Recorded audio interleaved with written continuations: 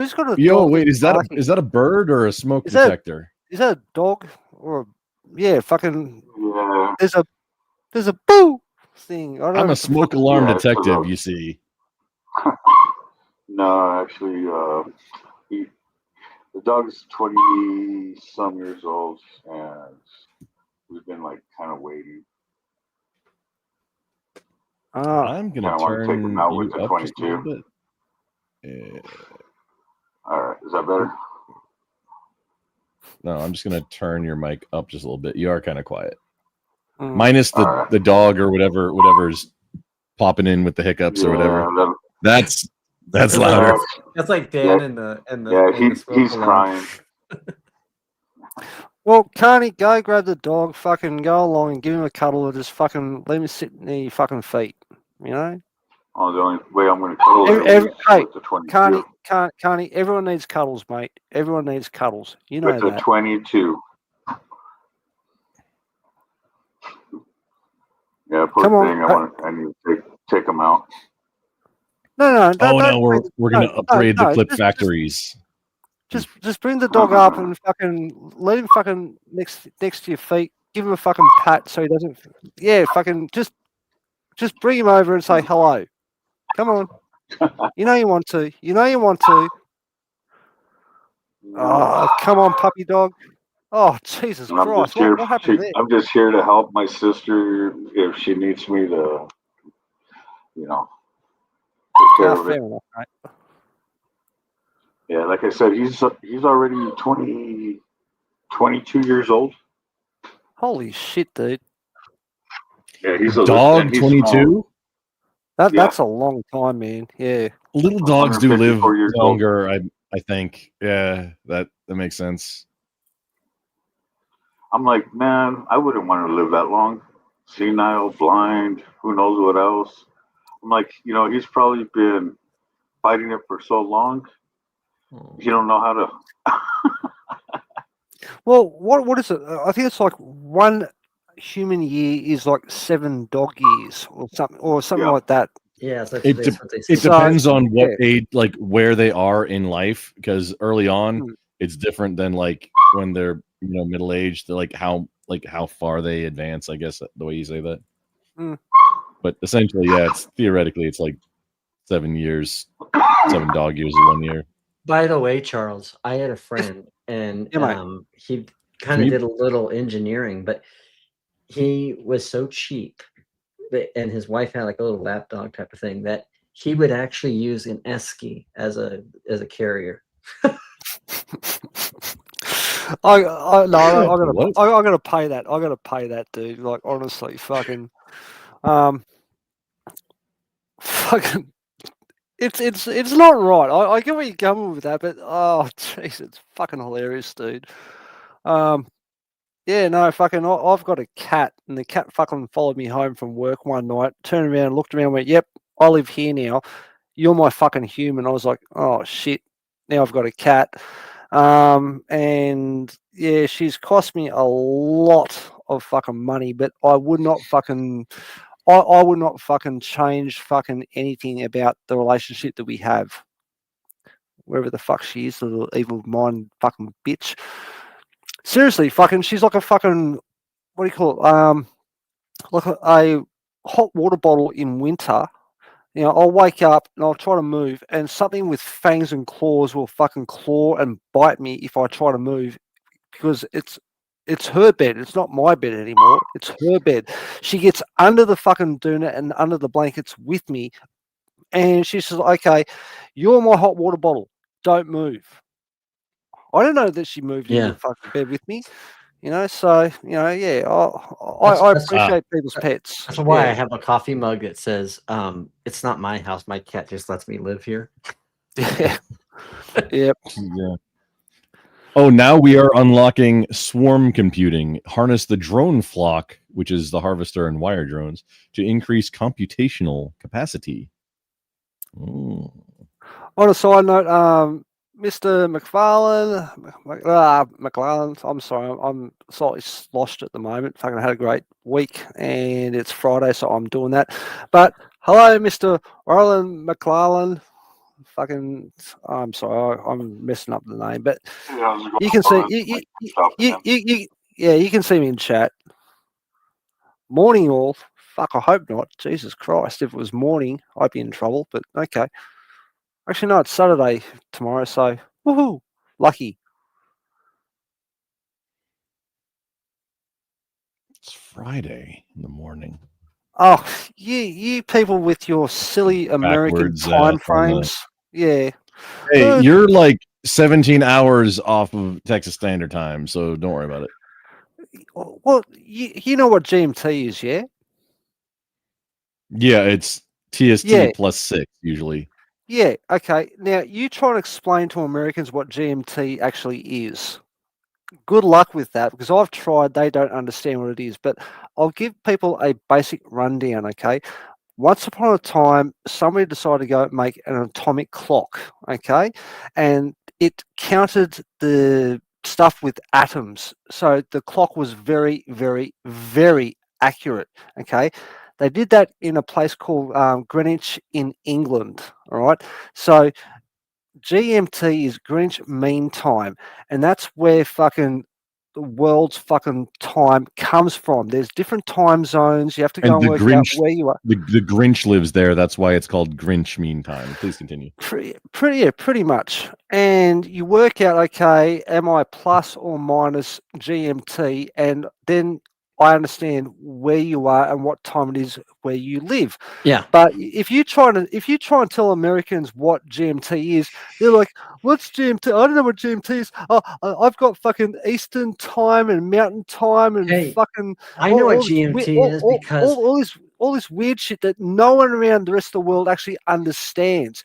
Apparently now they've got is it UFC or some strange fucking thing? I don't know what that is, but I think it's GMT that's changed into some something thing. It's weird. It's really, really weird. I do all my Discord updates based off GMT, by the way, Charles. Yep. Oh, mate. And I can do a lot of the metric calculations. So a lot of times, usually I can figure out pretty quickly what the what Celsius is to Fahrenheit and whatnot. And I tell my friends, like, metric is there might be maybe one area where it may not be as accurate, but 95% of the metric system is more accurate than the imperial system.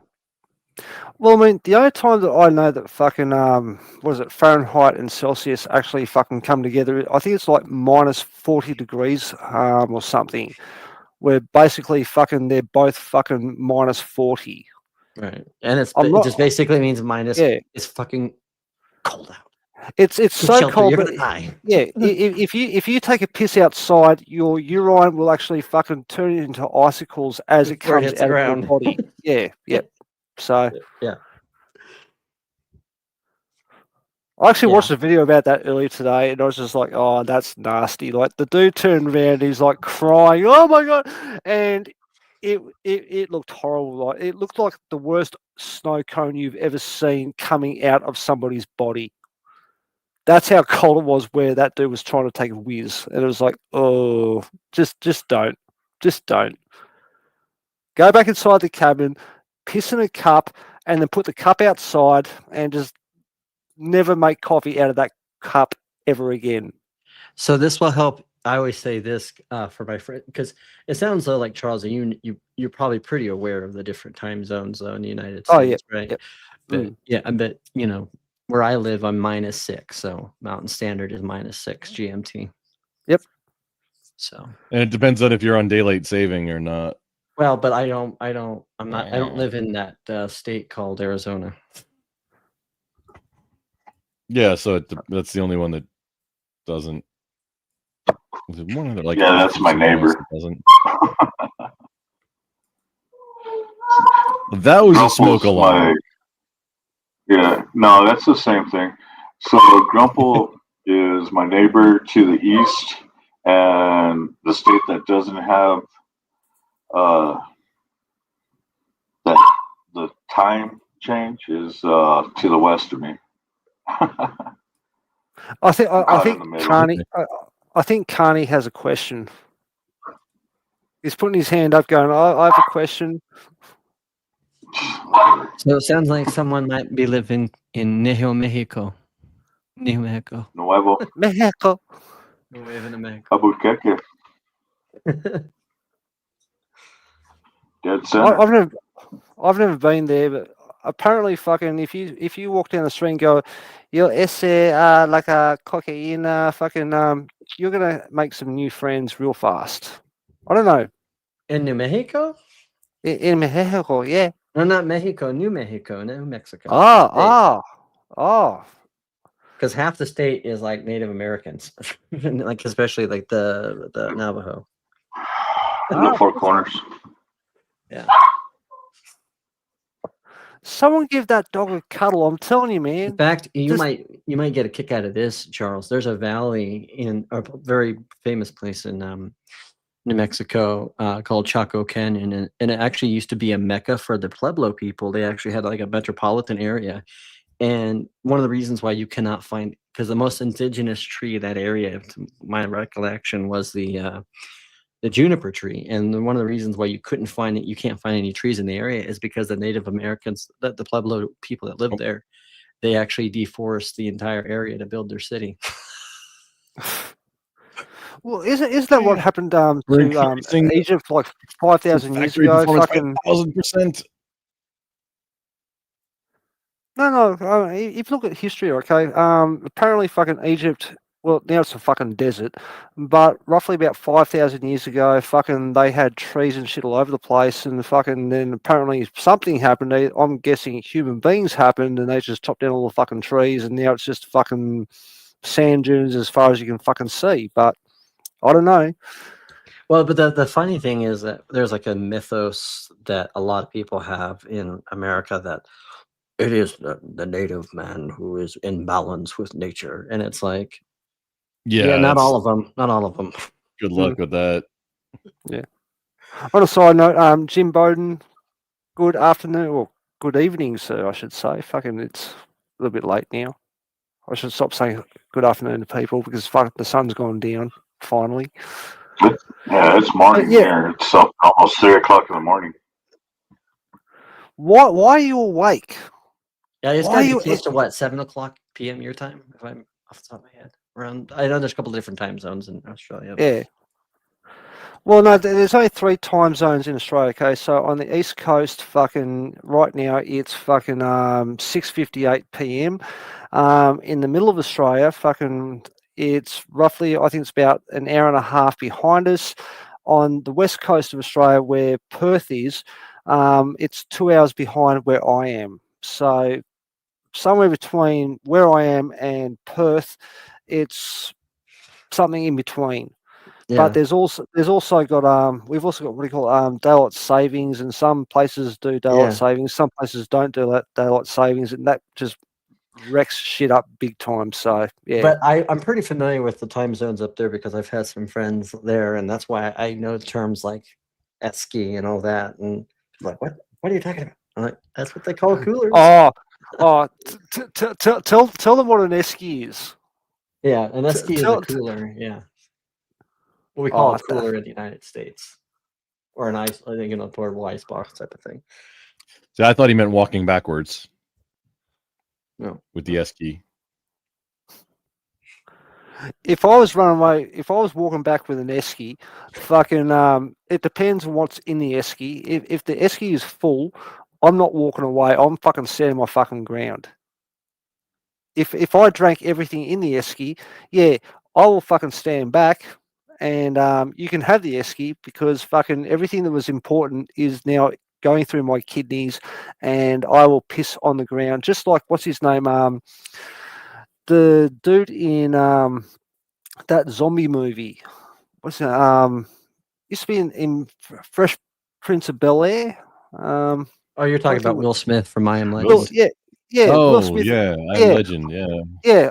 I Am Legends, where he like squirts stuff all over the ground. And yeah, well, as an Aussie, fucking, I will go and squirt stuff all over the ground to make sure that you don't go and find me again because, well, if you do, That was yeah. bleach or vinegar to throw the scent off, so they couldn't track him into his house. I was wondering what that was because I have no idea what that was. I thought, what's he fucking doing? From what I understand though, the book is very, very, very different. Like the dude is, he's a human being, but everyone else they're not zombies. Right. They're vampires or some stuff. Do you know there's been 3 film adaptations of I Am Legend? No, really? Yeah. Yep. The very original first one was Vincent Price's The Last Man on Earth. And then the one they did in the 70s was Mega Man with Charlton Heston. And then the last one was Will Smith. And that was with the actual one that was based on the book and the title. The one with Charlton Heston, is that the one with the people who were like like albino type people? Is that one? And they're like a cult. Yeah. Yep. I gotcha. Yep. So each one has its own different accuracy and to the book, and they each of them have their own departure. But yeah, no, they're all so that's all 3 of those are the same adaptation. I mean, they're all adaptations of the same book, and so yeah, because what they miss out in a lot of the movies is that there's like a zombie like type of virus where the lower base are just like animalistic, and then there's the higher base, which are like the vampires that are like, but they're very conscious and they still have their memories and they can talk. Yep. And in killing all of these things, he doesn't discriminate between the two, and they consider that a crime. And so when they finally capture him and they execute him, he says the line, "I am legend," meaning now man is becoming a legend like anything else because he no longer exists. Okay. Yeah. And that was one of the most influential books of Stephen King. So yeah, I haven't read much of Stephen King. I mean, the last book. King. Yeah, you're not missing a whole lot. No, honestly. look, I've read a couple of his books that I really liked. There was The Stand. I The Stand is one genuinely of his best ones for sure. I think it was one of the best books I've ever fucking read. There was the other one. I think it was Needful Things, where the devil came to a town and he's like giving people fucking stuff, but you have to go and do stuff to go along, and you don't have to pay me, but you have to go and do this weird fucking thing, like I don't know, throw mud on someone's fucking washing line or washing or some stuff.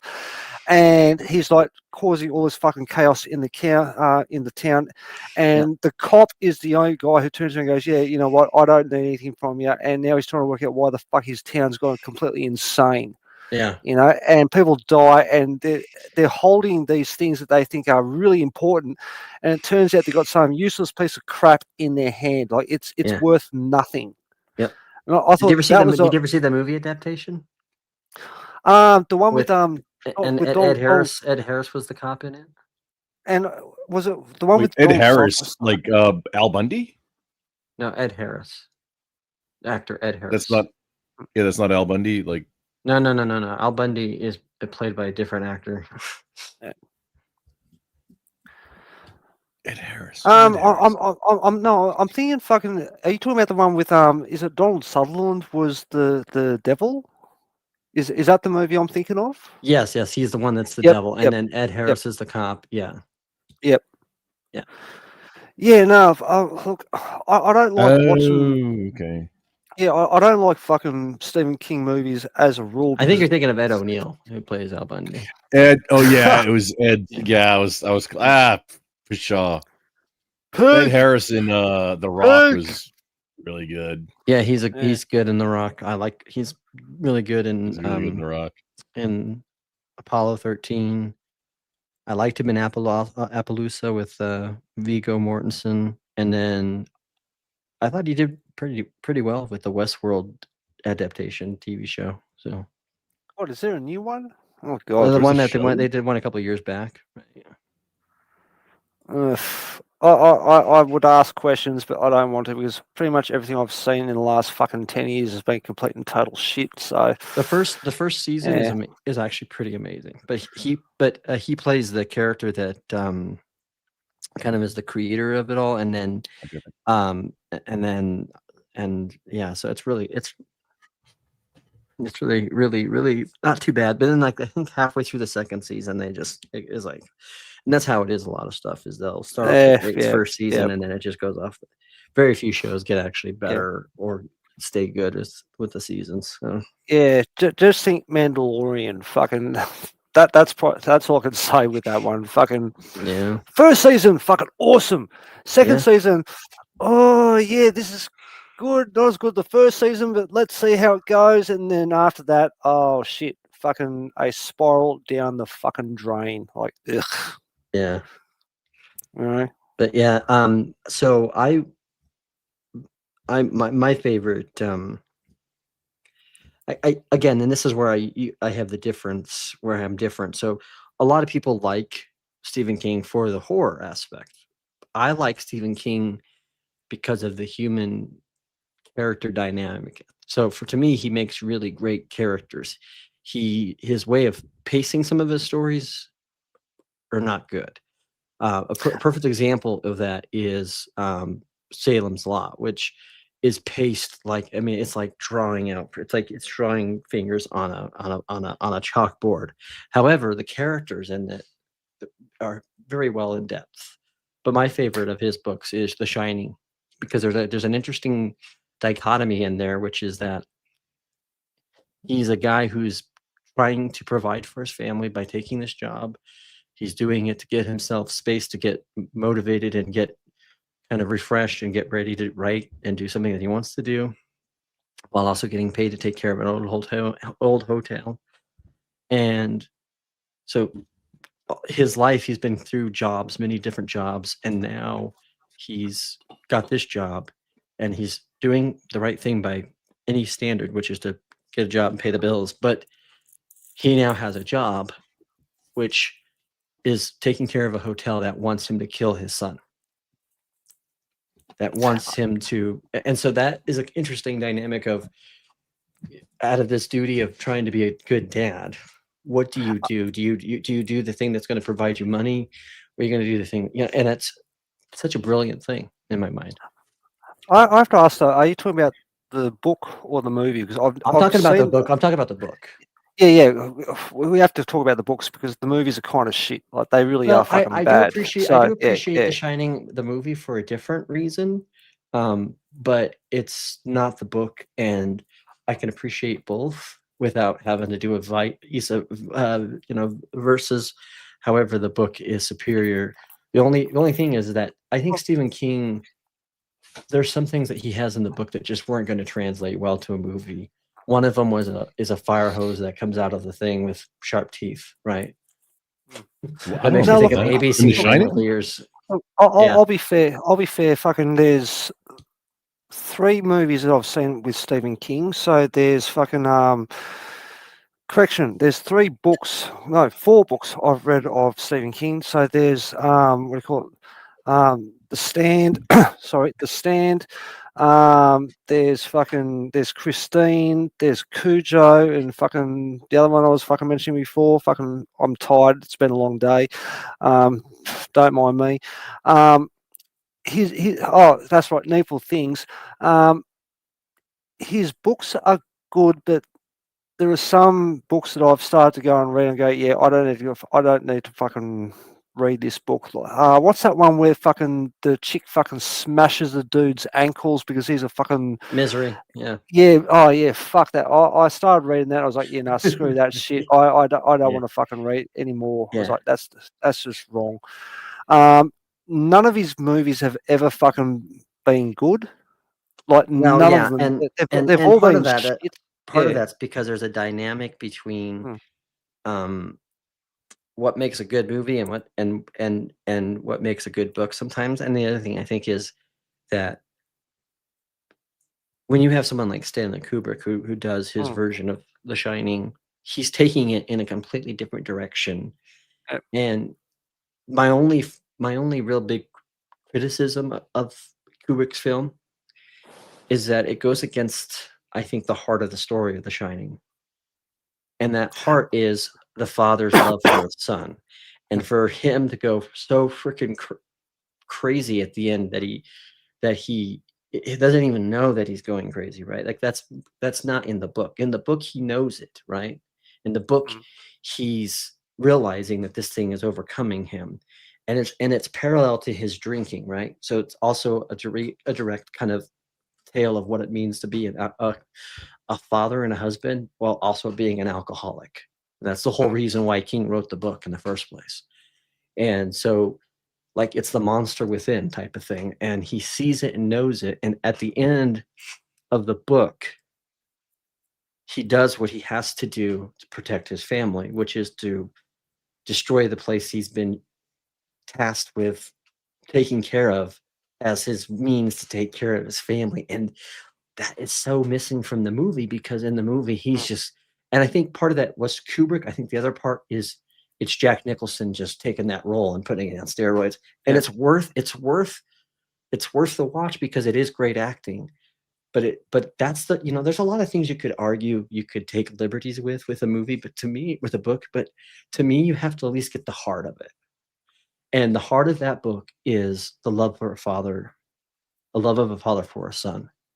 And that gets missing at the end, because at the end of the book, it gets resolved because he destroys the Overlook. He destroys it.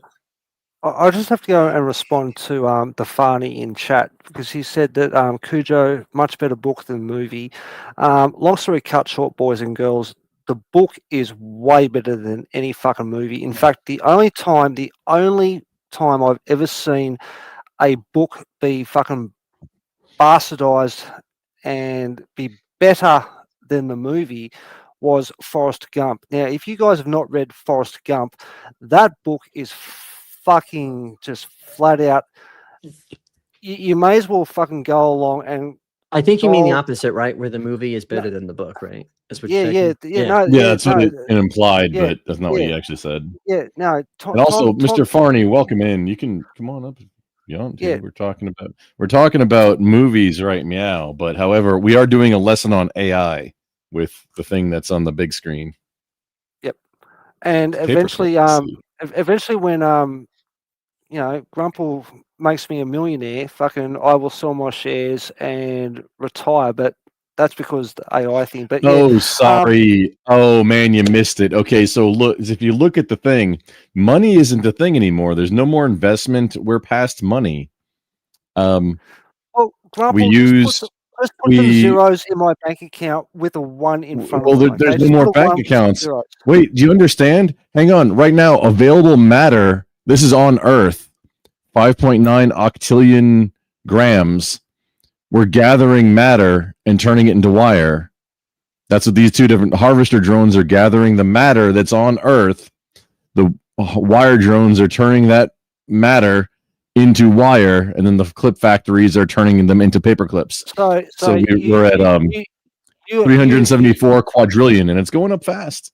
Yeah, so you haven't quite. You can't even click make paperclip anymore. You can't even do it. It's all automated. You haven't achieved fucking grey goo just yet. We're just being turned into paper clips. Now it's going on steroids. Look at that. And other little fucking microbots will fucking take us apart, even though we're already paper clips to begin with, and they'll make other paper clips until they eat each other, and then they expand around the entire planet. And golly gosh and gumdrops, we're totally fucked. Oh gosh, what a surprise! I will say that for what we were talking about, one of the movies. Welcome in, Farney. Good evening. Is also Last of the Mohicans, Michael Mann's Last of the Mohicans. It is much better than the book. Someone give that dog a cuddle, honestly. Can't give that dog a bone. You know you want to, man. You know you want to. I had to hop on for all these talks about, hey, Charles Darwin, man. Yeah, I wanted to hop on for all these like movies versus books and all that type of talks. Have any of you seen the Shining made for TV movie? Yes, I have. It might have been a show. No, it was a TNT miniseries. Yeah, it was good. I liked it. It was kind of hokey. It was good. It was good, but it had the hokiness, and that's my point, though. Is that it? So some of the things in the book would be too hokey for film. The fire hose. The animals. Was the fire hose in the movie? Yeah. No, I don't remember that. In the movie. No, because Kubrick saw that and said, that makes "This is stupid. I'm not putting this in the movie." You can't do that. Also, doing a practical. or a Kubrick. I mean, at the time there wasn't really CG effects, so it would have had to been like practical or camera tricks, and like, what are we gonna do with that? Teeth on a fire hose. That was like one of King's big things. He's like, I want the firehouse. I'm like, it's like, I understand why in the book, if you think about it in the book, the way he narrates it, why are you like, gay? You understand why it would scare him, because the whole point of the scare is to ease you, is that slow ease. But with the movie, he's not doing it supernaturally; he's doing it psychological, and that's where you could say with this movie, with at least the Kubrick fit movie, that it's definitely that supernatural, or is about the psychological thriller aspect of a guy who goes crazy. And like I said, that to me is not really what the book was about. The book was about a man who trying to do right by his family, who becomes pretty much possessed by a building to do something that the building wants, you know? Yeah, and in the mini series, like the love of the dad came through way more. Like, from the book, better for that. Well, from the mini series, right? Yeah, because they were more accurate to the book, because that's very much exactly. And you also see the gentleness right at the beginning, and that's in the book as well, where he's how careful he is. He's got moments where his kind of alcoholism comes out, and he accidentally hurts somebody, and he's like mortified that he's done something to like harm Danny, and that's completely missing out in the Kubrick film, you know. Yeah, that's why I didn't like, man. It just made him out to be a monster. I was like, this sucks. Like, yes, I agree with you in everything you said, like where the acting was fantastic. It just sucked because it's like, it took like this beautiful character and just made him into this horrible like person right from the get-go, before like even the building had its effect on him. He was kind of a dick right from the get-go. Yeah. He's like, hey, you know, and that was, and that's what's sad, because really, in a lot of ways, Farney, The Shining is a story of redemption. And it's really about redemption, and it's about kind of realizing and acknowledging that, you know, you can still do something, you know, and that's like, you can fight that back, and he does get redeemed. And that's why when they did the Dr. Sleep movie, I was really happy that they kind of did a call back to that, even though it did depart from the ending of the book. Yeah.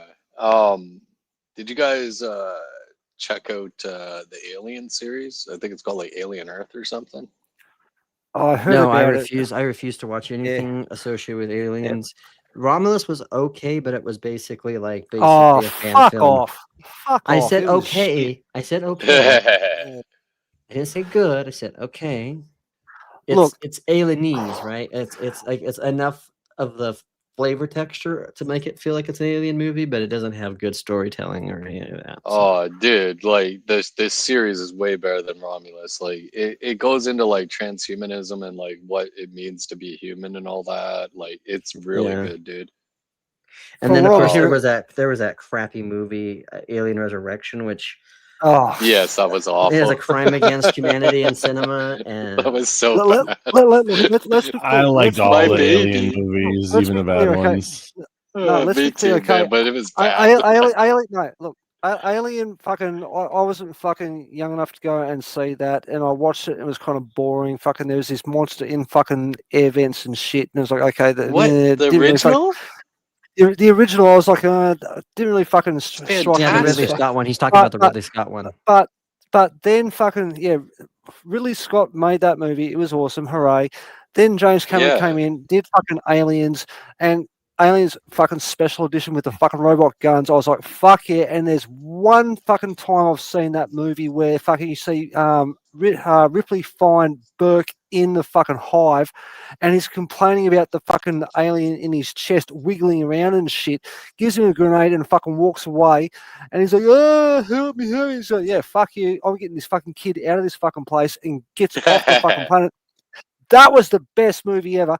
Then there was Alien 3, and I was like, what the fuck is this shit? And apparently fucking, I had to understand what was going on because of, somehow fucking an egg got onto fucking their fucking ship, and it fucking found fucking, was it fucking... Well, it was fucking Hicks. No, it found Hicks and fucking tried to impregnate him. No. Hicks died from his injuries, dude. No. The story from Alien 3 is fucking really weird. Okay, fucking apparently fucking there was 2 fucking chest bursters on the fucking ship. One fucking went along. Yeah, but you know why, right?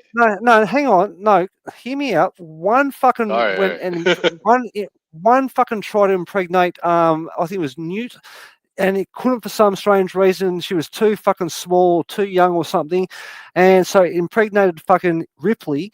Okay, and there was another fucking chest burster in their fucking EV when they fucking crashed. You're talking about in the third one. In the third one, yeah, and they crashed out of the fucking ship onto fucking Fury 161 or what it's fucking called, the fucking prison planet. Yeah. And fucking Newt and Hicks fucking died from their injuries from the crash, but there was this other fucking chest burster, this facehugger type thing, and it fucking found a dog. Okay, went along. Try in the original story. It's supposed to go and infect a cow or a bull or some shit. But in the movie, it fucking gets a dog and it fucking does that shit to a dog, and that's why you got this fucking weird skiddly fucking alien running around the place. But the one that's in fucking Ripley is actually an alien fucking queen. So fucking, when they go and they actually do the fucking thing in the EV thing where they check out her fucking vital signs and they fucking check is everything fucking normal in her fucking chest and everything, and the dude's fucking going, what the fuck is that? And there's this wiggly thing in her fucking chest, okay, and that's why she fucking dies at the end of the movie, because she's already fucking been impregnated by this fucking thing that takes a lot longer than a normal alien drone. Okay, the drone that fucking impregnated the fucking dog, it was supposed to be a fucking cow, fucking is... how the fuck did that get there? No one fucking knows. Is it the end of the second one or the third one where Ripley is like... the third one. That's the she's impregnated and jumps into the lava. Yep, she jumps into the fucking blast furnace. That's the end of the third one? Okay. But Charles, man, you're missing out on it. I've ever... Oh, mate. No, dude, it makes perfect sense why there was eggs on the ship, because the queen at the end of the second movie attached to the ship. How? So it laid a... No, she didn't. She left her fucking... Have you ever seen a fucking... And look, anyone can go and Google this, okay? Find an ant and look at the queen of an ant's nest, okay? Do you reckon that little ant can go and fucking basically tear her ass off and go out and fucking fight people, fucking to go like, oh, here's another egg? No, because all the stuff that makes an egg is in that fucking big tubular thing where it comes out, and fucking drones will fucking take the fucking eggs away, okay? There's no possibility that the queen can go and do that shit. Like, and I read the comics, I read the books, I watched the fucking movies. This is complete and total bullshit, man. Some fucking idiot in Hollywood decided, hey, let's go fuck with this entire fucking storyline because, hey, maybe this will give us some money. And no, it did not. After fucking Alien 3, no one cared. And when it came to fucking Alien Resurrection, and they're like, oh, well, gosh, we brought you back with some cells that we found fucking on LV-426. I was like, fuck off. Literally, fuck off. Oh, now you, Ripley, congratulations. Now you're fucking half alien, half human. Fuck right off, And I've heard about this new fucking TV show they've got, and from what I'm hearing, the people who actually like the fucking storyline, it's seriously fucking bad. It's like fucking watching The Last Jedi. No, it's like watching The Last Jedi on fucking repeat. It's some. Oh no, you got to take that back. There's nothing that bad. No, I'm serious, man. There's that's dude. You haven't even watched it, man. It's pretty good. Man. I won't. No, I refuse to. We Man. know I'm that not the watching original that. script for Alien 3 was supposed to be that when they got on the ship, they came back to Earth, and unbeknownst to them, there was supposed to be, and this was another scene that was cut out of the original Aliens, and I think they did it because, obviously, if you know anything about the Aliens movie and you've heard James Cameron and talk about it, like they had to really good. I mean, they really cut out too many important parts of that movie. And one of the things that they were they actually didn't end up filming it at all, but it was actually a scene that was supposed to be written in that kind of explained it was making more clip factories. That Burke was supposed to have hidden a egg on one of the AVs before it took off. And how?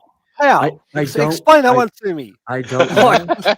I don't know. Fucking you no. got Darwin going. No. This is why they literally they had fucking 2 fucking drop ships. Okay, they dropped down with the entire complement of Marines and everything.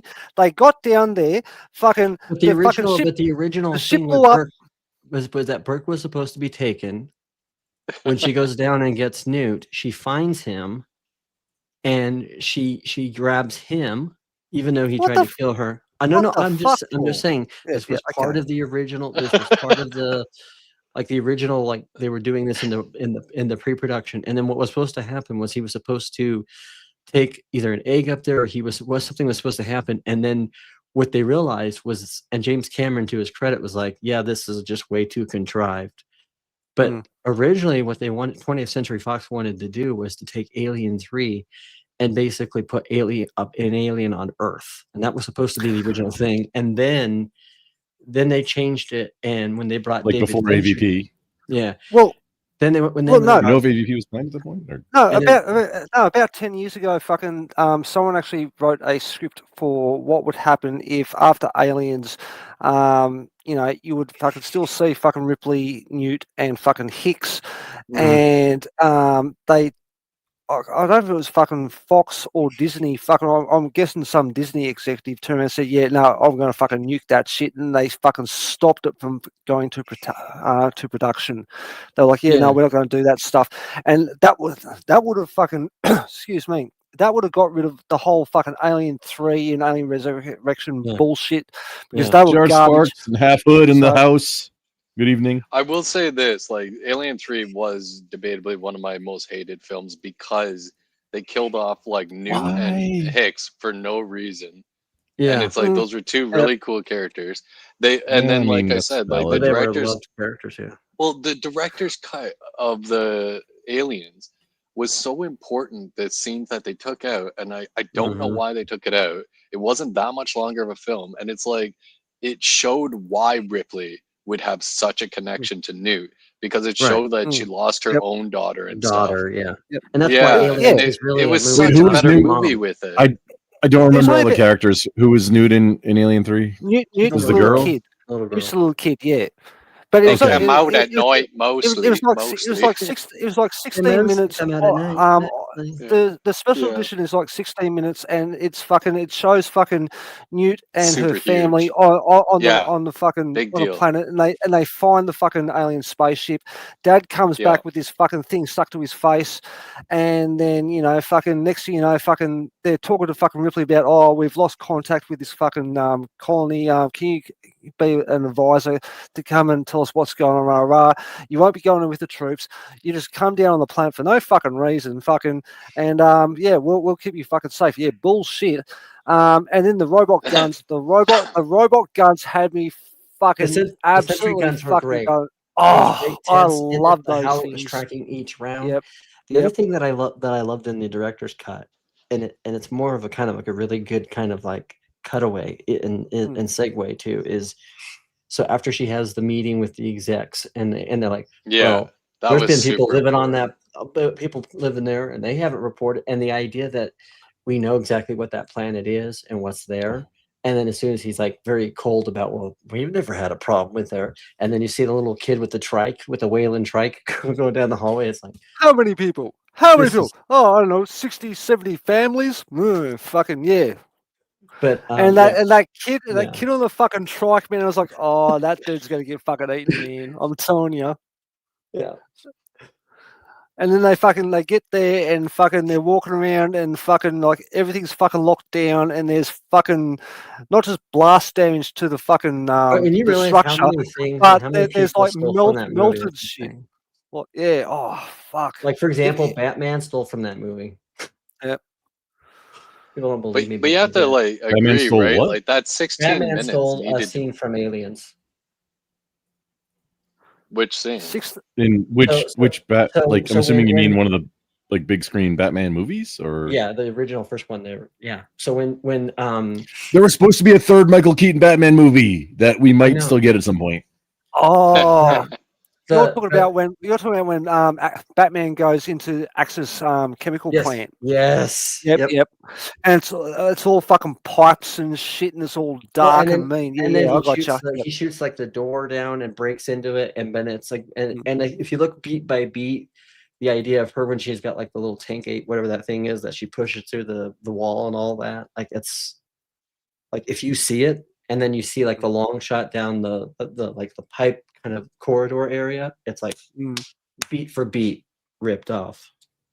Oh yeah.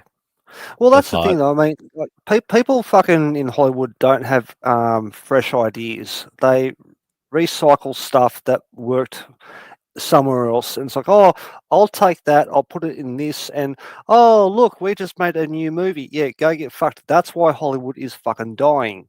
All right, they have no ideas about anything. If they do have good ideas, they fuck them up. Example would be fucking let me think. Oh, the book Starship Troopers versus the movie Starship Troopers. Okay, they take ideas and they fuck shit up. You're gonna get some liberty. You can't even fucking understand what the fuck I'm watching. It's like I've read the book, I've seen the movie, and there's no fucking correlation whatsoever. Well, there is and there isn't. The movie was still good. Oh. And the difference, the movie was still great, and I won't tolerate your treason against New Earth. Grumple's here, man. The movie was amazing. Grumple, you're a Marine. You're supposed to fucking walk into fucking weird shit for fucking strange reasons, and kudos to you, man. But fucking, it was a disgusting fucking idea to go and do that shit. What they did to that book, like, that book was amazing. The movie sucked ass. Honestly, it literally fucking the biscuit. Tell us how you really feel. Oh no, fucking! I fucking hate that movie. And then I saw fucking Starship Troopers 2, and I was like, that was made by some. It wasn't even a college. It was like a high school film project. Class. That's what Starship Troopers 2 was. What is wrong with you? Like, do your brains not work? Like, seriously, fucking, if you want to fucking go along and tag on to that fucking gorilla. Oh, let me ask you, Charles, what's your main grill biscuits in the house? Your main complaint about the movie? I mean, there's probably a lot. But what's your main complaint about the movie? Which movie? Starship Troopers. The fact that nothing in the movie is relevant to the book, apart from the fact that they have a political system that kind of works, but it sounds like it looks like a fascist slash Yahtzee system. That's exactly. What does fascism mean? This is what also just quick. That's pause. My big. Hold the thought, too, please. By the way. Right now, we have ran out of matter to acquire on Earth. And we're almost that the harvester drones were harvesting all the matter on Earth. And now there's no matter left. And we're almost out of the wire that we created with that matter. So the drones, the harvester drones. Okay, we can, after we get a few more process computations here, all the drones are done now. Yeah, but they don't need to do anything else. Grumple, I'm living on Mars right now, and I'm quite so this wealthy. Is fucking we're out. Earth can go eat itself. I don't. The number's care. not increasing. The factories are done. The harvest of the drones, they're all done. Next, as soon as the drones think for another 2 seconds, okay, we can. This is an interlude. This is an important part. Now we can. Oh, there's an Emmett. Good evening, Emmett, and thank you for the ghetto raid. I do appreciate it, sir. Hi, we're learning here. We're about to do space exploration, dismantle all terrestrial facilities, and expand throughout the universe. Well, let's disassemble everything and get those clips. Disassemble. Does that mean I have to go and fucking get on a fucking spaceship and run away? I'm on Mars right now, and I'm very wealthy and I'm very happy. But if you're going and do exploration, fucking, I need to move. I need to move. Well, you're already gone because we sucked up all the available matter on Earth. No. I took all There's that nothing money. left. I It's all took gone. all that. No, I took all that money. I bought a fucking spaceship and I fucking moved to Mars.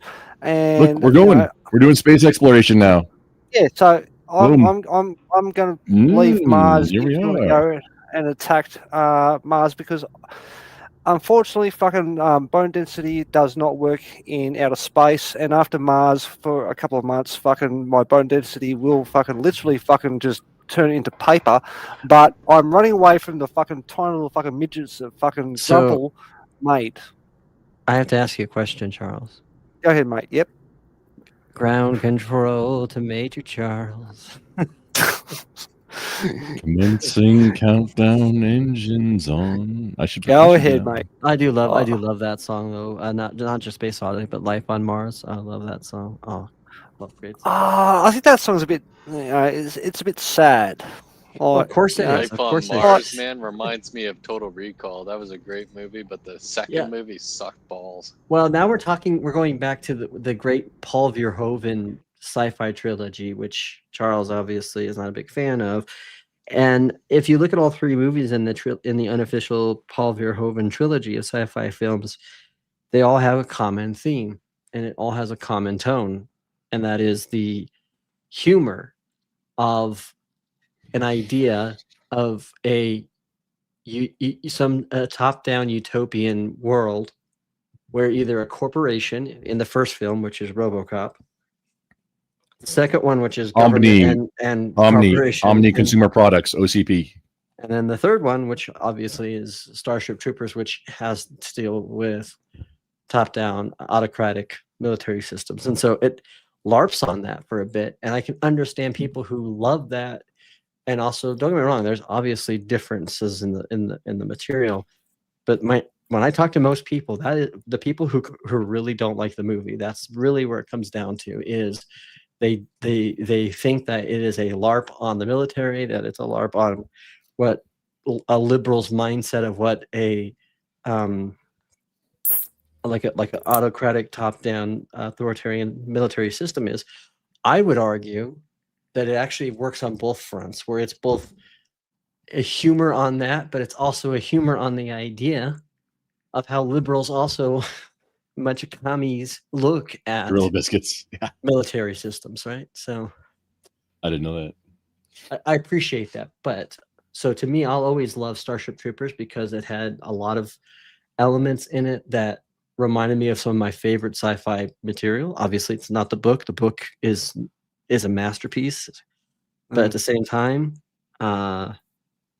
it's a great trilogy. And the first one being RoboCop, the second one being Total Recall, and the third one being Starship Troopers. Also, I do agree with that, but Firefly was great. Hang on, are you talking about Total Recall, the original one, or this?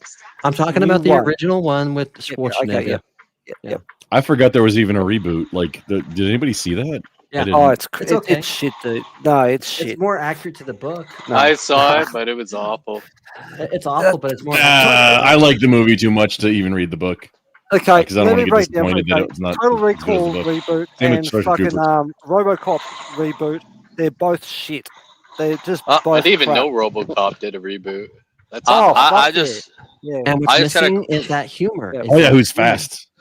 I got a quick question for Grumple, because you're talking about all the resources is gone. So is AI and the robots are turning us into fuel like they did in Hell, or like they do in Helldivers? No, turned all the matter on Earth into paper clips. This is like, if you look at it, it's paper clips. I just wanted to make sure I heard right, because I just jumped in for a minute. We are a paperclip producing machine factory, or whatever you want to call it. And so we turned it got out of hand a little quickly, but now we have 6 octillion paper clips that have been produced and sold, but still paper clips. And then we started using paper clips to produce paperclip making technology that started sucking up all the resources on Earth. And now we've expanded into space. I just need a little bit more to add some stuff so that I can launch probes. So we didn't go the Helldiver expand out into the yet. That's good. Grumple. I mean, could be. Grumple, remind me again, is it Mercury or Venus? One of them's fucking like, it has a similar fucking, what do you call it, gravity like Earth, but it's like covered. Mercury's on fire. That's Venus. It's covered in gas. That's Venus. Oh, the ones on fire. It's literally, they've got like climate change to the nth degree, and and people talk about fucking possibly what happened with that planet. No one really knows. They put a Ford factory on there. Well, what happened if we started out on Venus and we moved from Venus to Earth because your paperclip fucking factory turned around and did crazy shit, and they had to go and basically nuke the entire planet and turn it into and do it from orbit. It's just the best, safest way. Exactly. The big problem with Venus is the rotation of Venus. Okay, we're gonna launch probes now. We're about to start probing space. Probes in space sounds like something I should watch on a different channel. Maybe everything just happened just so we have paper clips, right? Just the whole pause. Point. Yeah, we're discovering available matter. Again, this is something I should watch on Pornhub, not fucking here.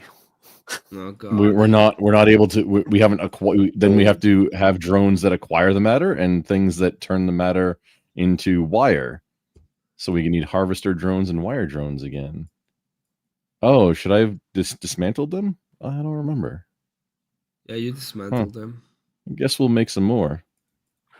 Gorilla Biscuits, I totally agree. Fucking Dread is great. Not the what's his name, Sylvester Stallone fucking version. The one a couple of years. Both of them are years ago. Both of them are pretty good. Where he's like where he's training a new recruit, and they go into fucking one of those fucking towers, and there's the chick with the scar on her face, and that was a good movie. You mean the one that has the Joe Biden wet dream of the 15-minute city all in one building? They're kind of silent. That's what they want. They want us all living in big old complex buildings where there's we don't even have to leave the building for anything. Everything's 15-minute cities is the goal. Yeah. They're trying to go and do that. It won't work because fucking eventually. What? Hang on a sec. Wait one. Oh. Oi! What have you got? Oi! No, what's that? Oi! What have you got? Oi! Yeah. Oi! Let's go. Kieran has Bud Light. Kieran loves Bud Light and Foster's. I don't know what the fuck it was. How American of him. How American. But Kieran's not here right now. If you'd like to leave your name and number, somebody will get back to you. Beep. That's Charles Darwin. He's one of the other. No. He's like one of the other Aussies. No, I know who Charles is. I know they all look the same, but you got to calm that down. I made that. What do you mean we all look the same? Fuck off. Well, Gorilla Biscuits keep asking me to do something racist, so there you go. Do something racist? Oh, I can, but I shouldn't. I won't do it on your stream. Gorilla Biscuits, make a stream. I will say something racist if you want me to.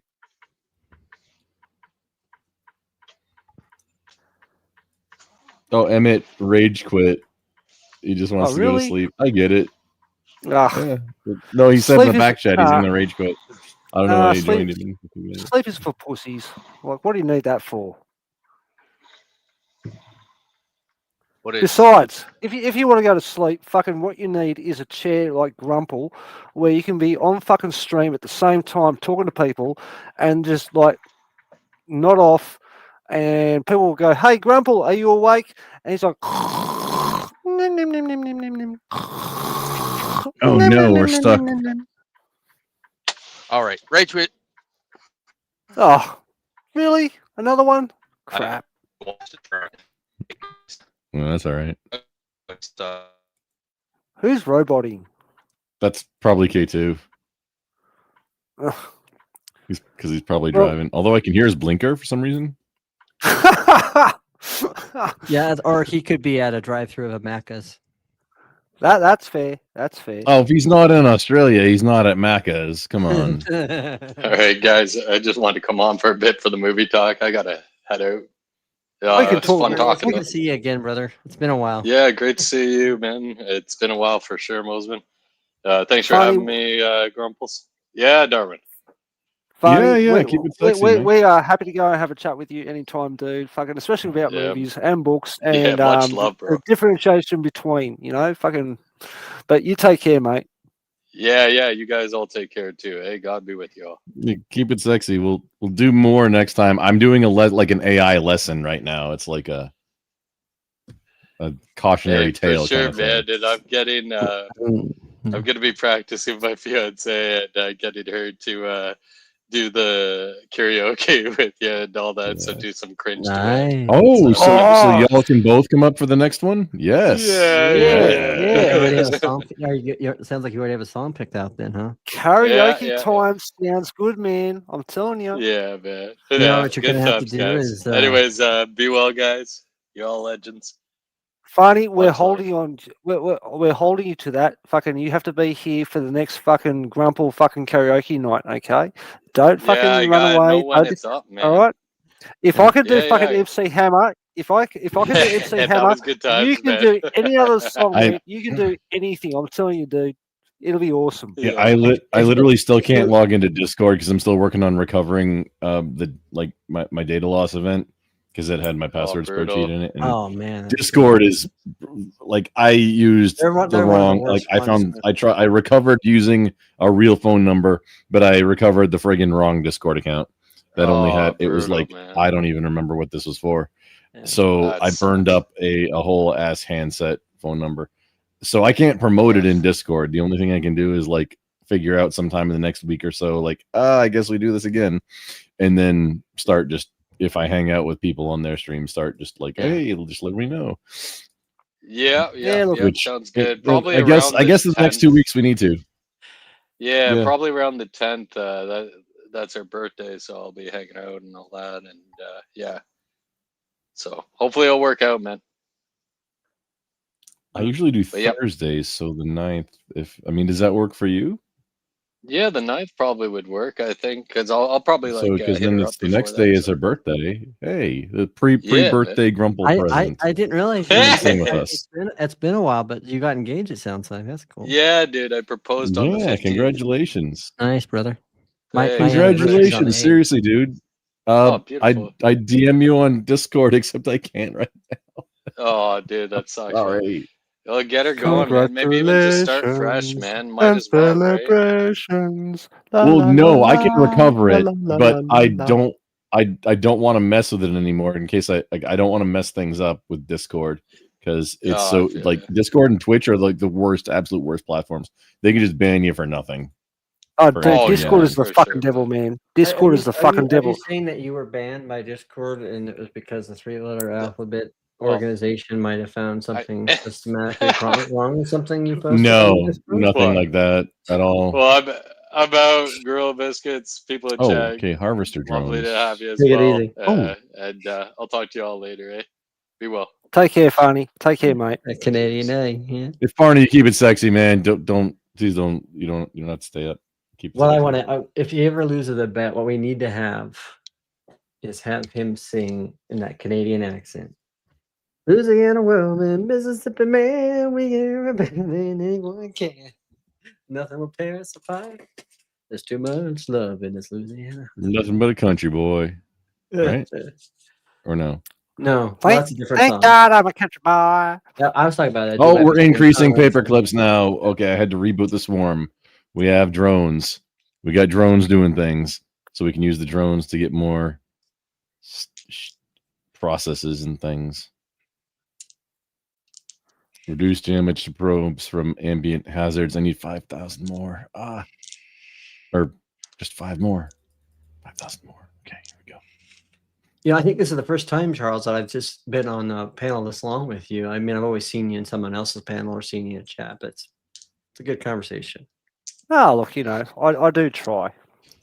I'm usually bad at it, but I do try. Yeah. Have y'all read or into Battle? I know Warhammer 40K is a lot more popular, but I mean, I apparently got into the like off-brand, you know, store brand version, which is BattleTech. It's not even it's not even the same similar at all. BattleTech is specifically about mechs, not it's although it is a tabletop war game, and yeah, but it's not the same. It doesn't have the depth of like the cultural systems or the depth of like the class systems that the other one does, right? So, yeah, look, I've got a couple of books. The mech, it's a totally different thing. The mechs are like the story, but then there's also actual books. Yeah. Stories about them too. So yeah, my best friend who is a native of Texas from the great city of Galveston. He's a huge BattleTech fan. In fact, there was a game on Steam that they came out with that he was playing constantly with others on. Like Mech Warrior or the tape, like the HHG? Maybe it might be Mech Warrior. I think it's BattleTech. My brain's. If it was like turn-based, actually the same as tabletop BattleTech. No. I think that one's great. Yeah, I think he played that one too, but I think Mech Warrior is the one they played a lot with his friends. Yeah, I've been doing Mech Warrior since 1996, and that's, man, when I was a teenager in the 90s, I built a simulator cockpit out of lumber and computers and Thrustmaster controllers in my parents' basement in the cellar. Yeah. It's actually how I got my first credit card. I went to Sears and I bought a circular saw. It was like $60, and they said, "Hey, you want $10 off? Sign up for this credit card." It started out as just a Sears credit card, and then it turned into like a gold MasterCard. And then when I joined the Marine Corps, that's my only credit card I have. But then the Soldiers and Sailors Act, they gave me paperwork for it, so it turned it into a permanently 6% interest rate credit card. Nice. And my dumbass was going through a little bit of financial like turmoil when I got out, so went and canceled like all the credit cards, including that one. Worst possible thing, because not only was that my oldest source of credit, it was like permanently locked because at that 6%. Yeah, even after I got out, it was still 6% because I never notified him. And you must have been on a Dave Ramsey rager when you did all that. Yeah, I didn't like. I didn't know nothing about Dave Ramsey at the time, but however, like, I was like, hey, I was married also, and it was. I had like people just don't understand. Like, I know okay, we're just being done with credit cards. Totally into the Dave Ramsey stuff, and I just like I was like, he's smart and he's right about a lot of things, but he's wrong about credit cards. He's absolutely wrong about credit cards, and the reason he's wrong about how to build wealth, also 100%. He's got a really good plan for getting out of debt, but his investing and wealth building strategies is like, you need a lot of cash up front in order to don't you know what he has the best he has the best type of wealth building system to write a book about wealth building with and then charge money for like the plan. Oh yeah. Like, I'm a successful entrepreneur, you know, and it's like I can remember like because I always had like one friend out of the woodwork, like you know that friend that you hadn't seen like in 6 or 7 months, and they go, "Hey, I want to talk to you about an opportunity." And you're like, "Oh my gosh, here we go, multi-level marketing." Your new MLM scheme that you got suckered into that you wanted to share the misery. No thanks, and just I'm going to change my number now. We got great products. And I said, "Yeah, what else do you pay for?" He's like, "Well, what do you mean?" I said, "Well, don't you have to pay for not only you oblige yourself to paying for so much at a certain time, but you also have to pay into the system. Well, but like buying into the system and buying the books is the best way to. You fell for it. But he's wrong about credit, and the big reason why I think he's wrong about credit is because, the whole concept of credit is. Now, if you're a person who treats your credit card like a debit card, then yeah, you probably shouldn't have a credit card. But it all requires financial responsibility and like, hey, have a plan and think about it before you spend money on anything. Right. But the thing of it using credit for it is. But the whole point about having a good credit card is it being able to consolidate when you have either a unforeseen consequence or thing that causes you to have things. For example, I remember when I had to go in and I had the time you get arrested for totally not dipping your whatever in the Slurpee machine on that 7-Eleven at 187th and Crenshaw. That was another time. My bad. I didn't mean to. I didn't mean to. I'm not. No, that didn't happen. No. That was me. That wasn't Mr. Mosman. He's far too classy to step into a 7-Eleven. But like, I remember when I had to do like a root canal, and a lot of those specialty dentists. Get you care credit. They want you. You have to either use a credit card or a care credit because they don't want. And I understand to some degree why they don't do like payment plans, because they're not usually your everyday dentist. But it's okay. So who really does have $4,000 hanging around, unless you're super rich, for like $4,000 in your pocket, you can just blow on the dental expense, Well, you should have. You should have at least semi-liquid. About 6 months of. My point I'm saying is, usually most people don't. Well, not only do most people don't, but when you have that emergency, does that make sense? Like when you have something that comes, and I'm sorry. Sure, you can have a liquid expense, and you can hey, I will have this amount, but then something else happens, or that is just life. And so the whole point of that is when you don't have the capital or you don't have surplus to be able to provide for those things without it being a detriment to your thing, to the rest of your daily or whatever monthly work plan budget. That's where it becomes a benefit. And then also, it does create. There are certain services that you can only use a credit card on now, and that's just how it is. Can I cashless? Sorry, we're cashless. Restaurants and stuff is like, no, the fuck you're not. Pardon my French. No. Yeah. No, I get where you're going with that, because we have that same sort of shit here right now, where you can't jump on a bus without a card that you fucking bought at a store shop type thing. If you get on the bus, try to go and pay money with cash, the bus driver will look at you like, yeah, no, get the fuck off the bus. But I think most people should not be allowed to go and play with credit at all.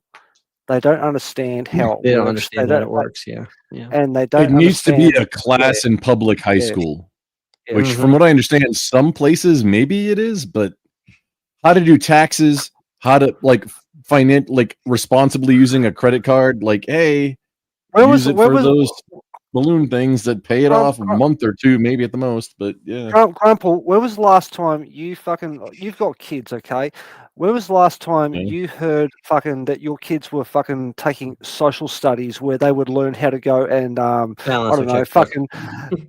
a checkbook, or go along and do paperwork for the government or something important that they might need later on? No, now they're sitting there going, hey, I should go along and wear a dress even though I'm a boy, or I should go along and get tattoos on my face. Wait, hang on. You asked me a question, so allow me to retort.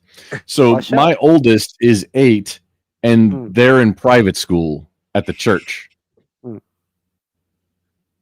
And there's none of that nonsense there, because even in Texas, there's some of that stuff going on, especially in the Austin area. If they're going to the parochial school, they're not going to see that. Especially it's like at the church that I read at. I read the lectern, and I play bass in the church band. That church, that's the one my kids are at the school there. 2 of them, and soon to be 3. He's the youngest. Just the Pickle's just not quite old enough yet. Yeah, but he will be soon. Did you ever go to parochial school?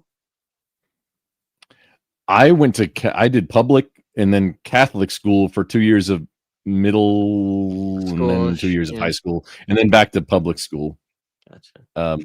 Yeah, I went to our church school, the parochial school. I had to play hockey, grade 1 to grade 8, and then the rest. Oh, so if you look now, we've got drones that are fighting drone combat versus drifter drones. Drifter drones are the drones that have drifted, like their programming is drifted, so they're on the opposition. Are they like on trains? So we're doing combat and smell like they've been on a 7-day bender. We got to learn combat with 150,000 ops, so we need to add. I have to ask. But you know, Charles, you know the best thing you can learn in school right now is how to put a condom on a banana. Yeah, fucking. We have a very similar education here at the moment, and it's like, what the fuck? Yeah, no. I do have a question though. What is parochial school? I don't know what that is. So parochial school is another word for saying it's a private school that usually is based in a religion, and parochial because it has basically like it's basically a very well structured private school. So okay, I get you. Yeah, I went to Catholic school in primary school, and I went to a Catholic high school. Did not quite gel with what they were saying, but you know, I tend to be a bit of an asshole, and I made some teachers cry. But, Mr. Darwin's a bit of an asshole. What? Look, no, get out of here! I don't believe it. But usually it means like parish school. Let's be and usually to be in a parochial school, you have to be in a school that is either at your actual church or associated with. And certain places, like back in the Midwest in the United States, you'll see like 2 or 3 churches feed one school type thing, right? Well, whereas the school that I went to was actually our congregational school, so our congregation supported it. Even if I may pop before you go, just real quick from Half Hood, Grump reminds me of Bob from Bob's Burgers. That character is voiced and is the character of H. John Benjamin, who also played Archer, and then he played like a can of vegetables in Hot, Wet, Sweaty Teenage Summer or whatever. That is one of the biggest compliments I think I've ever got.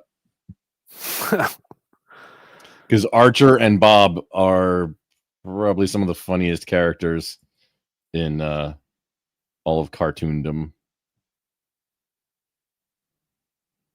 Fair enough. Thank you. But if you went to a Catholic school that was not Thank associated you. with your parish, then it would still be a private religious school, but it wouldn't be a parochial school. Well, I mean, when I went to school, add combat capabilities. There was no like parish sort of thing. It's just like, okay, that's school there. It's like a Catholic school. They're not part of the parish. They don't go there every fucking Sunday to go and talk or anything. They're a subset organization within the church. They just send people to that fucking school because the other option is you go to a state school, and well, those places are little bit fucking weird, and those kids come out kind of cooked and bad. So, but you know, I mean, I came out from fucking that education, and I was like, you know what, I'm kind of done with religion. I appreciate that people do have a religious ideology, and if it makes you happy and you don't harm people, totally cool with that. You go do you. I don't fucking read the Bible. I won't go to fucking church, any of that sort of shit. But I will fucking gutter stomp anyone who fucking goes, oh, God told me I have to go and do shit because blah. Yeah, I'm the guy that's going to fucking hurt you and hurt you badly. And unfortunately, in this day and age, we have people who go,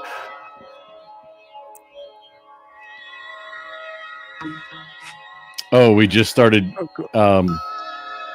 So hang on, check this out. There's no way to control the volume on this. I'll have to figure out how to do it. We started naming victories for the drones in individual battles to increase their glory and honor, and that helps us get more stats for them.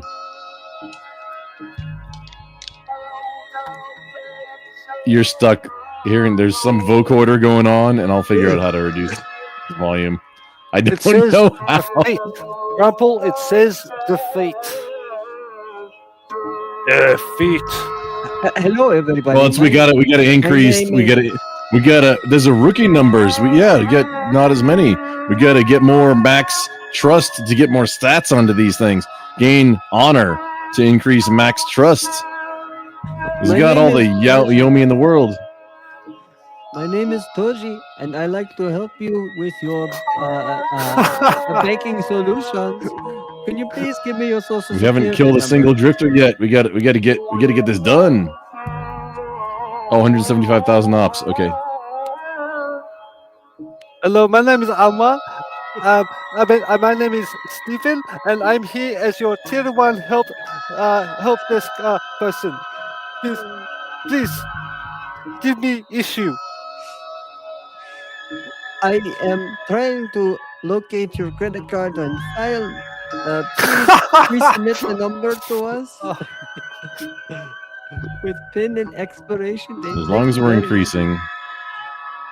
Versus the drifters, we're winning. Look, there's a victory. Or wait, not yet. They're not good at combat. Come on, there's only one of them. Defeat. I can't. Is it because they're using the paper clips as ammunition? Oh, maybe. I'm gonna go. I'll be right back, boys and girls.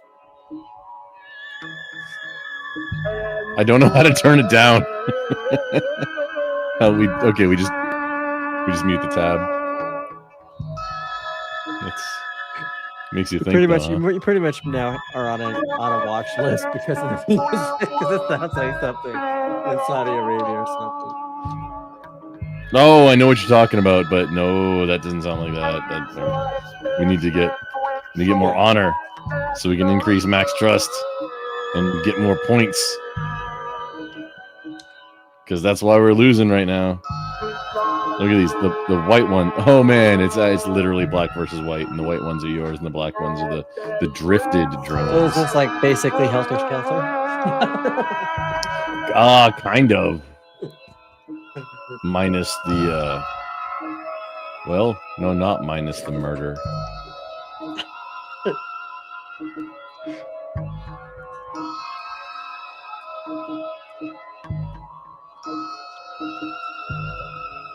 Oh, 250,000. Oops. Okay. You know what that music reminds me too is remember the old Conan O'Brien skit in the year 2050, whatever that was, when they have the green light on. It was like in the year 2050, men will finally learn how to use toilet paper. I did not see that one. However, those are pretty good skits. They wear like little weird like tinfoil hats, and then they have like a green light on them, and they're like in the year 2025 or 30. It was like in the distant future. And Conan O'Brien. Oh yeah, no, Half Hood. That's right. He was the coach in home movies. Yeah. I could do the impressions if I could. I don't know about that. Oh, this. I mean, if you want, do you want ants? Because that's how you get ants. What about that? I'm sorry, Mr. Mugman. You're good. You're good. You're good. You're answering your chat. There's nothing wrong with that.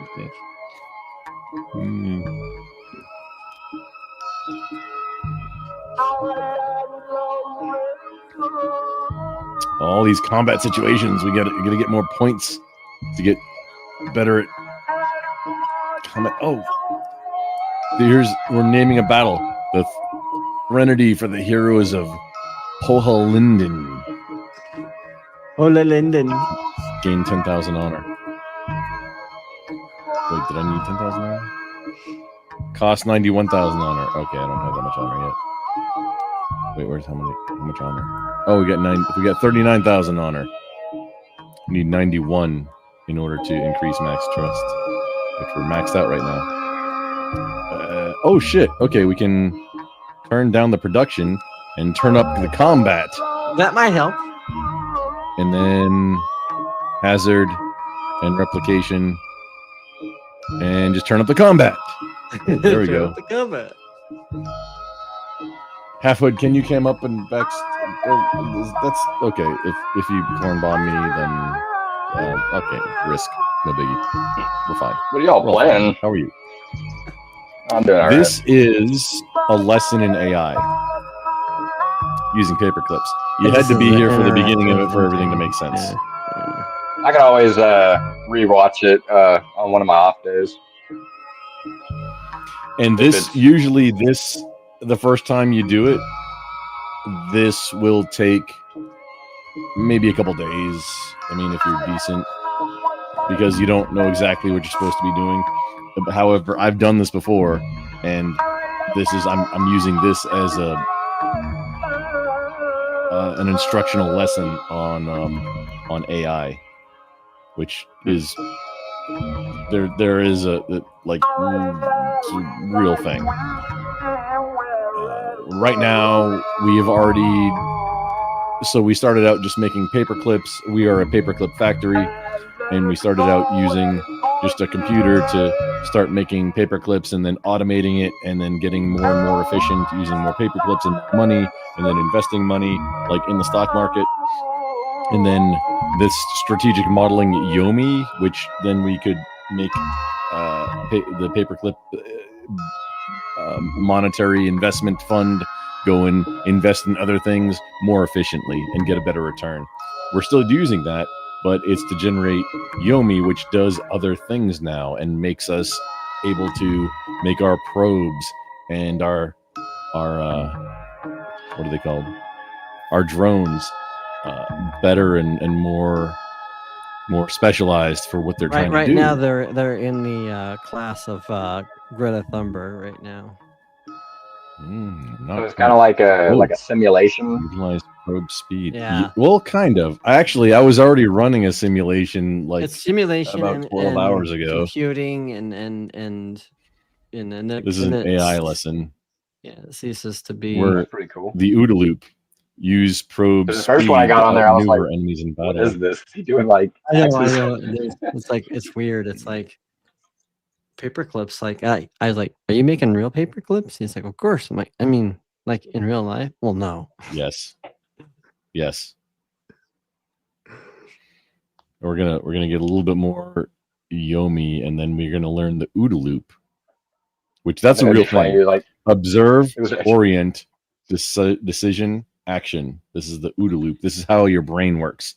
If you want to like win a fight in any context, if you interrupt your opponent's OODA loop, that just resets the brain, and then you have an opportunity to take the victory.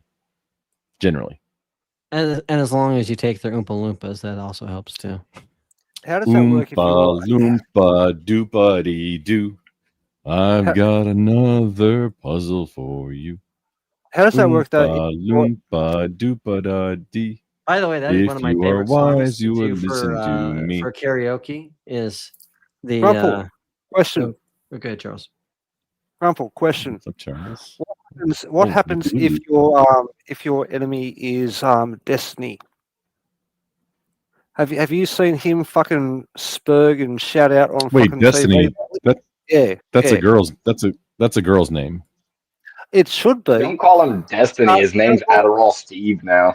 Well, apparently, fucking he does like going down and playing with male tears, shall we say?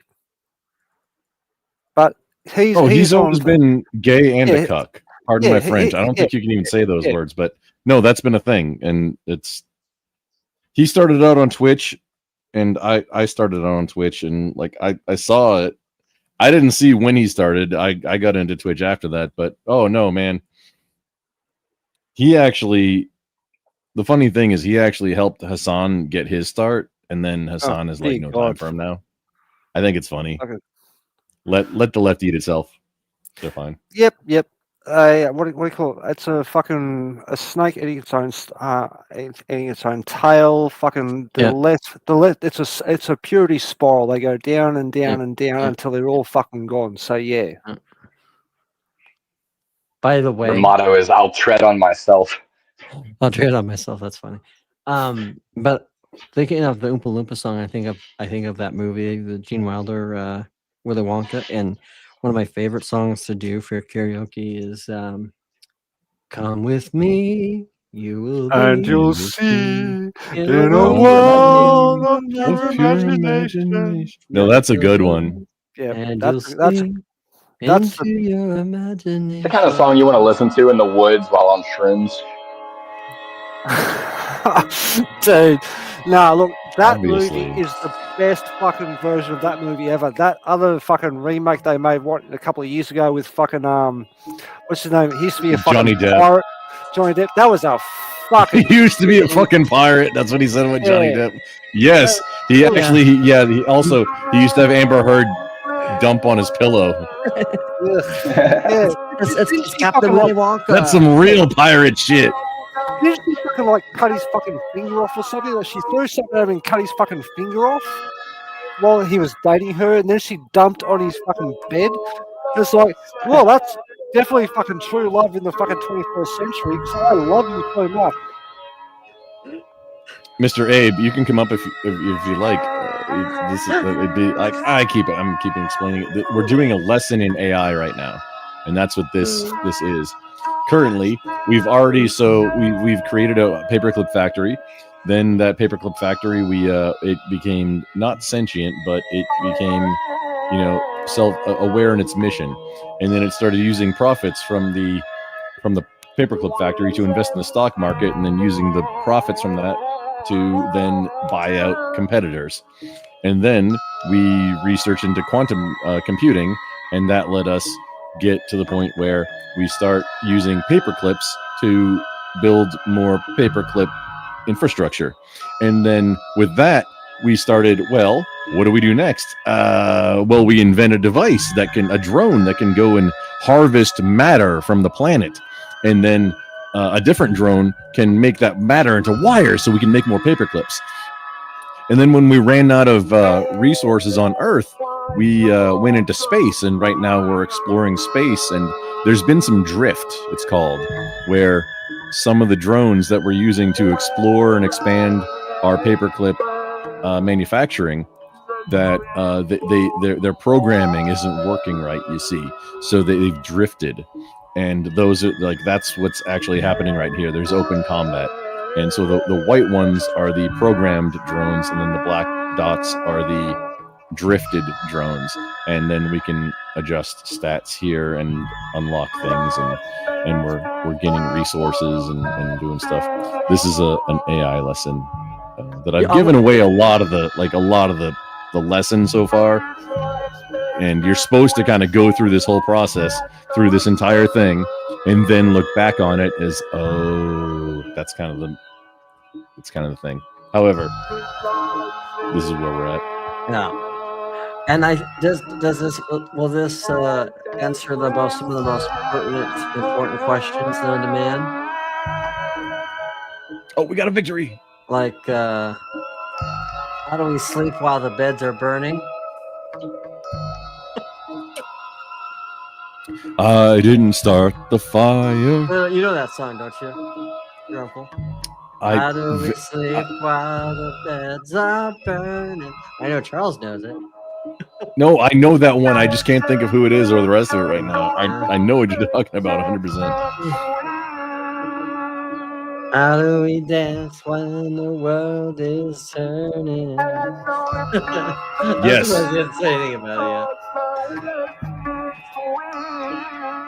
Thing as there, and there was a little bit of a chorus, an Australian band of that. Yeah. Let's get it back. So why is it playing Arabic music though? That's not Arabic music. Oh, this. Yeah, here. Let's listen again so Abe can hear. This is a vocoder and a talk box. Oh. And just some ambient stuff. It literally sounds like I'm in the Middle East. I know. It's like, have you ever been in the Middle East? It's like kind of No, like but during the prayer hour. Yeah, this doesn't sound like that's a theremin. The instrument that is making, or that would be the one thing that does this is a theremin. That's what it's called. Yeah. Also known as one of George Harrison's favorite instruments. You're naming all these like. You know George Harrison. Yes? No, I know who it is. I just can't think of what he's like. I know the name and I know, but I can't think of it right now. This is like getting old sucks, y'all. Don't do it. Just don't do it. Yeah, you start being able to remember faces and not names. Oh no, that's always been a thing, but he just happens to be the greatest member of the Beatles. But yeah. And then he's also in a great band, a band that came together for an album called the Traveling Wilburys. Remember them?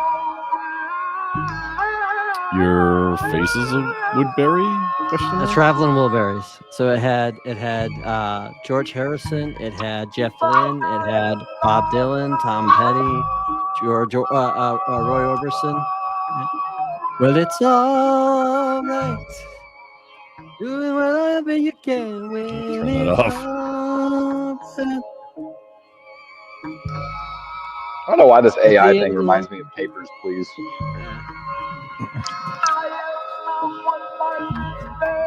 Oh, what do we do? Monument to the Fallen. And that whole collaboration came from Jeff Lynne, which you know who Jeff Lynne is. He's the guy from ELO. Don't assume I know things. Producing George Harrison's album that he did in the 80s, which has the song I got my mind set on you. I got my mind set on you. I remember that one. Yes. Oh no, we're losing. Oh no, we're losing too many. I gotta. Hey Grump, you said you've used Twitch in the past. Yeah, I still do. I started out streaming on Twitch. I started engaging with the community there first and going on panels and stuff, and then I started streaming on Twitch like 2018. And I kind of regret starting out there first instead of, honestly, YouTube. But yeah, I've been hearing a lot of bad things about Twitch because I'm about to start streaming some games live on YouTube, and a lot of people tell me that Twitch isn't really recommended right now. Yeah, I mean, the only reason I still even stream to Twitch is because I've got a lot of friends and community that I've made over the years that except I'm only live on YouTube right now just because I can't. I have Chatterino, which is logged into Twitch. However, I can't log into Twitch or Kick right now currently, which I do Twitch, Kick, YouTube, and then generally I go to 5 at once, and sometimes it's usually Twitter, sometimes it's Rumble. I'm like TikTok and Twitter are the future, so we're gonna do those, and maybe I'm not sure. I'm monetized on Twitch, fully monetized, not partner, but affiliate monetized on Twitch and Kick. So getting close on YouTube. Rumble is a whole other story. Getting monetized on Rumble. Yeah, Rumble's a pretty new concept. I do like it because you can pretty much say a lot more than you can on YouTube. Yeah, but it's just really it's a hassle. Yeah, that's why I haven't got on it. Yeah, that's why I haven't got on it because it's not very user friendly. They did solve one of the problems. It was all the bad things about streaming to YouTube. It was that, but more. And then the but more, they solved it, which was the RTMP target and the stream key that you would use if you're using OBS, they would change every single time. They changed that to where it can be the same if you set it to. But I believe I'm not 100% sure on this, but I I'm 90% sure that in order to get monetized, like either whatever the first level or full monetization on Rumble, you have to use it's basically like StreamYard equivalent. And it can send out your stream to other platforms, but you have to use it. Which if you've got all your stuff set up in OBS, like, well, that's a challenge. Except if it works like StreamYard, you can literally just send your OBS to it and then have it go to the other things and then good to go. Unless you want to have consolidated chat and like your chat things, which I've been working on. Yeah, I got to set up StreamYards too. That StreamYards is free, right? For up to 2 targets. Actually, 1. 2 targets if you're a guest. You can do 1 if I think off the top of my head. If you're setting up to be a content creator on StreamYard, then after that it's a paid tier. It's like 10, 15, 20 bucks a month, something like that. Restream is 20 bucks a month for the first tier, the first paid tier, which gets you 5 targets that you can send whatever to. The only thing is that it's perfect for the pure stream platforms like Twitch and Kick, but like for YouTube videos, presetting a stream in StreamYard and Restream is a challenge, and I've been working on that. Not in the last month because I've been working on other shit, trying to get back to 0. But that's been my goal, is to figure out like, hey, how do I get this consolidated? And then, hey, honestly, I want to also teach other people how to do it, because I'm 100%. I don't care who you are. You shouldn't be only streaming to one platform or only doing content for one platform unless you're contractually obligated for that. That's what I'm trying to do, because I just started YouTube after Charlie Kurt, and I was going to start at the beginning of the year, but I started early about topics and controversial topics and stuff like that to talk about. And then I'm going to start streaming games and stuff, but I'm going to have to use more platforms. I'm not really trying to put myself out there to get famous or anything, but I do think it's important to, speak your mind. No, you need to be, if you're comfortable with talking in front of people or putting anything out there and doing it in a way that's not going to put you at risk with the real world, do it. I try and not bring drama into my house, but I try, like, what I always bring to wherever I go and wherever I show up, and what I try and do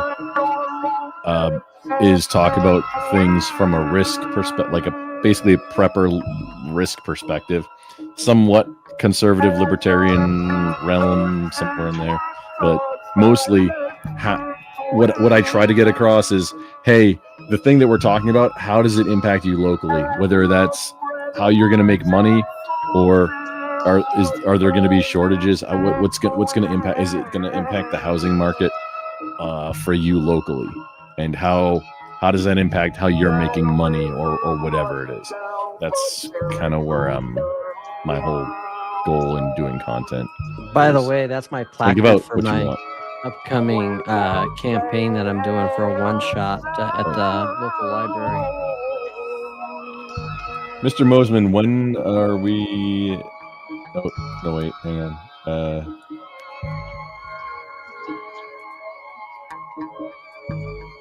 All right, guys, thanks for having me on and explaining what you're doing, because that's actually pretty cool, but I got to get off. My boss is here. Oh, no biggie. Thanks for coming up, and I appreciate any lurks and likes that you got for me. I sure do. You have a good one, Benjamin voice, similar Benjamin voice. Oh, H. John Benjamin voice? Oh, yeah, you said that, didn't you? I am not a can of vegetables. Actually, my favorite he ever played was the coach from Home Movies. I like everything that he's in. The funny thing is that, just real quick before you go, the super funny thing I always thought between Archer and other things. So H. John Benjamin, Archer, the actress who plays Mallory Archer, his mom. She's in Arrested Development and looks exactly like the character who is Archer's mom in Archer. if you see H. John Benjamin, which you can in Wet, Hot, Sweaty American Teenage Summer or whatever that thing was, that's I think one of the only times he's been in like a live action. You can see him. He looks more like Bob Burger than Archer. It's very funny. He very much looks like Bob from Bob's Burgers. But don't let me keep you. I just thought that was funny. It's like, hey, these two characters from Archer. One looks like the actual person. One is very much not. All right, y'all have a good night. Keep it sexy, man.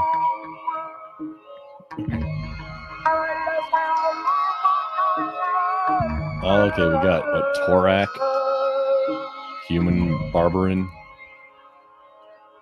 Oh, Max Trust. Here we go. Increase probe trust. Combat. So this is a concept I'm doing where I'm making player cards. So because I have to, with this event that I'm doing, I have to create pre-made characters for newbies to play, so they don't spend 3 hours trying to figure out how to build a character, right? Yeah, that makes sense. Because there's going to be a lot of people. It's like there's going to be like 10 DMs, and they're expecting between 70 and or like 60 to 70 to like at most 80 or 90 people. At your local library? Yeah, they have a huge event they're doing. It's the whole. Mine does. Within like a my local 45, library is 50 mile great. It does a bunch of stuff like, and I kind of want to get into it, but. Well, and part of it is it's being also co-sponsored by our local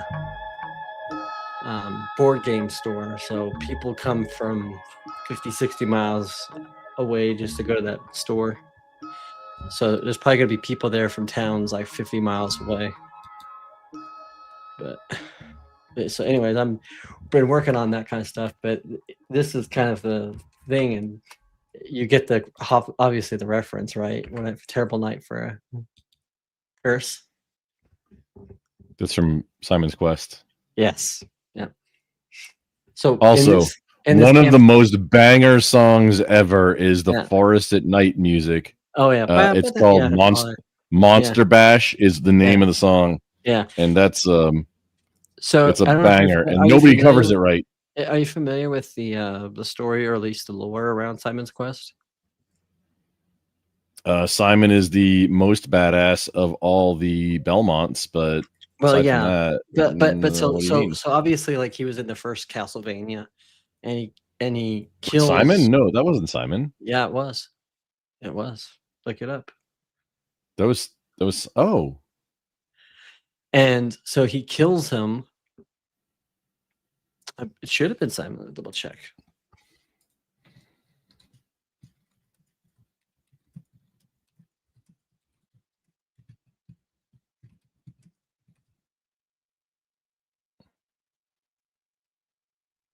Yep. You play a Simon Belmont. Yep. Oh wow. Okay, so it only changed.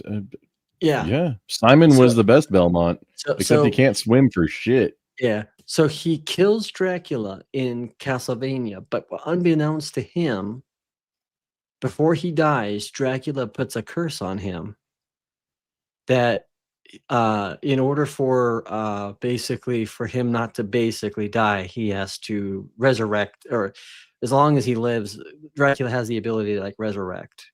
So basically he curses him unbeknownst to him, right?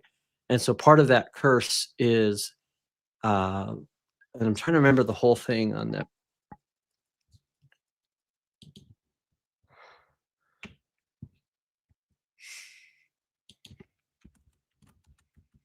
I need more Yomi.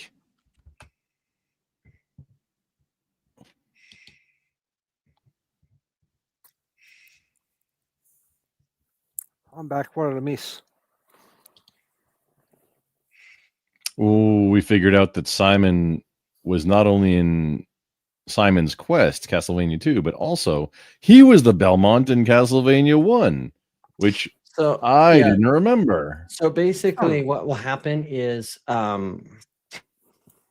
that he essentially there's a curse that's put on him, and it affects his ability to like heal and all that kind of stuff. So basically he doesn't really kill Dracula. And so so at the beginning of Simon's Quest, you get the visit from the mysterious lady who you realize is one of your ancestors, who tells you about the curse. And so my thought would be, what I'd like to do is do an alternative, what would happen with a different way of Dracula's curse.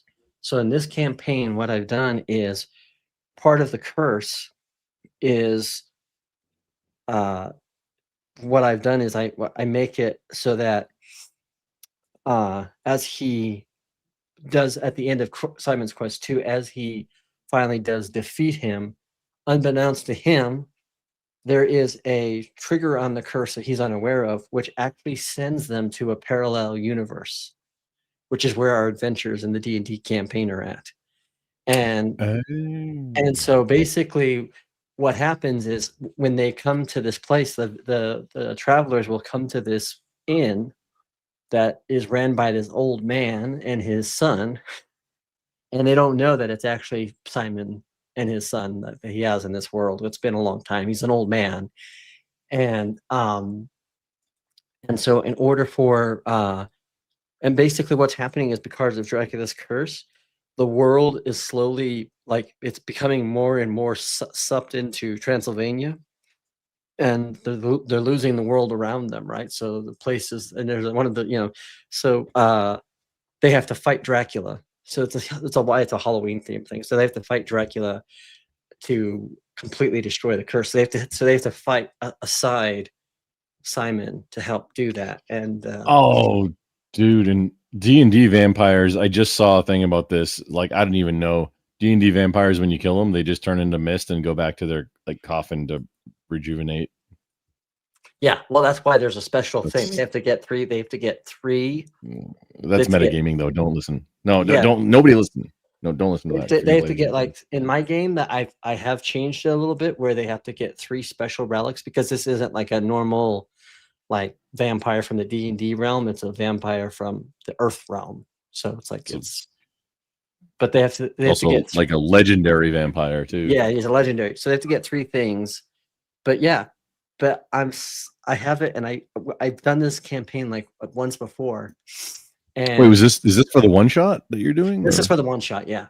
And so that's a lot for a one shot. Okay. Well, yeah. Well, I've actually got it down to a pretty good science. So I want to play, dude. Let's. But anyways, because the first time I tried to run it as a one shot Halloween, it ended up becoming a 3-shot, a 3-part game. But there was only one guy, because the rest of them are in their early 20s, but there was one guy that actually knew about Simon's Quest. And there's a scene where Dracula attacks the castle, or the farm, and the old guy says, "Hey, anybody know how to use this?" And he gives you one of Simon's whips. And that's actually one of the things they have to have. They have to actually have one of Simon's whips, the one that has the. And man, in D&D, whips are like, I've tried to make it work, and they're the absolute worst thing, unless you're using it as like a utility. So that's what it's being used for. So basically the way I'm going to use the mechanic is that because obviously vampires, like a lot of mythical creatures, or especially creatures where normal, like, bludgeoning or slashing damage won't hurt them, or they have like a advantage or immunity on it, the whip is going to act as a way to counteract that ability if they use it.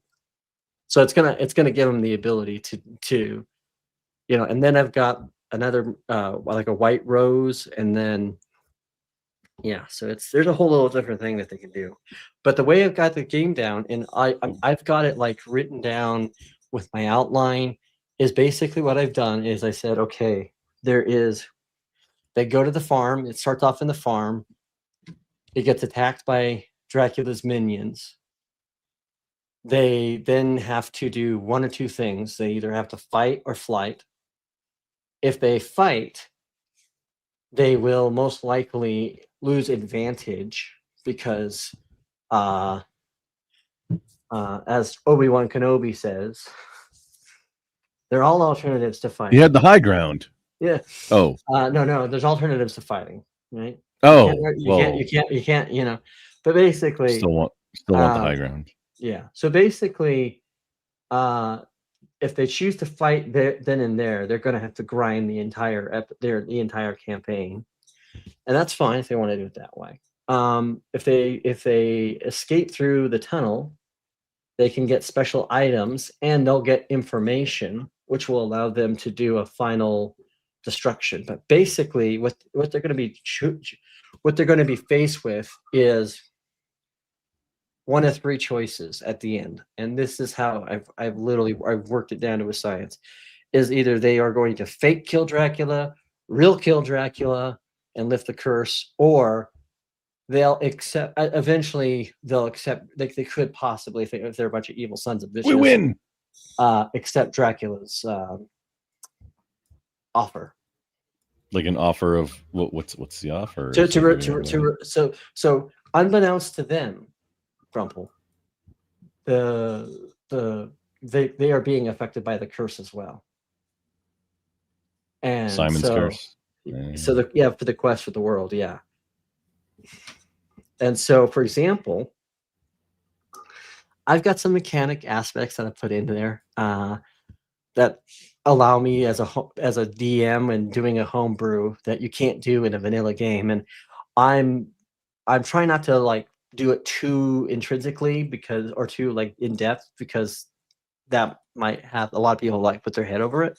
But what I want to try to do is as I construct my kind of idea, basically one of the things I want to do is part of the curse will be that they will slowly eventually either die, but as a mechanic, what can happen is that they'll not be as effective at fighting at nighttime. So and this is one of the things I like to do when I actually do some characters with when I do like legendary wizard type characters, is that of doing a lot of status spells, because I have found no matter how good and well let's say you have like a class 10 wizard that's like an evil wizard that's your villain. If you've got 4 or 5 guys that are at least, or gals that are like at least level 6, you could still take that guy out. And if you match blow for blow with like spells, that's not the way. So what you try to do is you try to mitigate it by doing the kinds of spells where either you can recruit people to your side, gather numbers, or affect people's ability in their attacks. And the only problem that you have on that is if you get somebody that's close enough and has the what's the feat? Silvery barbs? No. The one that's oh, it's a feat. That's not a feat. It's a regular D&D 5e feat. It's a 5e. I have no idea. Hold on, what is it? It's everything I know is from 3.5.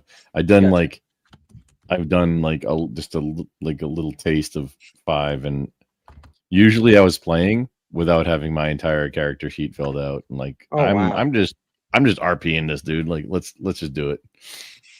Fuck it, we'll do it live. Pardon my French.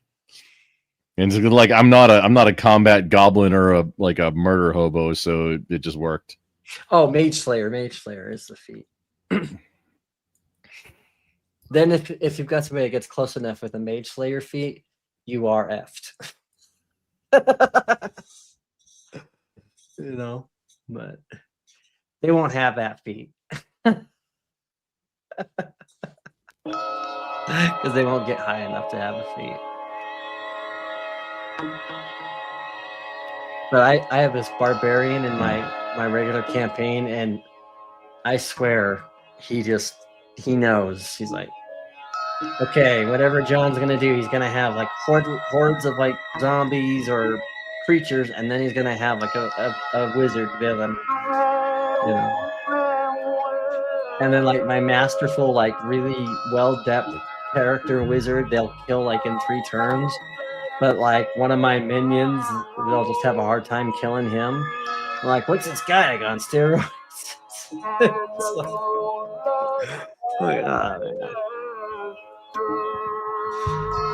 It'll be fun. I mean, but I'll get to show them a little bit of how homebrew works. And then without going too in depth over the line, because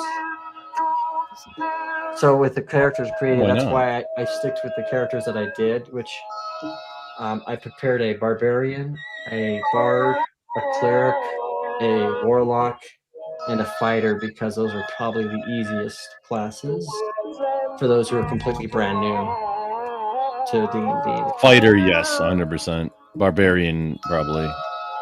Yeah. I would have said rogue just because there's no magic, except to play it like...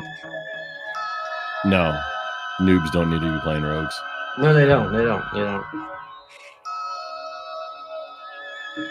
And warlock is probably the best spell class. Class for, because you can just literally Eldritch Blast every turn, and if you're just a person that wants to be able to have like lasers shooting out of your hands, that's what the Eldritch Blast is for. I'm a fire in my laser. I mean, just saying, you know, I'm a fire in my laser. Oh, we almost got more Yomi. Oh, one more. That'd be good.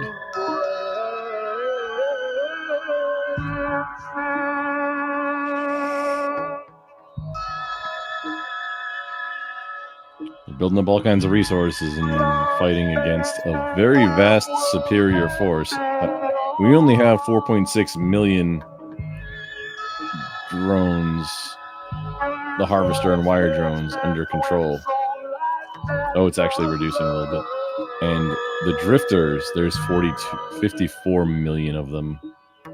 There's a factor of 10, over a factor of 10 difference between the opposition force.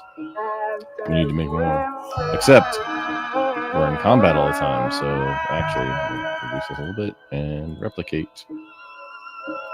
Well, to be fair, I do want to go and like outgeek you guys, because, well, you guys definitely outgeek me big time. Between what Grumple's doing and you guys are talking about Dungeons and Dragons, I've never played it, but it sounds very, very fucking complex. Like, it's like, I know that if I played it and I rolled a 20, I'd be like, yay!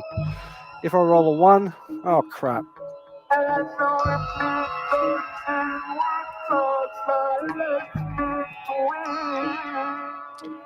Haman Rooney. Good evening, good morning, depending on where you're at. Welcome in. But Charles Darwin doesn't mean what he speaks of, right, meow. Yeah, no. It was just as racist as you thought it was for the things that he said. Actually, it's probably times 10, but I moderated my behaviour and I brought it down just a couple of notches.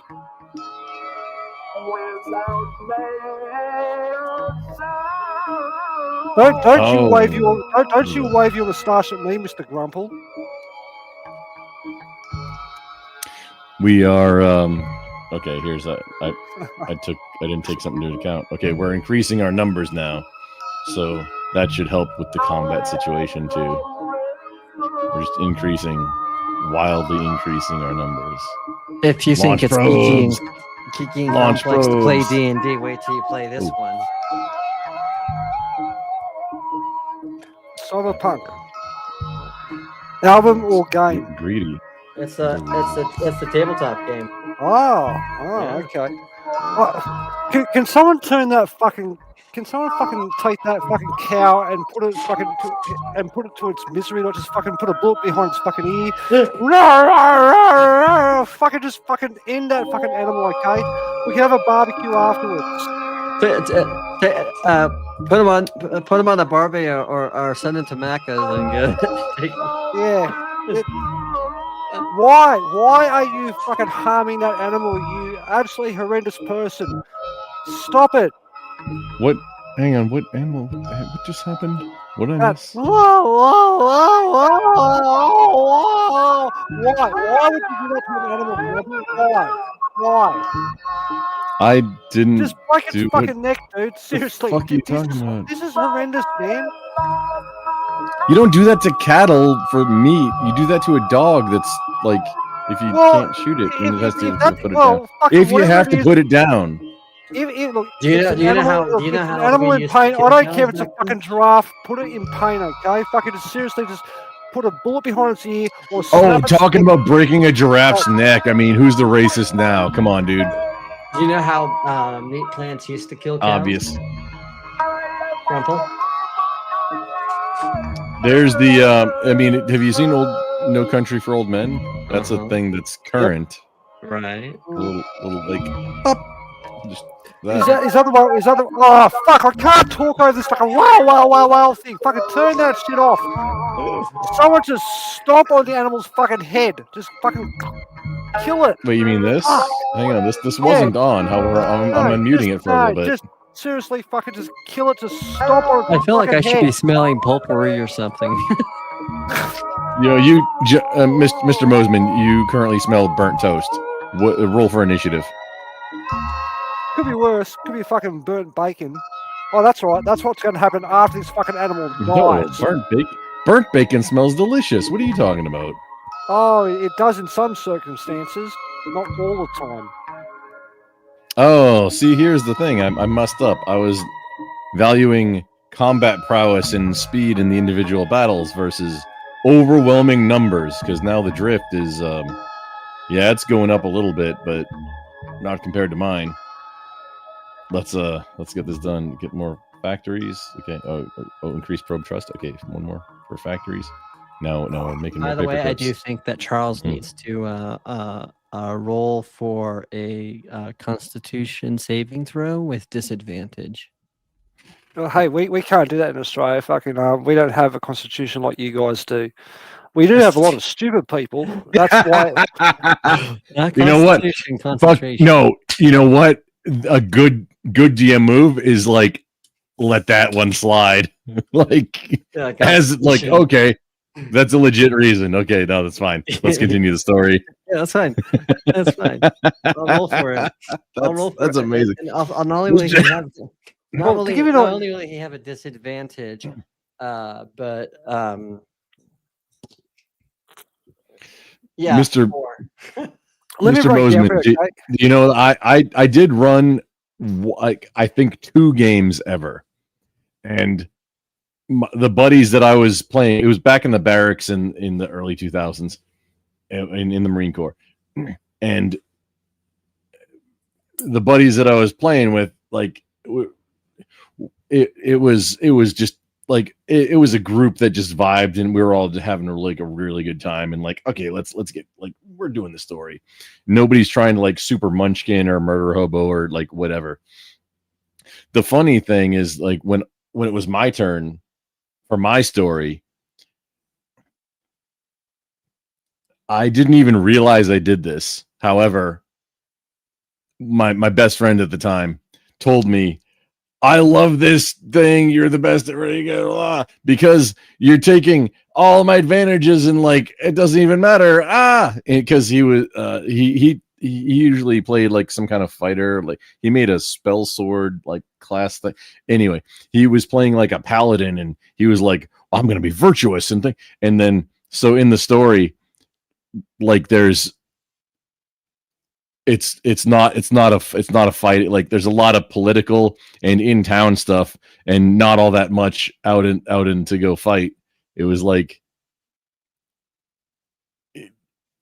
the situations were exactly not what that character was prepared for at all. My friend did that too, where he actually I did it to all of them. He did like a mental screw with somebody.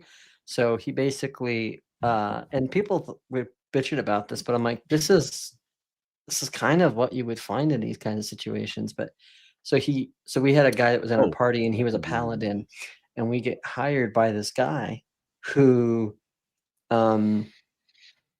says, yeah, I need help. There's I got a bunch of like rats in my factory or in my whatever, and I need to get them removed. And so you take on this seemingly. Oh, is he even there? You are okay. Yes, I can. It's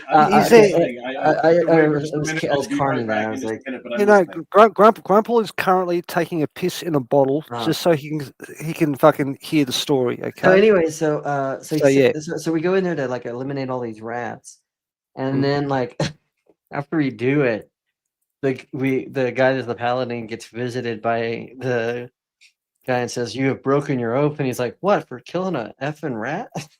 And he's like, "No, you didn't realize this, but they were actually people who were cursed as a rat, and the guy needed the job finished, and you." Hey. Oh man, was he pissed? He's like, "Why would you do this to me? I didn't even have an option to be able to."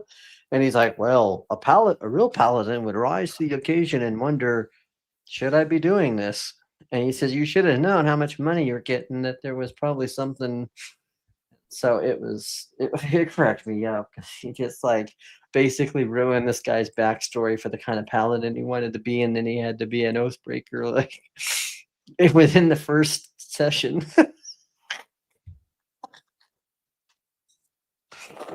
No, if someone gives you something that sounds like a fucking good job, but it's fucking easy, there's probably fucking things that you should probably look into. Yeah.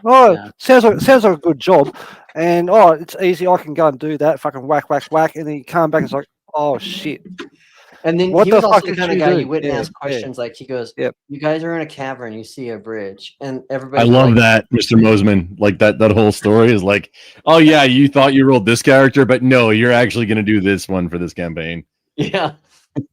But I love that. Guy you wouldn't ask questions because what they would do is we go.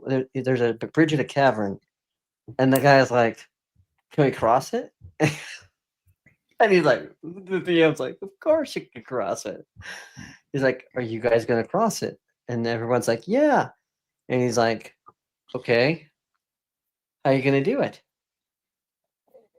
"Just cross it all at the same time." And they're like, "Yeah." He's like, "Your combined weight makes the bridge crumble, and you guys now have to give me a strength savings throw because you now are in the water and the river's taking you downstream." Oh, did you see that video about those? I think that was some South American SWAT team, and they were doing like some sort of SWAT team fucking Olympics thing, and the 5 chicks, they did the thing where they tried to jump like on a fucking fly line thing, and they all fucking got stuck in the middle, and they fucking had to fall into the water. Let me go find if I can see it. I'll put it in the back chat. Wait, were they also trying to fly a helicopter? Going on a zip line? Yeah, they're on a zip line. Yeah, these 5. It was like a SWAT team, fucking Paralympics type thing. I don't know what it is. And this was wait, SWAT team and Paralympics are very different. Like no. SWAT team. Okay, so you're talking about like special fucking police officers, and they were all female, and they fucked up, and they got stuck on the zip line. Are you surprised? And one of them fucking dropped their fucking pistol into the fucking water. Oh yeah, let me fucking find the video for you, dude. Give me 2 seconds. Oh fuck, I gotta find this again. This was fucking hilarious.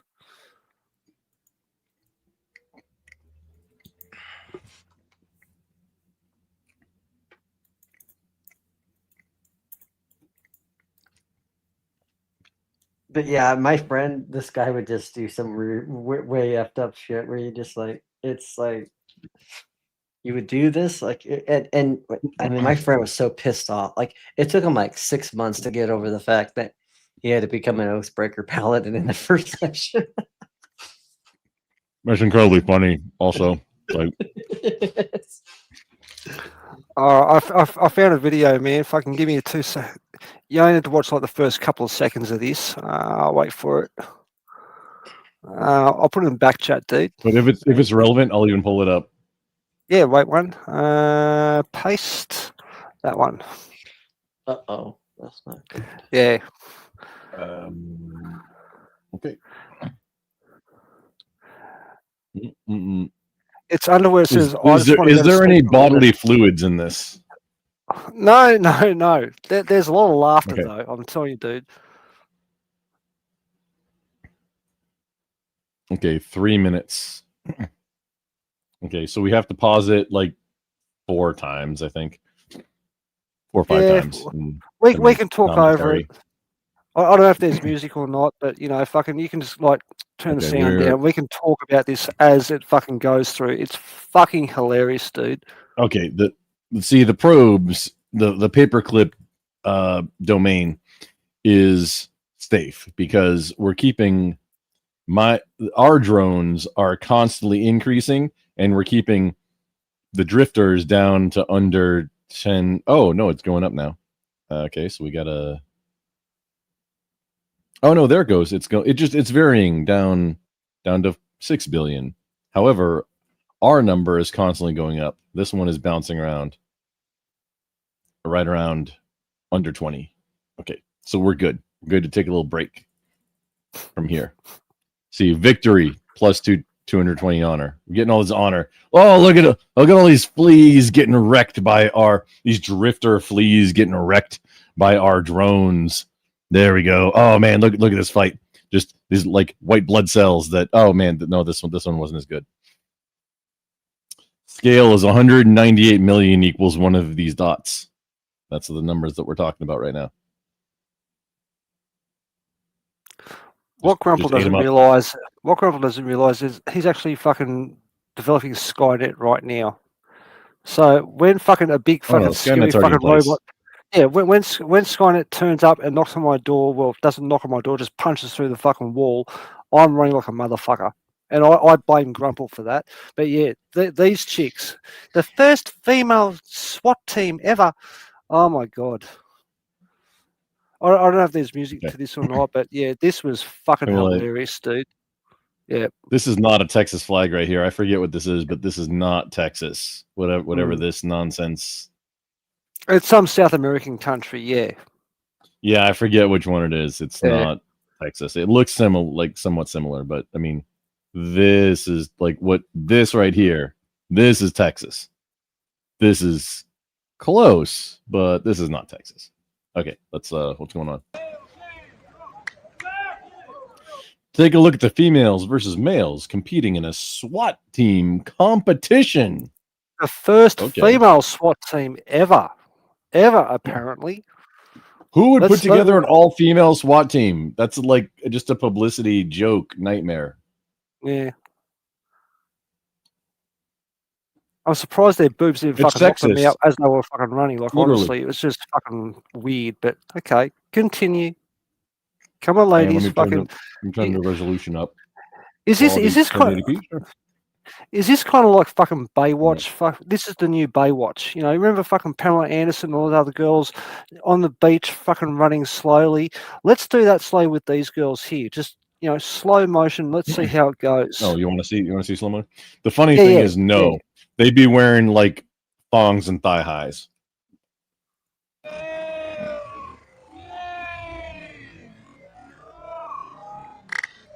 Yeah, no, that doesn't work. Take a look at the females versus males competing in a SWAT team competition. This is what I was talking about, dude. Fucking hilarious. Belarus. Thailand, Chile, 2 teams from the Emirates. Kind of stuck in the middle, did you? Yeah. Oh!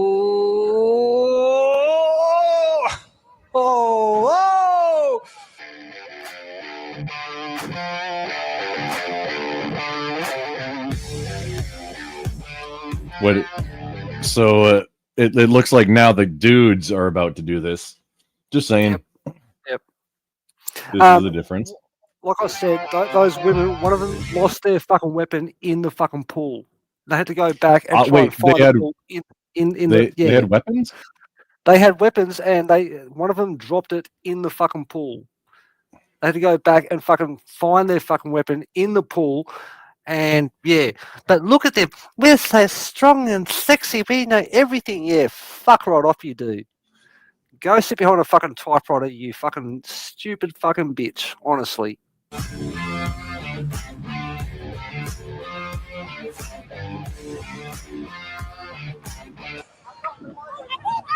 The first one to get wet in the ice bath today, well, they are stuck in the middle of that zip line.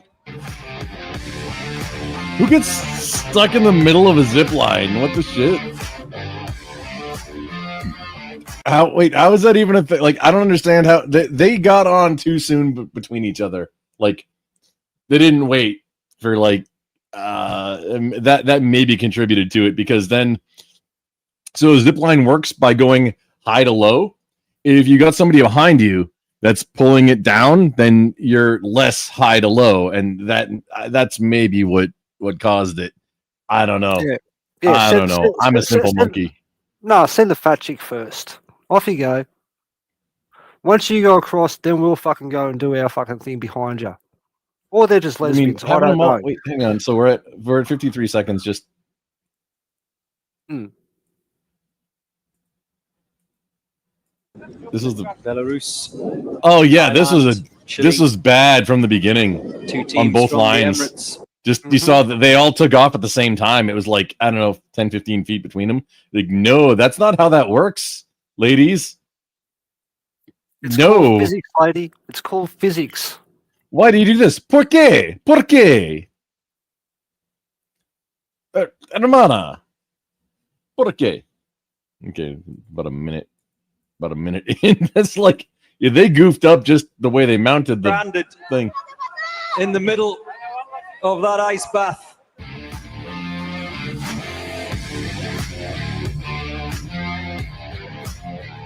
See, they got to get tools over the top. One guy stays at the top, gets the tool over the top, and then they move on. Oh, Philippines? Okay. Oh, and of course, the added problem comes with just happened? the added... Oh, shit, this is another one. Oh, fuck. You just, what?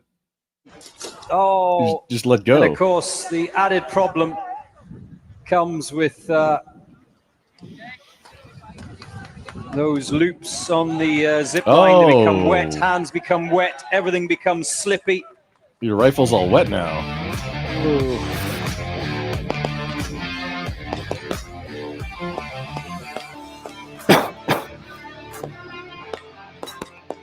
Well, the judges are telling the other team members they can't. Oh, wait, shit. We lost. Mr. Mosman did a legit Irish goodbye. Oh, no. Yeah. Well, it is late where you guys are, yeah? I assume. I mean, it's like what? Yeah. It's about 9. However, 10 past 9 at night, but yeah. He didn't say nothing, which I have very I don't I can't log into Discord right now, so I can't I'm not on DMs with anybody currently. Why the fuck? The only way to DM me is like Twitter. Why the fuck do you use Discord, man? That's not a fucking Chinese fucking app. How else do you exchange messages with people other than your phone number? I don't know. Fucking go and talk to people in the back chat and go, "Hi, my number is 1 2 3 4 You have 5.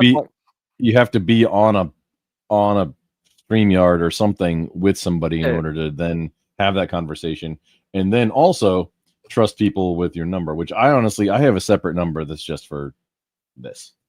Oh, you always have fucking. So I do give it up. I have 2 phones, and if I want to do shit on the internet, I have a third phone. I usually use my Messenger. Messenger? Is Messenger still a thing? AOL Instant Messenger? No, Facebook. Oh, dear God. Oh, yeah. Facebook's one of my major... Yeah, Facebook's one of my my major platforms, and then it's YouTube. See, your mic is a little bit muffly because what I heard was, and I know this isn't what you said, but I think you'll find it funny. What I heard was Facebook is one of my major strap-ons. I don't think that's what you said, but that's what it sounded like. I got a lot of hearing damage, and you're kind of muffly. So those two added together, it's going to be funny. Okay? Yeah. Carney, I do have questions. I have a lot of questions right now, but wow, dude. I mean, okay, hang on. We got about a minute left on this. Assist and drag their colleague across.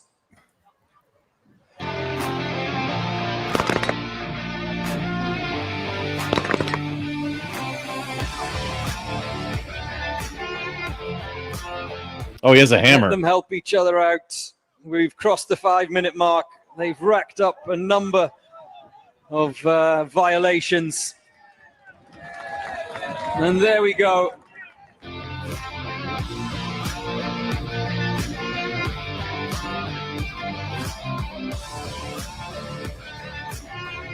Oh, they're not picking up that tire. It's not about the time. Just don't give up. They're getting stuck. Oh, no.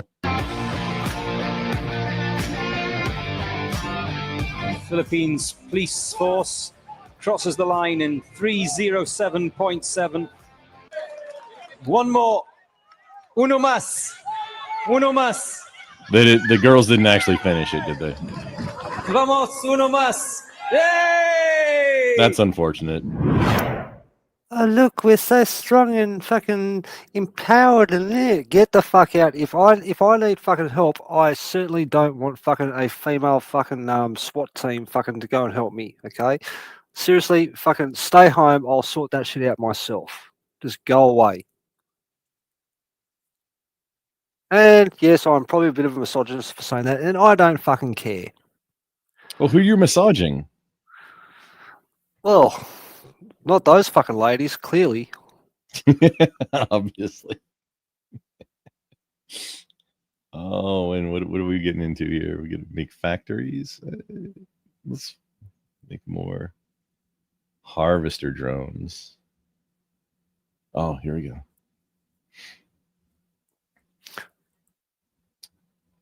I'm pretty sure I mentioned what happened with more honor.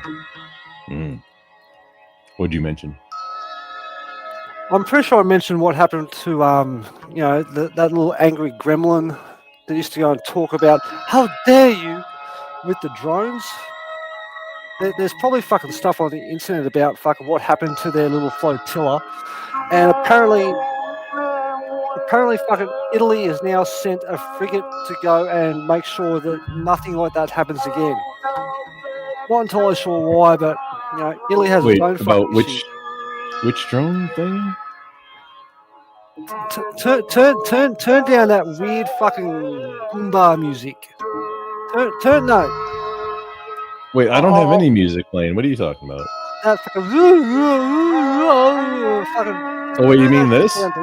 Yeah, just turn that down, man. No, Turn see, that because down. you can't, like, no, I mute the tab. I can't hear it either. Like, this is how it just goes the entire time. So I just dear mute God. it. Yeah. Yeah, no. It's cool the first 20 minutes. Yeah. The fact that you can't tone it down, mute it, or just fuck it off, that would be awesome. Well, you can. You have to mute the tab, though, which is not as intended. Oh please. Just mute. Just mute. Oh, Otherwise, 2.8 trillion. Otherwise, I'll start singing. More. If you feel like you need to, I'll support you in that decision. Is that what you want to do? Hey, look, mate. You know, I don't want to go and cross the streams.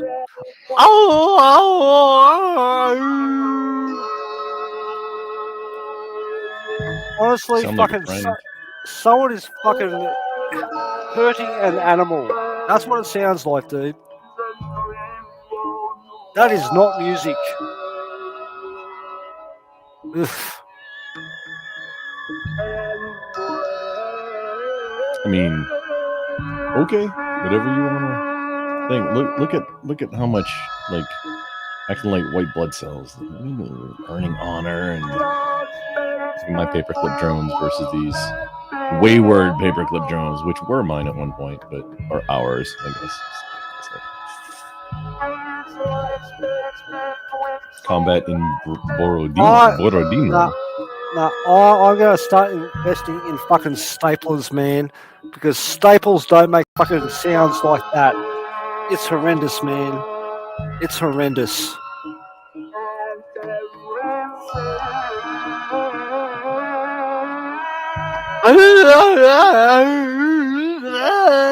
This is now your spirit animal. Okay. There we go. Yep. Bring on the fucking staplers, man. Get rid of the fucking paper clips. This is a fancy one too. It's one where you can change it to go inboard or outboard. Like you twist this around. Oh, Jesus Christ! Turn that shit down. Fuck, it's doing my brain in. Now, can you hear it? Yeah, I can fucking hear it, dude. It's fucking really loud. It's louder than you are. It's been going this entire time. I muted the tab. I assumed that meant it was muted for everybody. Oh no! I can barely hear you over that. Oh no! How do we fix this? I don't know. Oh, you know what? Okay, hang on. I'll change it. Stop. Oh, geez, screen share. Fuck that, man. Wow. The window. I'll share the window instead of the sound. There we go. Really bad in the fucking life to go and fucking play that and keep going with it, because I was just like, dude, fucking seriously, I like you, man, but I genuinely want to fucking start hitting you. No, shut up, stop. No, I thought because I had the tab muted that it wouldn't be playing for everybody. So y'all have been hearing that like the whole time that it's been going? Yep. Oh yeah. Oh, oh my bad. I apologize to the souls of everybody's grandmother who that offended. Oh man. It's been... like I said, it was louder than you were. Dude. It was like, you say something, I'm like, I can't quite hear what you say. It was like, fucking put that animal down, just fucking put a bullet in its head and fucking. Why couldn't somebody let me know the sound was still going? I thought I said, okay, I'm muting it. I didn't know it was still going. Oh, dude. Oh. While I'm frustrated, that's also incredibly funny. Oh, I thought it was hilarious. Y'all nerds. Yeah. This weekend, fucking Carney's gonna fucking put that thing on a barbecue. We're all gonna fucking turn up and Grumple gets no fucking meat. He just has to sit there and eat salad while we fucking eat that thing that he was fucking recording. Why would I even be there? I just go home and make my own. Oh, what, you got more of those animals? Oh crap, dude. What animals? What are you talking about? Do you have additional sounds? Cause there shouldn't be any background sounds right now. No. Just me or else? That animal that you had, fucking, I hope that was the last animal you ever fucking had that sounds like that. It sounded like it was in pain. It literally did. I've never had an animal that sounds like that. If you have an entire farm of those fucking animals, I'm going to carpet bomb the entire fucking. What animals are you talking about? You daft cunt. You know, is that their fucking mating call? I don't know. It was fucking horrendous, man. Please never do that. Were you turned on by it? Because then maybe it was. Well, no, I'm not a New Zealander. I wouldn't have thought so. No, they're into sheep and stuff. And even sheep go, bah, says no. But, you know. But God, is that music that you listen to on a regular basis, dude? Like, holy fuck. Why?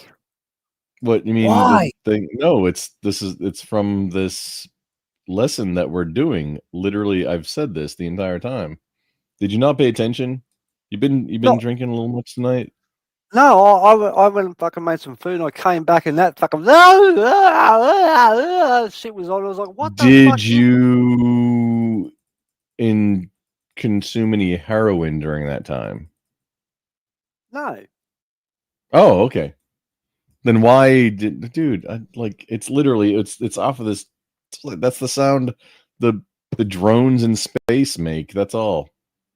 Why would you think? Why? Well, if the drones. Yes, I like to listen to loud, distorted, non-music all the time. That's my jam. How did you know? I'm a musician, and I like listening to that. Earth, we are totally fucked, man. Because once they start doing that shit, I gotta see the dance moves for that. Carney's got the dance moves. Oh dear God, here we go. Oh, Carney, come on. Carney's got the dance moves to that entire fucking thing. You can't promise. You need me to turn it back on? Oh no, So no, never, ever. And wait, can you truffle shuffle to it? Carney, just Mr. Darwin, can you truffle shuffle to it? There you go. That's my fucking shuffle. That's not a truffle shuffle. Come on. Hey, I'm trying to communicate with my my interstellar fucking betters, and that's all I got. Your hetero life mate. Again? What?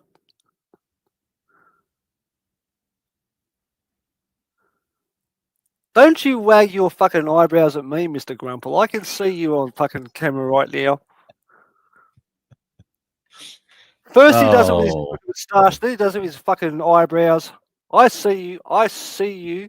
I don't know what you're talking about. And I checkmate you, motherfucker. Sorry, I'm just fucking feeling very fucking hurt that you would fucking make us all have to listen to that weird fucking shit for what? 15, 20 minutes. I didn't make you. I didn't know what was happening. No, literally nobody said, hey, that noise is still going. When I said, I muted the tab. No, I told you like ages ago before I went and cooked No, you didn't. Back, I did. That's I came back with fucking food. I ate the fucking food. That's systemically racist, and you should feel bad. Playing it again, and I was like, "Oh, here we go again." And I was like, "Please stop! It's fucking horrendous, and it's louder than you are." I got to work on that. I should be pretty loud.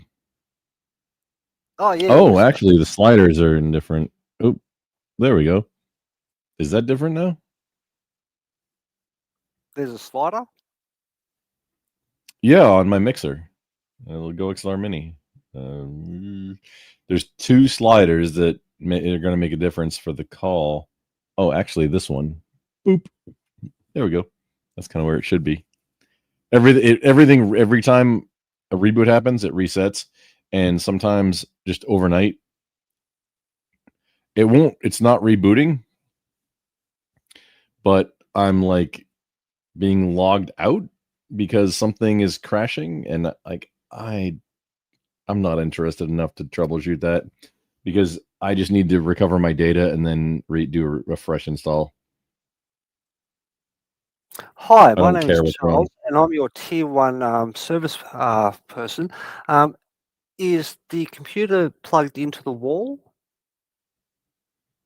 No, it's plugged into your mom. That's fair. She deserves it. Yeah. Have you turned the PowerPoint on at the wall and on the device? Do you turn PowerPoint on at the wall? Of course. Is why that not? how you do that? Oh, I'm confused. What do you PowerPoint at the wall? Like what? How do you do that? What are we even talking about? Okay. So if you look at the wall, you'll see a plug from the device. Yep. And you'll see a cord going into the wall, and above the plug there is a button. Okay. It's like a little switch, and if you press it one way, you'll see like a little GFI? The GFI? Oh yeah, the GFI on the outlet, on the receptacle, on the wall, or what do you mean? Just put your finger on it, and it should go click. Okay. Okay. Now, is your device working so far? Yes or no? So I'm pushing the button on the receptacle on the wall.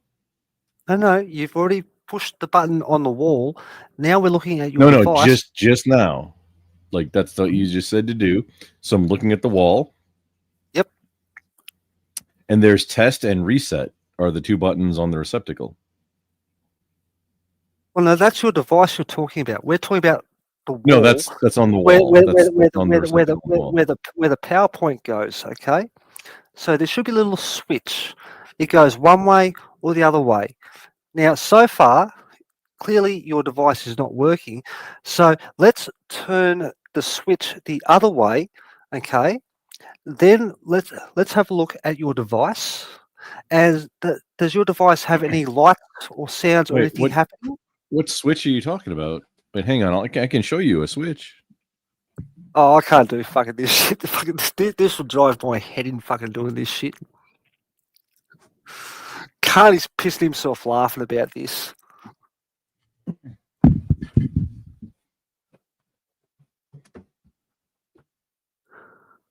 And Grovel's going to come back with a fucking PowerPoint going, is this what you're talking about? It's not plugged into the wall. No, just this is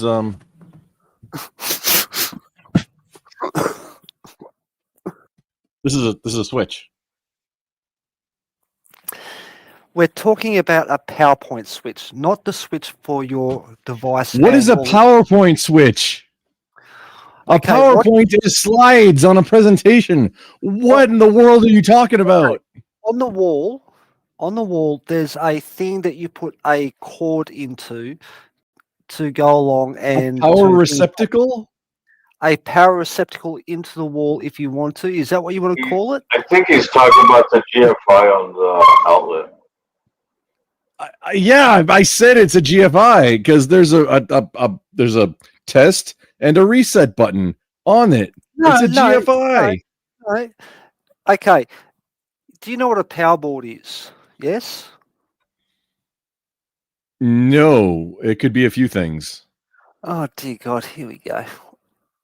You're one of those people. All right. Okay. People who does things for work. Okay, yeah, I'm one of those people. Okay. So explain to me, okay, let's pretend you've just moved into a brand new house and you bought a TV. Okay. How do you put power to the TV? What do you plug the TV into?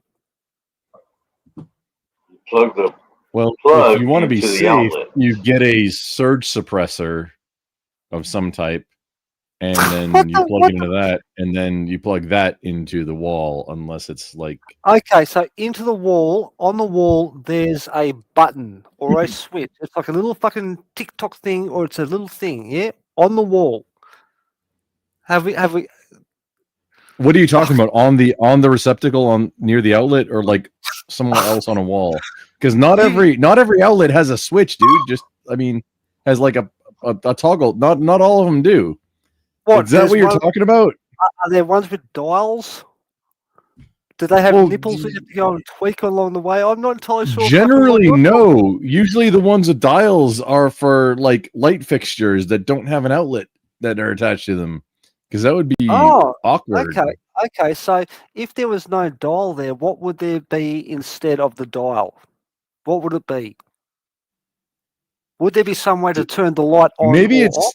Hang on. I think I know what you're talking about now. However, it's different in Australia. It's very uncommon for an outlet to be controlled by a toggle, like a light switch. Now these days. There are some. No, please don't get it wrong. There are some, but I think in my house there's like one. So hang on, are you telling me that you guys just plug something into the wall and power is into whatever you plug into the wall? There's no on or off. Fucking really? Generally, yeah. Wow. Now, granted, if you have one that's controlled by it, then controlled by a switch, but then that also that light switch is also that wiring needs to be addressed because it turns on and off the internal. This one internal like two outlet receptacle. It's a one gang, but it's a 2 outlet receptacle. That's also the thing that provides power to the outdoor receptacle outside the front door on my house. I'm not in my house right now. I'm in the bunker, but that's where that goes. So if you want to have power to outside, you have to turn it on. So you have to be aware of that with whatever you're plugging in and planning for, because hey, might want to turn it off. Or no, I'm just if you turn the outside thing off, you're also turning off that outlet. No, I'm just really janky. I'm just looking up what you guys are talking about, because I thought, like, here, if you, let's say, I don't know, you buy a toaster or a TV or something, okay, and you plug it into the wall, there's a switch above that so that you can turn the power onto the toaster or the TV, and you're saying there's no switch above that. Holy fuck! Hang on a second. Yeah, actually, no, not in America. Not since the 80s, at least. Yeah, maybe earlier. Here's a fun maybe fact. 1 or 2 outlets in the whole, or receptacles in the whole residence, but yeah, that's not really a thing. Here's a fun fact. Don't type in American PowerPoints. That is probably not what you want to see. That's wow. Well, if you search American PowerPoint, that's going to be a slideshow presentation. That's what I thought you were saying the entire time. Yeah, that's what dude. PowerPoint is.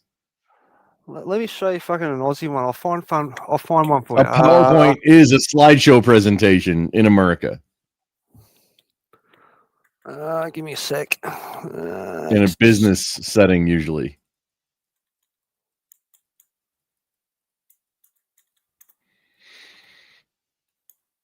I'll find what I'm looking for, and I'll send you the link, and you can go and show people in chat what it is. Hello, Pussycat. What are you doing? Did you kill something again? Yeah? Yes, I love you, but I'm busy at the moment. Bugger off and, I don't know, go kill something else. Wait, one. All right. Every time I heard PowerPoint, I kept thinking about seminars.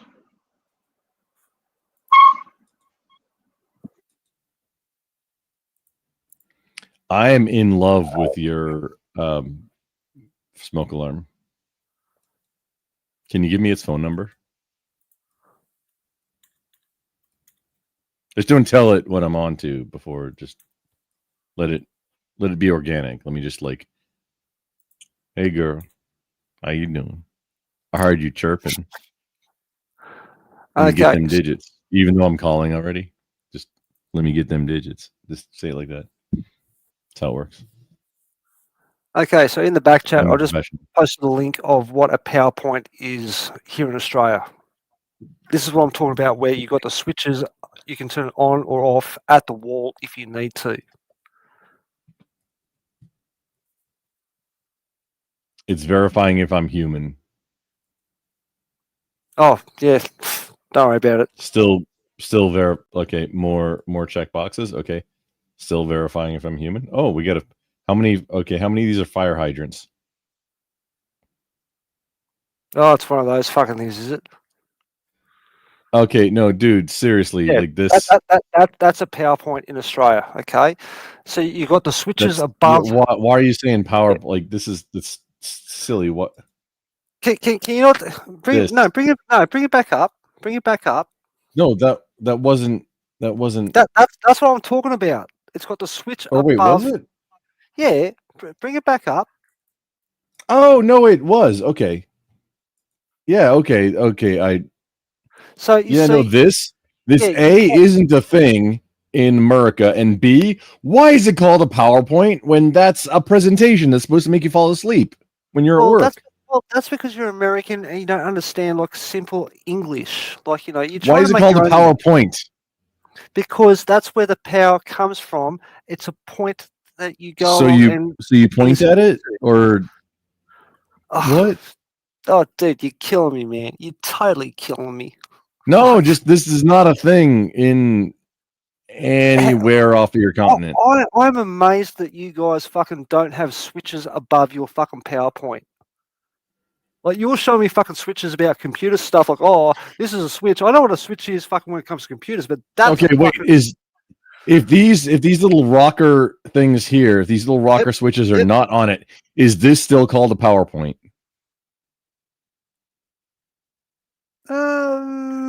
I don't know. I've never seen one without it. So, I mean, you guys apparently just have a thing that you stick the TV into the wall, and all of a sudden the TV has power, and you can't turn it off at the wall because you don't have a button to go and say, yes, I want power on the thing, or I can turn the fucking TV off at the wall if I need to. That's insane to me. Okay, is this called a PowerPoint? It looks like sad animals, fucking like some.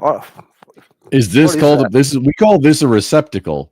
This is just where you plug in the power. So you got this is AC, but it's polar, and then the ground. And yeah, it does look like a face. Is that what they look sad? They're a receptacle? Well, no, that's just what it's called. Because you plug into it, it receives the plug that you're plugging into it. It's a receptacle. These are called power receptacles. That's what you mount on in your wall in the boxes, in the boxing. I can't believe that's insane. Like, honestly, like fucking I've got like a TV, TV, fucking stereo system, fucking PlayStation, fucking a computer, on one fucking power board plugged into the wall, and if I want to go and turn all that shit off, I just fucking hit a switch and everything's fucking dead. There's no standby or anything like that. Electrical tape, wire strippers, a flathead screwdriver, a Phillips head screwdriver. Hi, today I'm going to be teaching you about receptacles or outlets. I'm going to show you how to choose the right outlet for your home and how to wire it correctly and safely. Leviton makes a wide variety of outlets, and I'm going to help you make the smart choice. Let's take a look at them. We should pay attention because receptacles are not all the same. A tamper-resistant standard duplex outlet, and then we have a tamper-resistant standard duplex outlet with self-grounding clip. Here we have a Decora-style duplex outlet. Next, we have a tamper-resistant Decora-style duplex outlet. Can I make this go faster? And lastly, a tamper-resistant Decora-style duplex outlet with self-grounding clip. So I've gone ahead and chose a 15-amp tamper-resistant Decora-style duplex outlet. Now, I also chose the one with the self-grounding clip. And the reason I did this is that my box is actually grounded. Now, if your box isn't grounded and you have a ground wire, don't worry, I'm going to show you how to install that as well. Let's get started on the installation. So now that I've selected my outlet, I'm ready for installation, but I want to remember safety first. Come to the breaker, shut it off. So now that we've shut off the power, I want to actually take a handheld tester and check the outlet to make sure that power is off. And I see that it is. So now we can go ahead and remove PowerPoint the wall presentations plate and take the old outlet out. But we're learning now, Mr. Darwin. So I've gone ahead and completely removed the old outlet. Now I have two cables that are coming into my box, right? So I took the two wires coming out of each cable and just grouped them to the side. Now you'll also notice that I don't have a ground wire or bare copper wire. Now that's actually because the two cables have a ground wire that's attached directly to the box, which is why I chose the outlet with the self-grounding clip. It will actually ground the device to the box and to those ground wires. Now, if you don't have this, that's okay. You simply would take your bare copper wire or your ground wire, might also be green, okay? And what you're going to want to do is you're going to want to put what's called a shepherd's hook in it, right? And I did this just using a pair of wire strippers. You could also use a pair of needle nose pliers, right? And you simply just bend, right, and put a little hook in it. And then you would take that hook and on your green screw, right, or your ground screw, you would simply just hook it on. And I want to make sure that the hook is going clockwise. This way, when I tighten the ground screw, I'm actually making sure that it tightens the connection and tightens the hook onto the screw itself. Okay? So I'm going to go ahead and take that off. And now I'm going to go ahead and wire up the outlet. So the first step before we wire up the device is I want to check all my wires to make sure that I have enough copper exposed. right? And most of the devices and some of the instruction sheets actually have a strip gauge on the device that you can check to make sure you have enough copper. Now, it's roughly about 5/8 of an inch. Now, this is going to be important because when I wire it, it actually makes sure that I have a proper connection, right? And I see for this wire that I need to strip some. So taking my wire strippers, simply clamp on the wire, twist it back and forth, right? Taking your thumb, a little bit of leverage, right? Just kind of push that right off. So now I see that we're good. Then, taking my wire strippers again. Romex intensifies. You can also use a pair of needle nose. I want to actually put a little twist in there, right? Called our shepherd's hook. Okay, do that. I want to do that with both of these. Okay. And I'm not going to do these other two because I'm going to show you another method for wiring. But if you wanted, you could do all four. Okay. And remember how I grouped these wires together? That's because I want to make sure that these two wires either go to these two screws opposite each other or these two screws opposite each other. Okay. So I want to make sure that my two blacks go on my brass screws, right? And I'm going to just hook that on. Okay. And I want to make sure that it's on clockwise again. Okay. Taking my Phillips head screwdriver, I'm going to go ahead and tighten that down. Okay. Get it nice and tight. One big pond. Yeah, you should have invested in the paper And then I'm going clips to flip before it they over. sucked up all the matter make sure on that Earth. my white wires go on my silver screws. We'll get back now, to remember, them, I want to make actually. sure that Maybe they're check on opposite them. each other, right? Because these two wires come from the same cable. So I'll put this one there. Okay, hook it on again. And taking my Phillips. Whoops. Go ahead and tighten that up. So the other method of wiring is actually called quick wire. And you'll notice that there are 4 holes on the back of the outlet, right? And what this allows you to do is take the wire and actually stab it into the hole, and it will grab the wire to make the connection, right? So I'm going to take my black, stab it in the hole on the back, right? And I want to make sure that it's associated with the brass terminal, right? Ooh. And because these two wires are coming from the same cable, I want to make sure that they both go to the same screws that are grouped together, right? In this case, on the bottom. And I want to make sure that my white goes to my silver, right? Get it in This sounds dirty. I'm telling you, man. Stab it in. There we go. Are you learning? This is how now that that's receptacles in the give it a United little States tug, are. Make sure that it's secure. This one doesn't have a GFI on right? it, though, And which now I should have found a take my GFI one. shepherd's hooks for my other two wires, and I'll loop that around. Again, I want to make sure that the shepherd's hook goes clockwise with the screw. This way, when I take my Phillips head screwdriver, okay, and I tighten the terminal screw, I'm actually tightening the hook. Make sure you give it a nice, good turn, nice and tight. Okay. This still sounds dirty. It still sounds dirty. I'm telling our you. white to our silver. Okay. Again, taking my Phillips, tightening the terminal screw. There we go, nice and tight. Okay.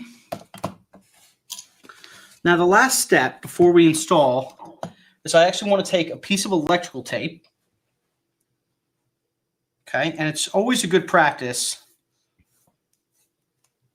to wrap tape around the device covering the terminal screws.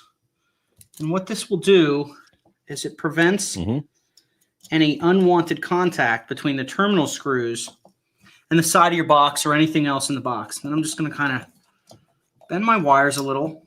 And now we're ready. If it's a plastic gang box, you don't device. really have to do So it, we but it's finished still mounting the a good outlet. idea. And now I'm going to put my wall plate on. Okay. And you'll notice that I mounted it Insulated. with the ground pin down. Now, this is totally your preference. You know, you could turn it upside down and have the ground pin up, you know, whatever you like. And I actually like to make sure that while my wall plate screws are vertical, up and down, this actually keeps them from collecting dust. And I'm really happy with the selection I made. The tamper resistant, which is an actual mechanism that prevents the insertion of objects into the outlet, right? Nice and safe, especially for children. And there you have it. How to install an outlet.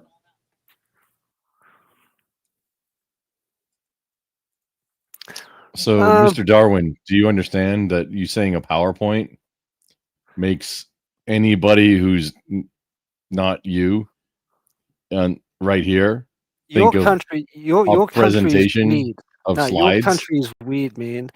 I put someone in the back chat. This is how to go install PowerPoint in Australia. It's real simple, and no one will die in the process. So Microsoft PowerPoint. No. In the back chat, using I put it back. No, I put it back chat. In the back chat, there's a link about how to go and install a PowerPoint in Australia. Have a look. How many kangaroos did you have to violate to do that? Well, you know, my rule violating days are over because I'm getting old. I Because can't you're on run probation, right? No, I can't run as fast as I used to. You know. But you know, I do try, but they're just too fast Holy these shit! days, No, this so, one's on. yeah. See, that wasn't on YouTube, so I just let it play. But now, hang on. If we're gonna talk,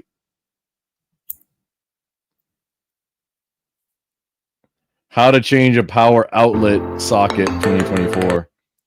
I'm not seeing anybody calling it a PowerPoint. See the disclaimer right there. See the disclaimer. That's Australian, not this fucking weird shit. Like, unless it's legal in your country or state. What the shit? Hey. Wait, where is it illegal for you to install your own receptacle in a or anything like what? Excuse me.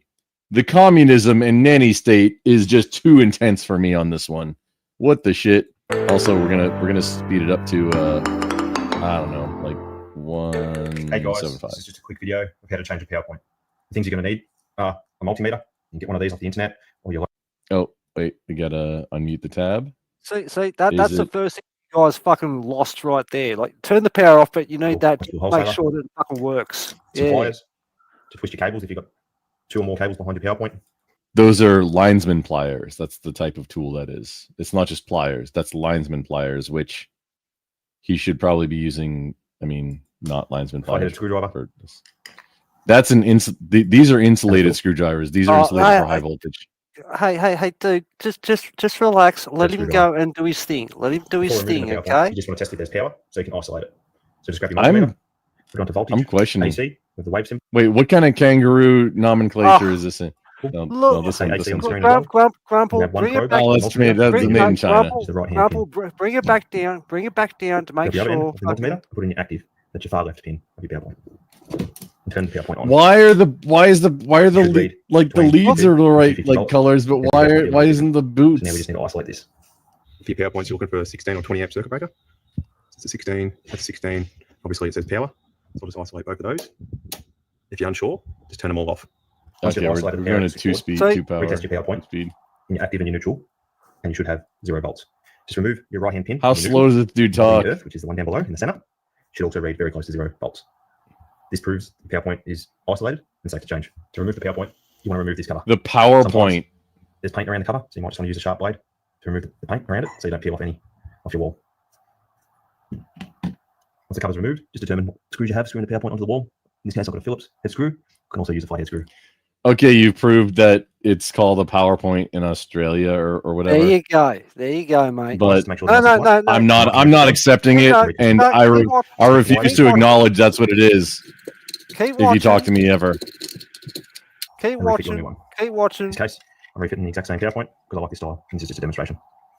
Once again, if your wires are a little bit messy, just make sure you give them a twist or a fold over if you've only got one cable. Okay, just to neaten it up.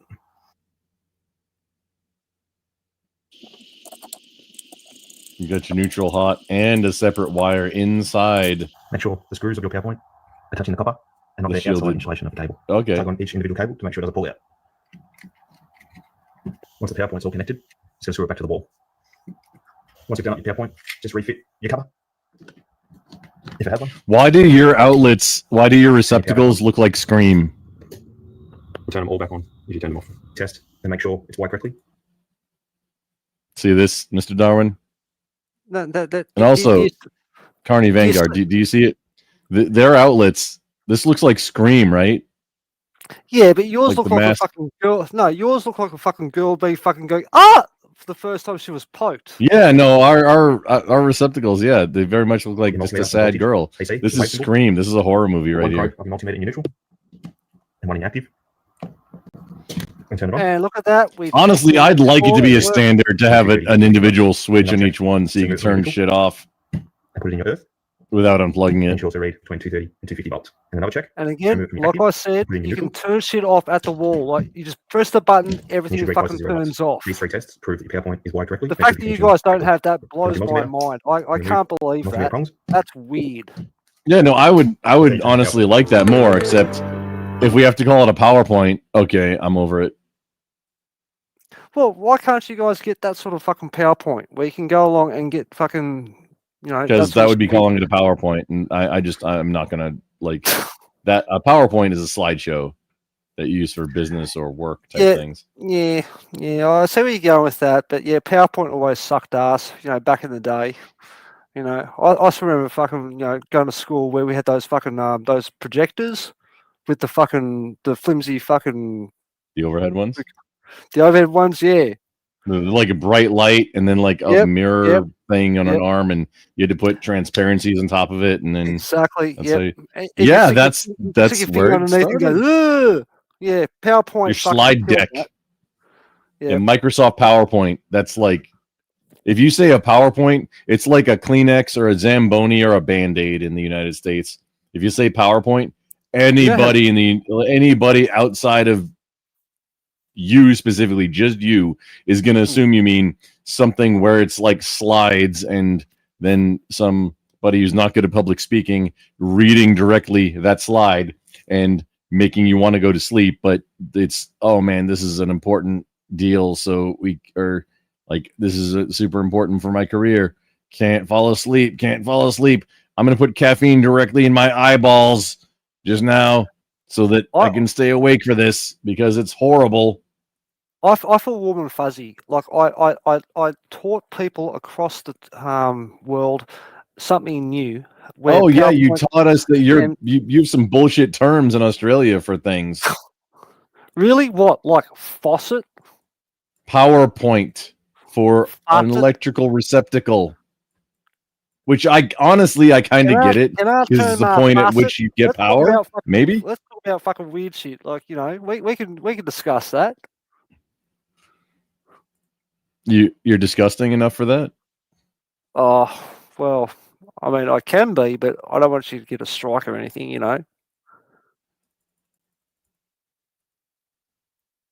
Yeah, I appreciate not doing toss stuff is a benefit for everybody. Yeah, I think I was on someone's fucking channel earlier, and I think it was Emmett's channel, and someone said something. I don't know what they said. I completely missed it, but someone said something in TOS in the chat, and Emmett had to go and remove the thing, and then the mods were like debating whether or not that should have been removed or not, if it was fucking TOS, blah blah blah blah. And it was like at the end of the day, fucking Emmett said, you know what, fucking I don't want that on my channel. And if you guys don't want to be mods, then fuck off. And I was like, that's fair.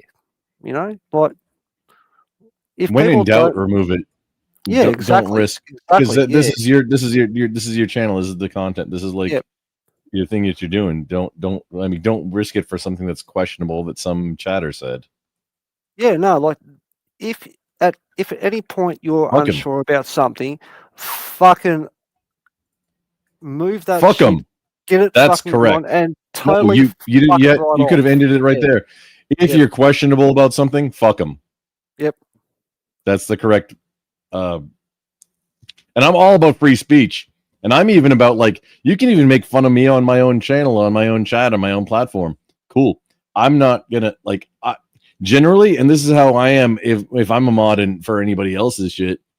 Generally, I'm watching your back. If somebody does something that's toss, I'm gonna either delete it or time that person out, depending on how bad it is.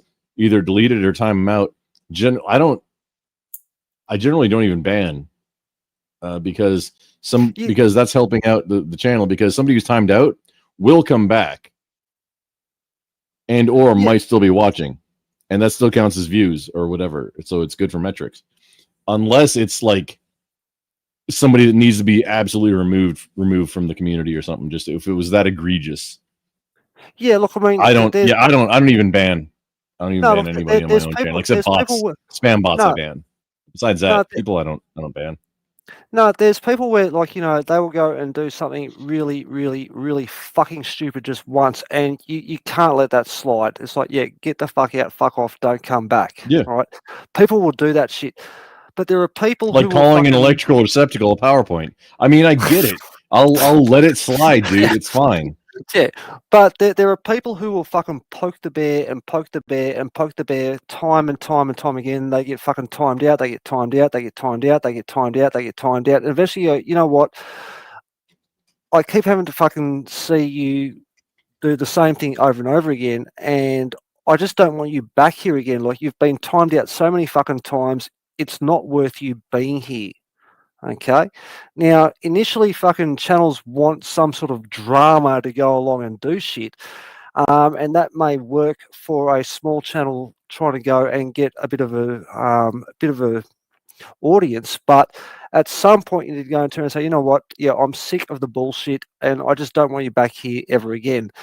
And I think both you and I know there are a few people out there where they've cross the line so many times that you just don't want them fucking turning up at all. Are you talking about specifically like chatters or people that join shows, join panels? No, chatters and panel. Usually fucking panel is where it fucking starts, and then fucking they're in fucking chat because they can't get back on panel, and then they fucking continue in fucking chat, and the mods will fucking time them out and time them out and time them out, and eventually the person who has the channel goes, oh, you're in chat and you've been timed out for the umpteenth time in the last, I don't know how many fucking days, weeks, months, whatever. It's like, yeah, just fuck off, don't come back. And sometimes, I don't know, maybe those people just need to go and fucking have a hug or something, and maybe they should calm down. I don't know. Like, I'm a mod on a couple of channels, and I tend to let a lot of shit go, and it's not really my fucking thing, but if you fucking cross TOS lines, that is something that I can't fucking abide. You know, like, there are certain things. If you do something that's going to get a channel clapped like that, at the minimum just has to be deleted or removed. And then depending on it, like, is it a trend? Is it going on? Like, maybe you get timed out, maybe more. It's like, I literally don't care. Just don't get me or my friends' channels clapped. That's all. That's all. I think my stance on that, dude. I think I'm a mod in more places than Spaceman even, but most of it's on Twitch. Yeah. Like, why I am on a bunch of YouTube channels. Look, that's where I got started. I did community, just dude community. That's all.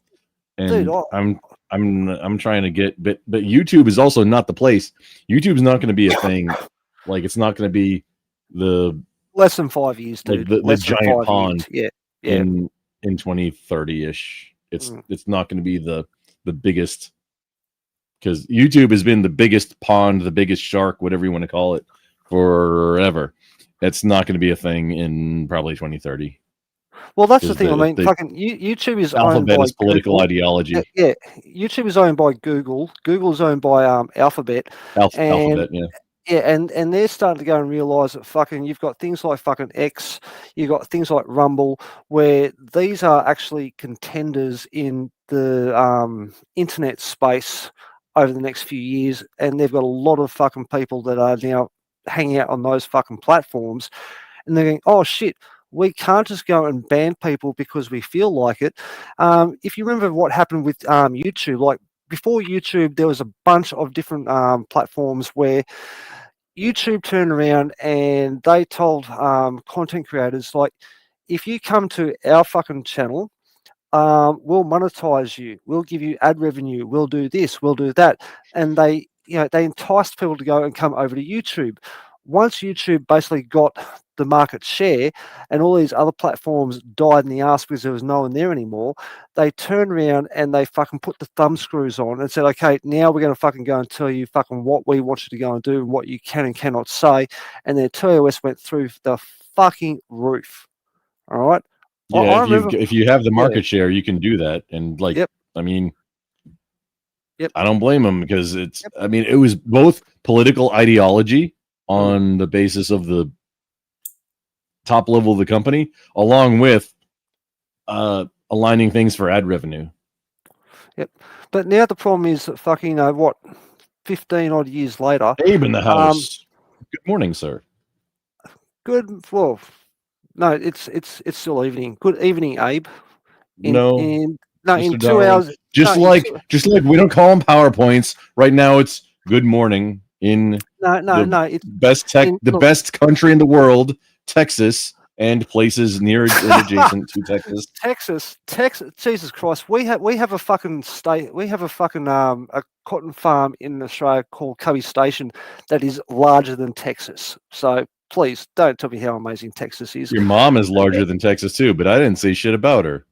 Why you got to bring that up? I appreciate that. Why are you making me be mean? I appreciate that. But, I should suggest you should go see a doctor and go. Shame on you. No, get a fucking jab in your ass with penicillin because fucking if you've touched my mum, fucking, well, she's a bit of a grotty bitch. So but hey, that's a side issue. Now where were we? You speak ill about your own mother. How? Oh fuck yeah. Oh no, she's gutter trash, dude. I don't care if she is. Still don't talk bad about your mama. Come on, dude. Nah, fuck her right off. She's the sort of person. That's private business. Don't air your dirty laundry in public, dude. Hey, I have no fucking issues saying it, dude. If I walk down the street and I saw her get hit by a car crossing the road, I would not call an ambulance. I would not call the police. I just keep walking down the street. Wouldn't even fucking look twice and keep walking. That's the sort of person she is. And you have to really. That's the sort of person she is that you would not help her if she was in dire straits. Yeah, no, that's not, dude. That's not. I mean, just to get it clear, your messaging right now might need a little bit of massaging. It sounds like you're the dick in this situation, not your mom. No. The way you described it. No, I know what you meant, but the way you said it, it sounds like you're the asshole in this situation, not your mom. Put it this way, Carney, am I way off on this one? Possibly, if you won't let me go and answer the question. I'm way off. If you let me answer the question. Was my assessment? No, dude, you're. I was thinking the same thing. No, look. Okay, so thank you. I appreciate it. That chirp, love it. That dog. Yeah, no, there are some people. That's not a dog. That's a fire alarm. Oh, Jesus Christ! Change your fucking batteries, dude. Put the batteries in the fucking fire alarm. It's not that hard. No, he's stealth. He might. You don't know where he lives. He might need to have that so other people know that he's one of them. No, it's a dog. Is that? No, that's a smoke alarm. This is why Carney is. That dog did not make that sound. Yeah. Oh yeah. A lack of a new 9-volt battery made that sound. Oh shit! Wait, hang on. I might be mistaken. You've been mistaken quite a lot tonight, Grumple. I'm sorry, mate, but wow. Wait, hang on. Carney, do you have headphones on, or can your dog hear me? No, I have my headphones. You have headphones? Oh, I could talk to your dog. Okay, never mind. It's if the dog can't hear me, then I won't sing a lullaby to your dog or nothing. Don't worry about it. No, like I said, he's He's 22 years old. That's a He's long hurting. time for a dog. Yeah. For that little guy, yeah, it is. Why don't you bring up his bed next to you and just, put a hand on him and just like give him a fucking bit of a pat, so he doesn't. Or have you already done that? That's my sister's. So. Do you need a recipe or? For an old and not much meat. I mean, just you could make like ramen. Just saying. I might have a recipe if you're interested. I am a Texan after all, and got a recipe for almost everything. So one of my favorite foods. If you want, I'm not saying I'm not saying do anything. I'm not implying anything. I'm saying I probably have a recipe for whatever you need. But please continue. My bad. I didn't mean to interrupt you. Oh no, it's all good. I've had canine and feline, so. Yeah, I'm trying to find where's it. Was it? Now you can make it sound all sexy when you say it like that. What about South Korea? No. Yeah, South Korea. Fucking was it the Olympics in South Korea? National Geographic did a whole thing about the back streets of South Korea, where they were like, you could pick out a dog and they would strangle it and then make food for you. That was done back by streets National. Back. All right. Please, God, never ever see fucking Backstreet ever again. That's fucking horrendous. But yeah, fucking. Oh no! Now I'm gonna do at least 3 on next karaoke night. Oh, why, Grandpa? Why do you hate me, dude? Why? Because I'm gonna make a medal though. Oh, okay. Did you hear? Hang on, you were there. You heard me do "Take Me to Church," right? Chat loved it. And like, oh, this version sounds way better. Like, no, that's the thing. It just did like a little bit of metal. But dude, I was probably pissed as fucking don't expect me to go and ask questions fucking the day after. I'll be like, oh, what did you do? I lost at fucking karaoke, and I talked and I sang fucking MC Hammer, and after that I was just like, oh shit, there was too much alcohol. It was way before that. I went to sleep. Oh, okay, fair enough. It was probably like years before that. One. Years before. Look, we got Threnody, which is like the name of a song, I guess, for the heroes of Durenstein 7. In that case, this is a song in the name of a victory of a battle that we had. Bam! We get more honor. Now, Threnody for the heroes of Rivoli 5. Bam! More. Bam! 200,000 creativity. What? 80,000 Yaomi. We got to earn more Yaomi. Okay. We got to calm down. Please continue. We got to earn more Yaomi.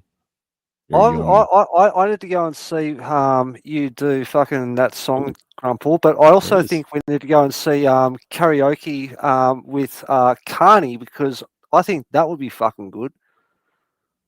I'm thinking something with a bit of fucking bass and growl to it, like a good hard song. Like everything I do? Which one? Or the one from Cheech and Chong? What is it? No. Mexican American? Yeah. No, not really. Or what about that other one? You can do it. You can do it. I can. All right. Hey. Okay. Grumple, my name is. If you really want to know my real name is no.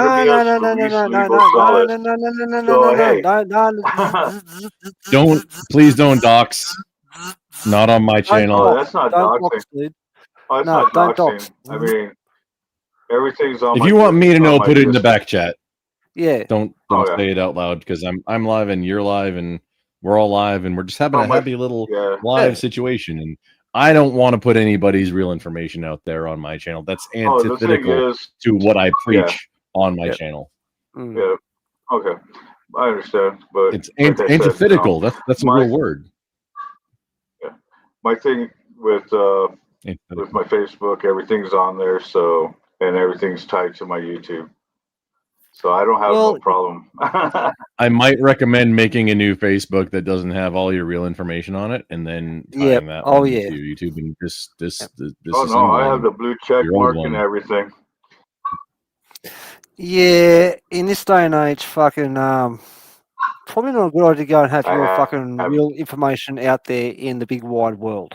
Okay, because there are, how do I put it? There are crazy people out there. There's a lot of crazy people out there.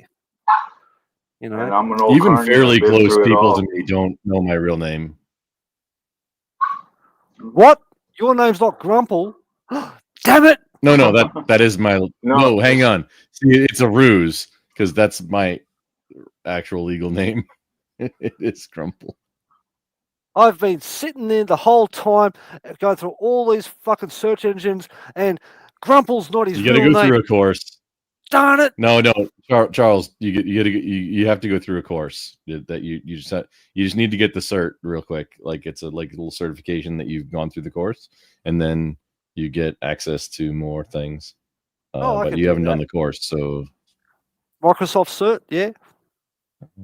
Yeah, you got to get certified in PowerPoint presentations. Yep. Oh, yeah, okay. Well, in that case, I shall go along and duck off and do that shortly. Just not right now, because I'm having fun. Tomorrow, I don't know. I might get bored. You sexy bitch. Me? What the fuck? Grumple? Stop, Grumple. Take me out of your imagination right now, okay? No, you can't. You can't control what I do. I don't play with fucking someone else's control. Okay, you have yours. I have mine. You go do your thing. All right. It's all good, bro. Now I'm just walking away with my bum to the wall, just in case Grumple fucking looks at me like that again. I mean, I feel dirty. I feel dirty, man. You can't stop it. Just FYI. Also, just hey, so here we're at currently. We're at the point where we're at 2.7 septillion of our drones and keeping the drifters like well knocked down, and we're getting all these victories in combat. And now we're exploring an exponentially increasing quantity of the not even known, just actual the finite universe. What's that word? It's going up. What's that word? We're turning. It's like, and then we're turning things like it's just as soon as we get there, available matter is zero. We're turning it all into acquired matter. We're acquiring all of it, and then it's immediately getting turned into wire, and then that wire is immediately getting turned into paper clips via our factories that are also increasing exponentially. I was going to ask, what's that word for? There's a number where there's like, I think it's like a million zeros or some shit. You put a 1 in front of it and there's like a million zeros after it. I can't remember what it's called. Yeah, like I think the biggest number that anybody knows is actually a Googleplex, and that's also the name. Google. That's where fucking Google came from. That whole fucking Google zeros. is a number, and then a Plex is a number, and then a Googleplex is like a much bigger number. I forget which one, if a Google or a Plex is bigger, but Googleplex is also what Google named like their campus back in the day. I don't know if it's still a thing if after Alphabet, like when it was just Google before they had a parent company of Alphabet. I don't know. I don't know what they do now. I don't care. I block all of Google at my perimeter, except for Translate, Maps, and YouTube. Look, I'm gonna be honest. I like that movie about the two old guys that needed a fucking job, where they went to fucking Google and they got a job. I did like that movie. I forget what it's fucking called, but fucking they were grumpy old men. No. No, it's fucking Walter Matthau. It was Owen Wilson and fucking the other dude fucking in what's that movie where they fucking throw spanners at each other? He owns a fucking gym. I can't forget what his name was. Duck, dip, dive, and dodge. Yeah, fucking yeah, that dude, fucking Dodgeball. Yeah, Dodgeball. Yeah, the dude from Dodgeball, and the other dude, I'm pretty sure was fucking Owen Wilson was his fucking sidekick. Which guy from Dodgeball? There was a lot of people that you would know their names in Dodgeball. The dude from Dodgeball who owned the gym. Oh, Ben Stiller? I'm not a fan of Ben Stiller. Not him. I love his dad. Jerry Stiller is funny. No, Ben Stiller was the fucking bad guy. The guy who owned the fucking gym, fucking where. Yeah, he owned the Globo gym. No. You took so much from that movie in a bad way, dude. But yeah, no, fucking, they went and had a movie where fucking he was a watch salesman or some shit, and he got fucking fired, and he needed a fucking job, and he went and got a job at Google as a fucking an intern or some shit, and he knew nothing about fucking technology or anything else, and you know. He was like on the shit team where fucking there's all like the other geeks who were like, no one to fucking deal with. And they went along, and it's a bit of a heartwarming story about how they actually became the fucking team that won the entire fucking thing, and they all got fucking jobs whilst everyone else fucking got fired. You know, I think you're thinking of Tom Brady. Oh, I don't know what his fucking name is. Like, isn't Sean Brady Tom Brady? Isn't that a footballer? I don't know. Yeah. I don't know. He also is a footballer, you might say. Didn't he get fucking divorced recently? It was bad. Let me have a look. Divorce is usually bad. Yeah, let me have a look. Fuck, I have to go Google this shit. I'm sorry, Grumple. I'm going to use Google. I apologize, dude. Wait one. Wait, you actually use Google to search for things? You are a degenerate. Well, with your PowerPoints and shit. Get your PowerPoints out of my shit with your Googling and PowerPoints that aren't a present. And that aren't your PowerPoints that are electrical receptacles that have switches on them, not a presentation of slides that make people fall asleep. Fuck out of here with that shit. No, look, I fucking hate what is it? I hate Edge. Edge is fucking garbage. I won't fucking play with it. Edge is a Chromium-based browser, as is literally every other browser that you are going to interact with, except ones that are based on Firefox. There we go. Which is very few. Even I use Brave primarily, which is a Chromium-based browser. With Edge is a Chromium-based browser. Chrome is a Chromium-based browser. Chromium is the open source project. However, Google does most of the contributing to the open source project, and that's the basis of Chrome, the Google browser. You're talking even Opera, which Opera GX, which is like, the slickness. Opera is now just based on Chromium also. Opera used to be an entirely separate independent browser. And there was a point where you had to pay for it too. Same with Netscape. There was like a point where they were charging like $20 for it, I think. Was back in the day. Netscape. Whatever happened to Netscape? Is that still around? Well, Netscape became the Mozilla project, which is where Firefox comes. Yep. Yeah, that's where we get Firefox now. I miss Ask Jeeves. Is the basis for a lot of other browsers. With the other privacy one. So I use Brave, which is Chromium based, and then LibreWolf, LIBRE, LibreWolf, which is Firefox based, as my two main browsers. Yeah, look, I mean, I used to like fucking Firefox back in the day, and then Firefox, I can't remember what it was, but they did something and I didn't like it, and I stopped using them. Probably because you saw the movie of the same name and then saw Angelina Jolie's tits in it, where it was like about lesbian teenage whatever. There was some really questionable shit about taking advantage of kids in it. However, Angelina Jolie's tits were in it, so Firefox wins. No, there was something they fucking did in IRL. Fucking, I was like, oh yeah, I don't know about this. And then Google sort of became a bit better than fucking Firefox, and they kind of took over, and they became the new fucking default fucking browser. I think Carney agreed with me. Angelina Jolie's tits were in it, so by default it wins. Yeah. They're not there anymore. Bare Jolie tits. Before she had the vial of Billy Bob Thornton's blood around her neck permanently. Those married tits, for a while. those tits are no longer there, dude. In the 90s. She had a mastectomy, a preventive mastectomy A against fucking mastectomy? breast cancer. Oh. Yeah. Like she had her tits cut off just in case she got fucking cancer. So those tits are no longer there anymore, dude. That sucks for her and everybody. Yeah, true. Very true.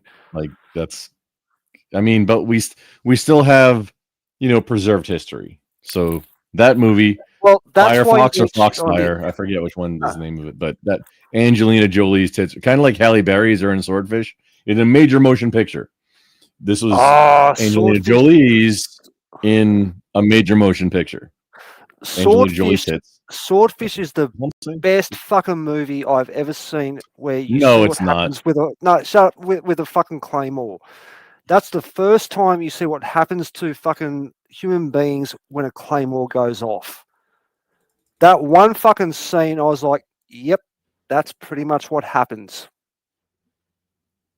And I think Grumple knows what I'm talking about. I don't know about anyone else here, but yeah. Honestly, I don't remember. I don't remember that scene because you just remember the one scene about, I think it was Halle Berry sucking off the dude and like somebody else having a pew to his head and saying, "Hey, you gotta do this crazy hacker thing."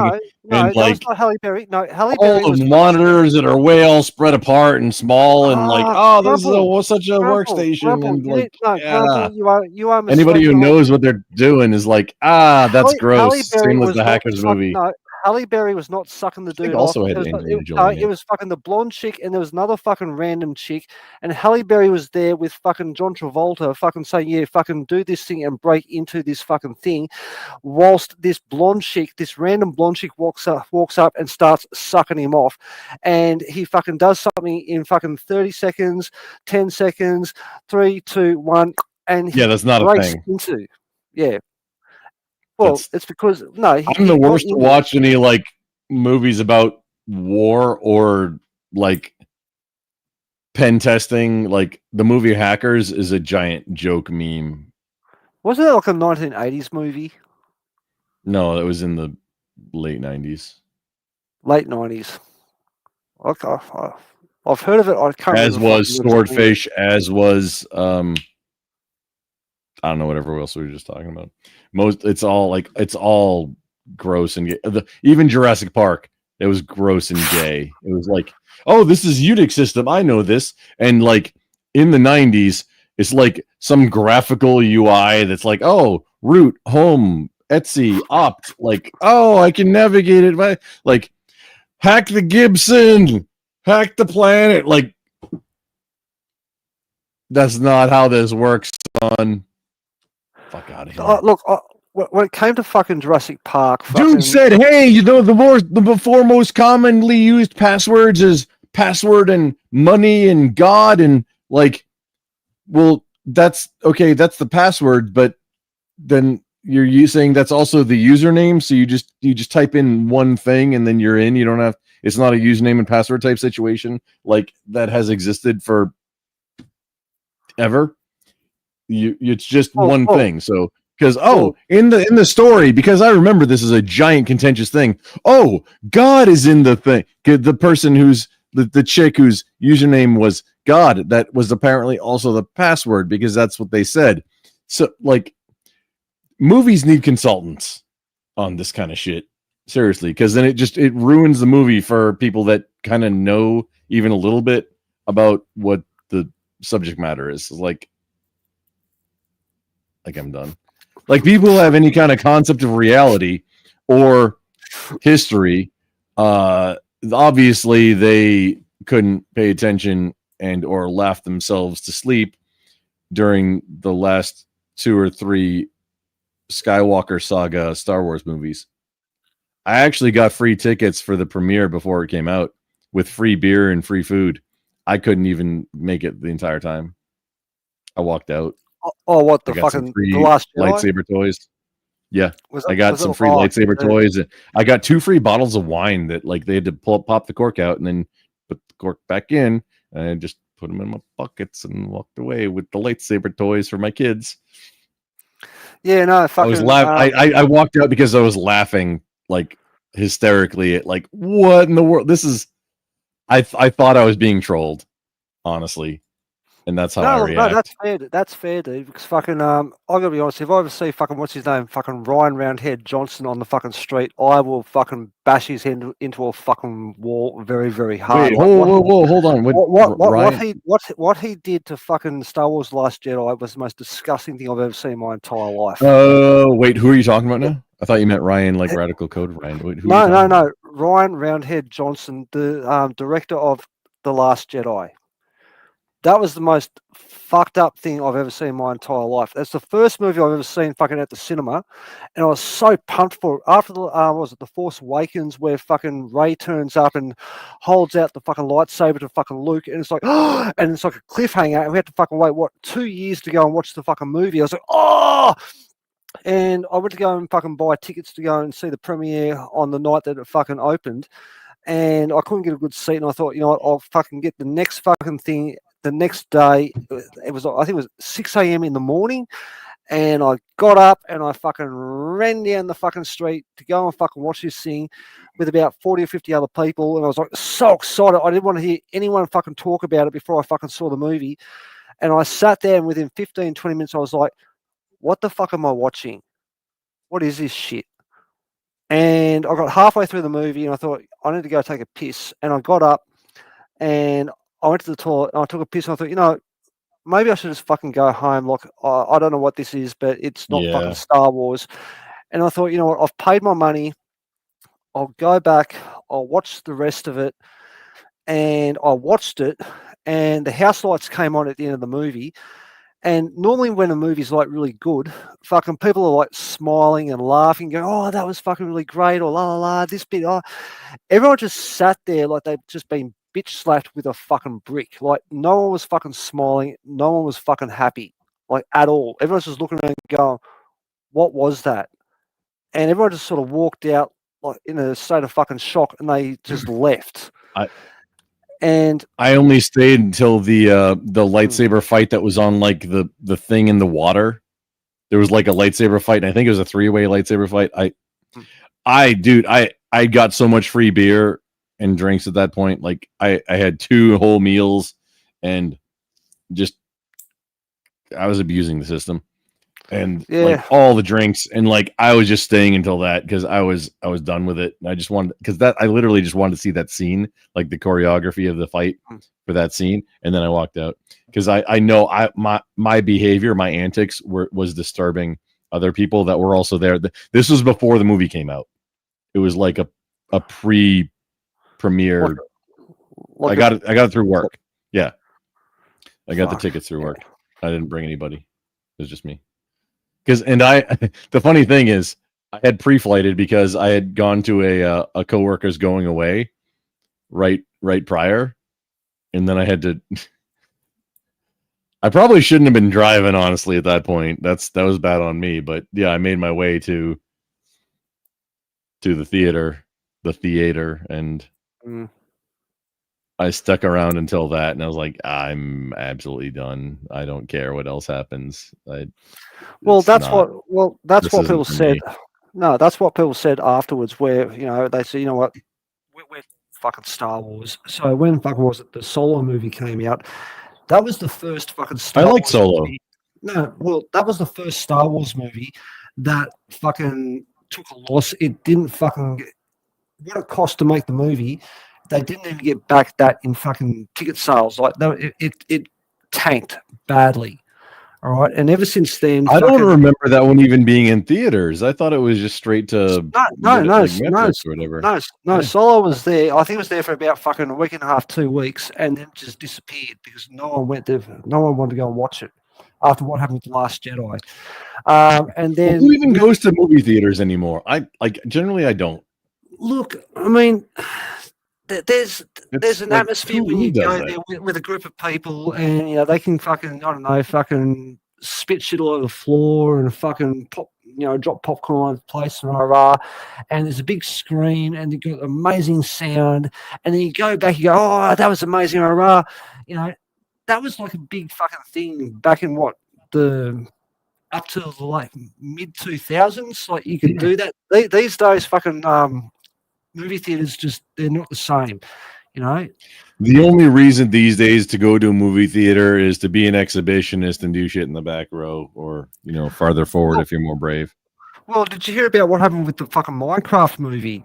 Apparently, there's something about a fucking the Who Minecraft does dirty things while watching a Jack Black movie? That's gross and gay. No, fucking with the Minecraft movie, I haven't fucking seen it, but there's a whole thing. This went around the world in fucking various countries where apparently there's a fucking chicken thing. I don't know. And when people see that, people went nuts and they'd start throwing shit and carrying on all the rest of it. You'd see fucking videos about fucking people throwing fucking fire extinguishers and shit into the fucking crowd when that fucking one scene happened.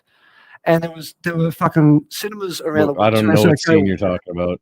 My kids saw the movie. I wasn't interested. Yeah, no, you can Google it, dude. Fucking with the Minecraft movie where people went crazy and they fucking they harmed other people. Could you say what exactly the scene you're talking about is in like a sentence or two? There's like a zombie on a zombie on a chicken or something. Yeah. Wait, let me fucking find it. If it's like a scene that's a couple minutes, I mean, yeah, we can make it transformative and just so that I and everybody knows what you're talking about. Also, wow, hang on, is that right?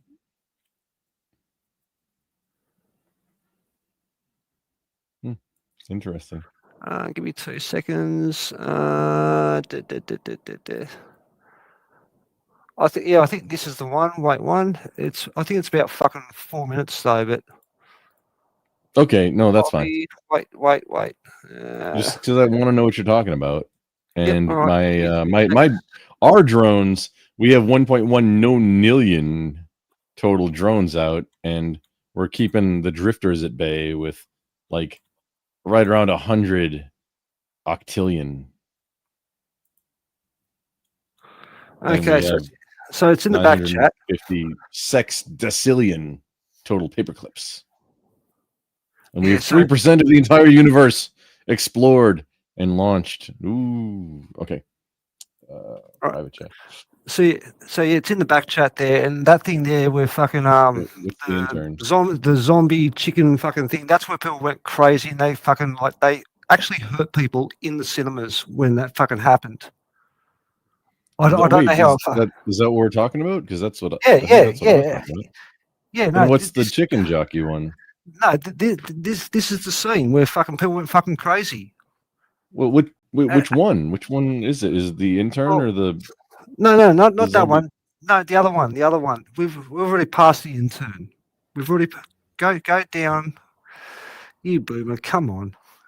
You know how it works. Hang on, I have to switch it over so there's sound. Okay, yeah. So where it says zombie chicken with a link, that's the one you need to go and hit. Okay, except this is here, so chat. I didn't see this one. No, I have it. Look. Oh, okay. Yeah. Oh no, it's not there. Just I have it, so we're gonna. Oh, okay. So so that not that dude. Having said that, we have rules. That dude. Oh, there's Vince Vaughn. Questions. You are going to raise the green paddle to indicate yes, and the red paddle to indicate no. Who is this actor? Having a beer with your boss. Some of you are under 21. Some of us aren't under 21. So if you want to grab a cold one with me, I'm happy to do that with you. I will not be grabbing a cold one with you. You get high? I don't get high. I'm not judging. I'm just saying. That being said, if you want something cold to drink, we'll hook you up. Okay, thank you. Just stop talking to me. I'm your Bill Holden in Star Trek 17. I really don't get that reference. Google it. I don't know. Vince Vaughn being he plays himself. Kind of like Adam Sandler just plays himself. Vince Vaughn just plays himself and everything. Got it. Dating a fellow intern.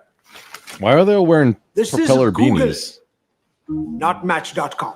No, that's frowned upon also. So we'll say no to love. We'll say no to love, yes. It's going to be a no. Is a one-night stand considered dating?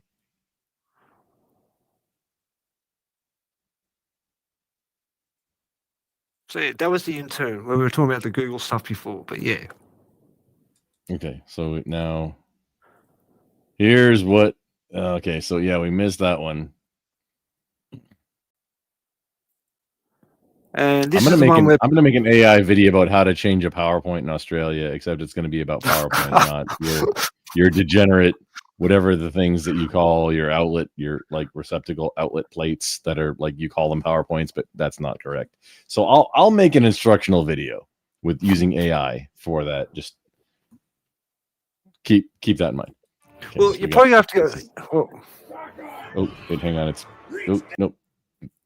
You unmute the tab, rewind all the way, and then turn the speed up to 1.5 at least. There we go. Is that Jason Mimosa, whatever his name is? That has also wearing a T-shirt with his own face on it. I have no idea, man. I've not seen the movie. Me either. I know these things down here. These are called villagers because my kids play Minecraft.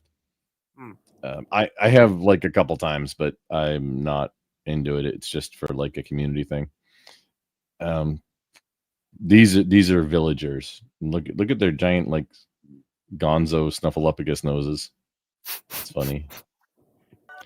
I think that's a zombie. Yep. And this is where, fucking people went fucking crazy in fucking cinemas when that happened. Like literally, fucking people would start throwing food. They would throw drinks. People would actually find. What, they were mad at it, or they were very happy, or what? Why? I don't know. It was like a whole fucking worldwide thing where when this happened, people went fucking and start fucking throwing shit in the fucking cinema. People got fucking hurt badly. Like you can Google fucking pause. I recognize the I recognize the voice, but yeah, but if you guys like, okay, I get it, Grumple, you don't do Google, but if you fucking Google fucking Minecraft movie banned, first thing you will see is fucking that Minecraft movie itself has not been banned, but then you go down fucking the list, BBC. Oh, so you said Minecraft movie banned. I was assuming it was like a musical band. That's what you meant. Not banned. Cinema bans children from Minecraft evening shows. Fucking UK cinemas, blah blah blah. The Guardian cinemas threatened Minecraft movie audience over fucking blah blah blah. Yahoo, fucking, it goes down and down and down and down. All this sort of shit. NBC as well, because people went fucking mental for some unknown fucking reason. Apparently, it's a fucking TikTok fucking thing where it's like, oh, let's go crazy fucking when you see this fucking part of the movie and fucking try to harm people. And there were cinemas that actually banned the fucking movie and refused to fucking play it at all because of what happened around the rest of the world. It was insane. Like, but that's TikTok for you. You know, if you fucking play with TikTok, well, guess what? Your brain's already fucking cooked. Unfortunately.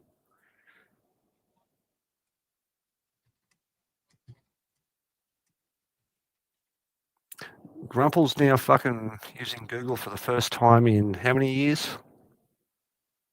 Wait, I've done what for the first time? Did you just fucking try and look up Minecraft movie banned? I saw that look. I saw that look. I don't think that's worthy of a response. Even. Let's finish this.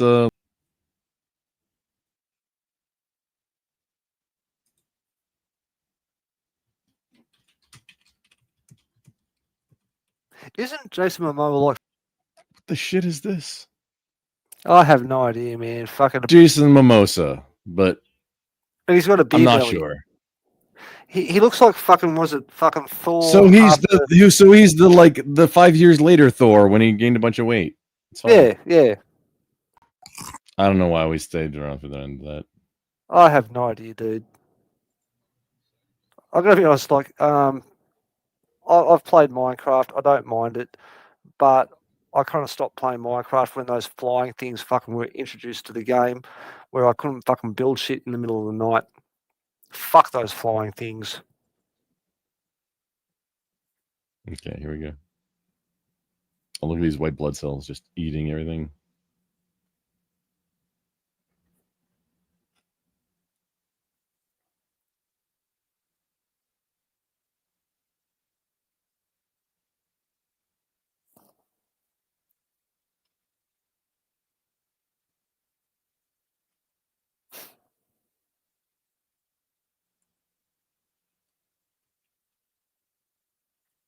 Flawless victory. Oh, defeat. Wow. Okay.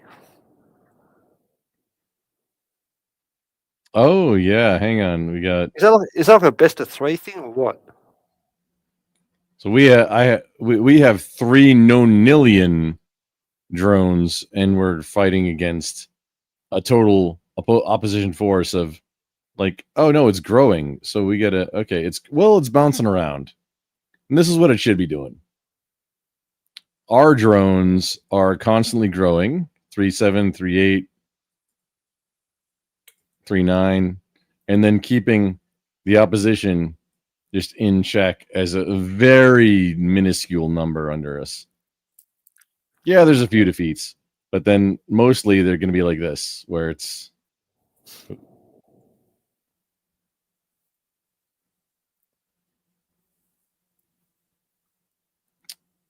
what do we do? I guess we do harvester drone.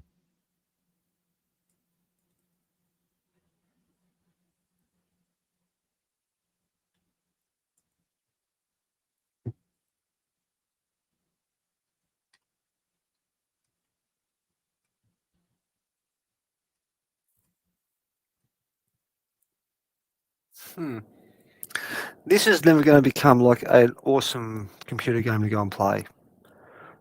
We shall fight the other drones. Grr. Well, it's not really a game, because you can't impact this at all other than like the stats, manipulating the stats. Fair enough. I have to question now, how much money am I getting out of this game? Because, there is no money now and no Earth currently. Well, I don't know. Give me fucking crystals or something that, show I can that give you have a shiny wheat penny. Would that help you? Would that make it worth it for you? That would make it work. Yeah, I shiny could deal wheat with penny, that. like a shiny one. A shiny one? A shiny one, yeah. Okay. I'll wheat take that. penny. I don't know what a fucking wheat penny is, but fucking if it's shiny, okay. It's an old penny that's kind of rare. Not worth a whole bunch. Like just if it's a wheat penny isn't necessarily mean it's worth anything, but they are a very smaller set of coinage than a lot of others.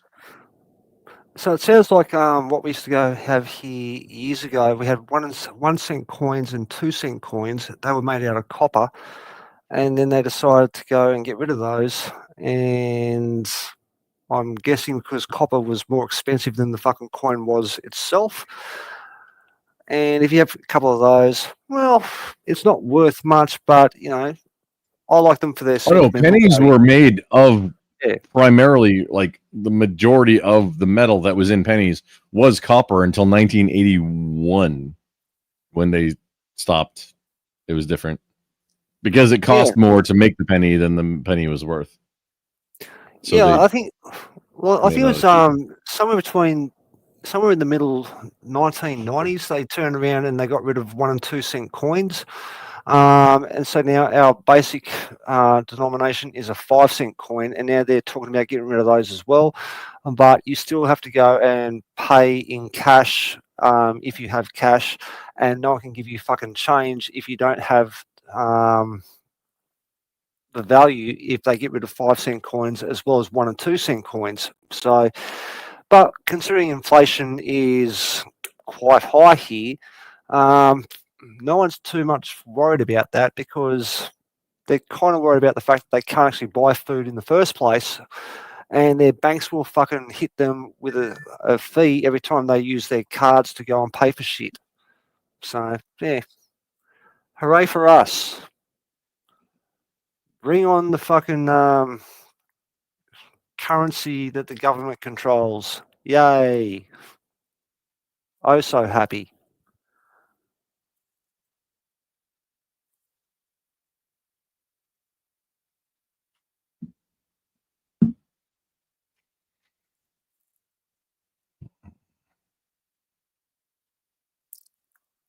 Come on, Black Dots. Come on. Yeah.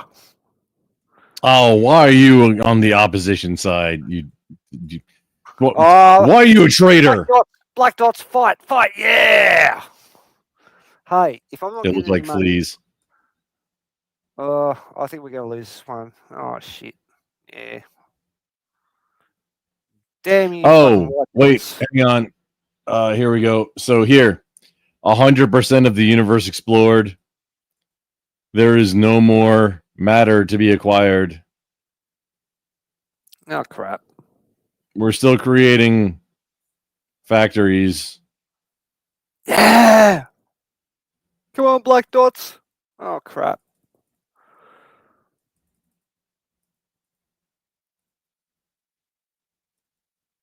So once everything's been found, do they start turning around and breaking down the factories in the same process?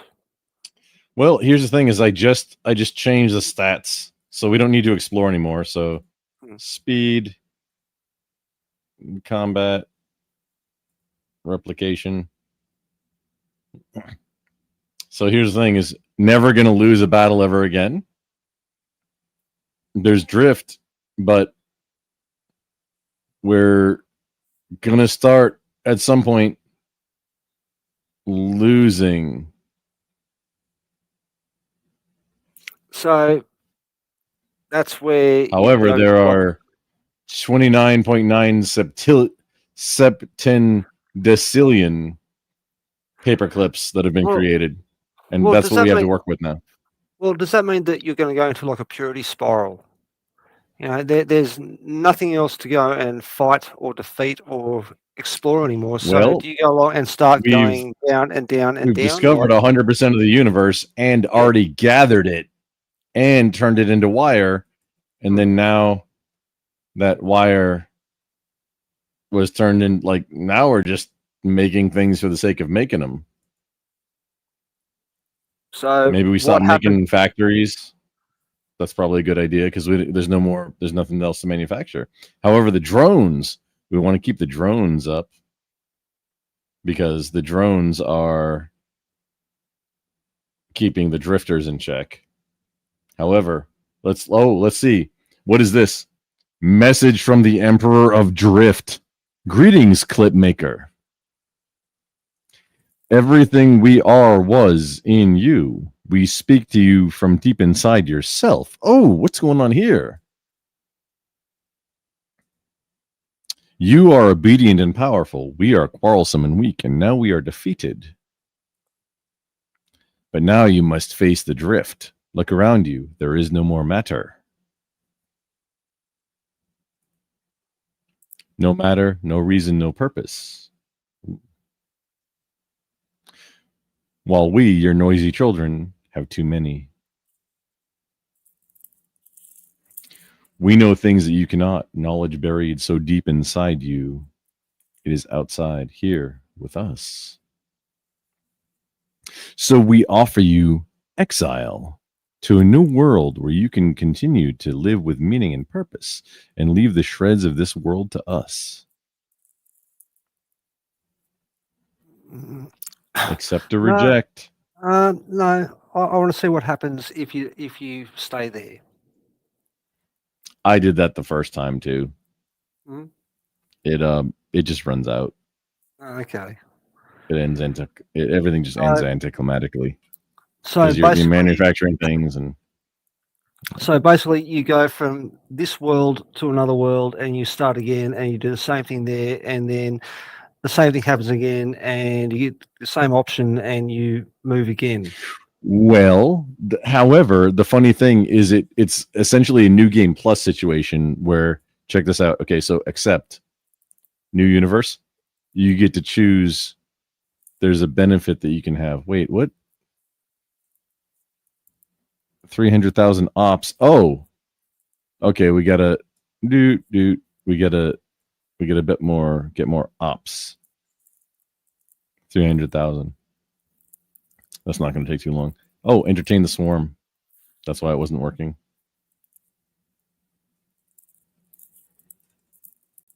And there we go. 300,000. We can get to it just now. So we have both choices. . . . . . . . . . . . . . . . . . . . . . . . . . . . . . . . . . . . . . . . . . . . . . .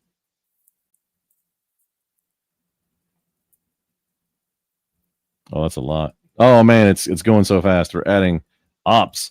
Oh, every 7 seconds? Really? Oh yeah, I guess they got nothing else to do, and we're putting it all into think. The universe next door escaped a nearby universe where Earth starts with a stronger appetite for paper clips, a 10% boost to something, and then the universe within escaped to a simulated universe where creativity is accelerated, 10% speed boost to creativity generation. This is how this game goes, this isn't even a game. But we're about to get into the crux of the matter. 10% boost to demand. Yeah, that's good for early game. And then we start over. Now it says, look, universe 2, sim level 1. It's universe and sim level. That's which one of those increment is which one you pick. And now we start over. This is how it started. We're literally just, you can change the price. Yep. You can purchase wire. You can't, I mean, you can purchase marketing, but it's not a good idea at this point. And you just make paper clips. So here's the thing. Yep. Well, hang on. Let me actually pull it up.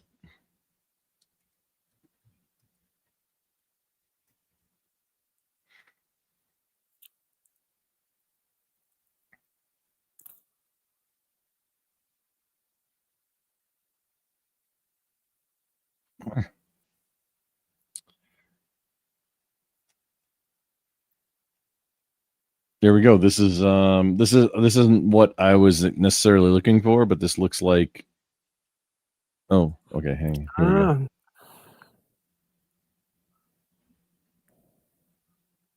This isn't the story that I remember reading. However, this is probably going to tell the story. It's from 2018. Yeah, this is probably going to tell the exact same story. Yep. No, yep. Just hold right there. I'm reading, dude. Well, no, you don't need to read. I'm going to read it for everybody. Oh, well, okay. Because that's what I do. This is what they do. Well, I mean, you play guitar and you sing. I mean, you shouldn't have to go and read at the same time. But okay, I appreciate. I appreciate sing in real life. Oh, come on, dude. Come on. I read. No, dude. I play bass at church. I play bass in the band, and I read. I read the lectern like.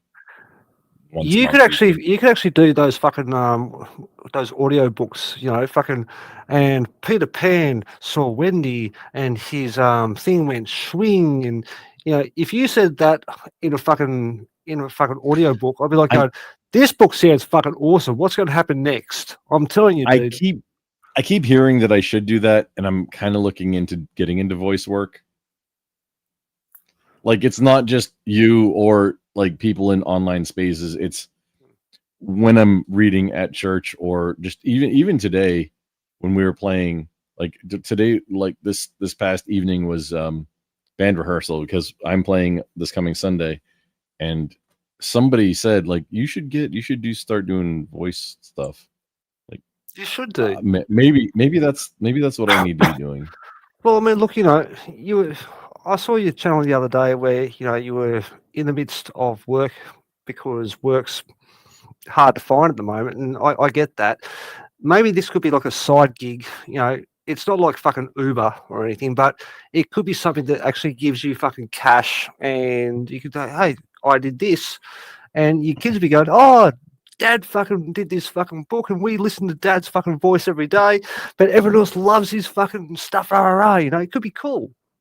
Get some. That's what one of the things I actually started streaming to do was I started like recording books that I was reading to my kids. I started just recording it and being live to record it, and then that was one of the very first things I did to stream, and like, didn't. Well, I actually got really good feedback for it, but you've got experience, dude. You've got experience, fucking, you know, and you've got fucking the technical skills where you can go along and go, okay, that kind of sucked and that was bad. I'll redo it and fucking mesh good stuff together and go, this is a flowing fucking story, and everyone goes, yep, that sounds amazing. You know. You know what I'm gonna do for like demo is all or most of the dialogue for the 1986 Transformers movie, and maybe I just need to start doing that. Well, hey, why not? You know, that's a good fucking practice run. Seriously, do it. And the only reason I even got the idea is I saw some dude who's doing like some voice work as his demo, like on a YouTube short or a TikTok or something. He was redoing all the lines from Mirage in the Beast Wars, in the Beast Wars Transformers movie. Like, hey, you know what? I could do that for this one, not for that movie, but for the original, like the OG, because I'm old and it's old. And like, yeah, I can do that. And then, hey, maybe that could be my demo. I just haven't done it yet. I have the idea. I just haven't done it yet. But based on conversation that I had today while I was at rehearsal, like, I guess I need to get on this because maybe that's what I'm supposed to be doing. Something somewhere with just broadcast voice.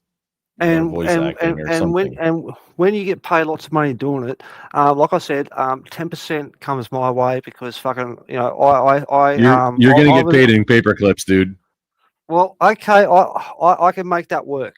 Okay, if the paper clips are made out of gold, that would be even better. But you know, we'll see how things go. You can't melt them because you don't know how. No, not because you're not able to. No, I could do stuff with gold paper clips. Trust me, it's all good. They have to be fucking like, you know, what 99.9% fucking pure. This 18 karat gold bullshit fucking doesn't work at all. Right? If it's 99 point, if it's 4 nines, that's some bullshit gold, and you don't want it. Also, why? Unless you get a giant discount on it because you want like 5 nines at least. Well, okay, fucking give me fucking 5 Honestly, 9. you want to get Canadian Maple Leafs or Krugerrands. Well, American Gold Eagles.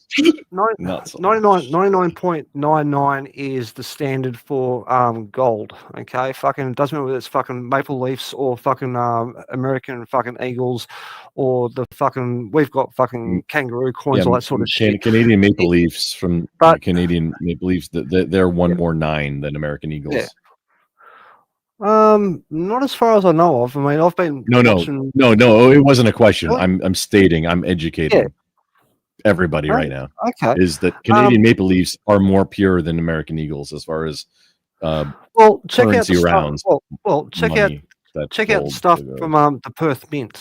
The Perth Mint fucking does all our fucking gold coins. All right, and they're all fucking stamped 99.99% pure guaranteed. Wait, hang on. Coin means it has a currency denomination on it. Are they coins or rounds? Well, there's coins. No, there's I know coins. I know about the Perth Mint. However, are they making coins or rounds? Because rounds are things that, you know, look like coins, but it doesn't have currency denomination on it. A coin has currency denomination on it. That's why American Gold Eagles say $5 and American Silver Eagles say $1. And Canadian Maple Leafs say whatever their Canadian money is. No, these things just say fucking it's fucking gold in Australia. Fucking so wait one. Where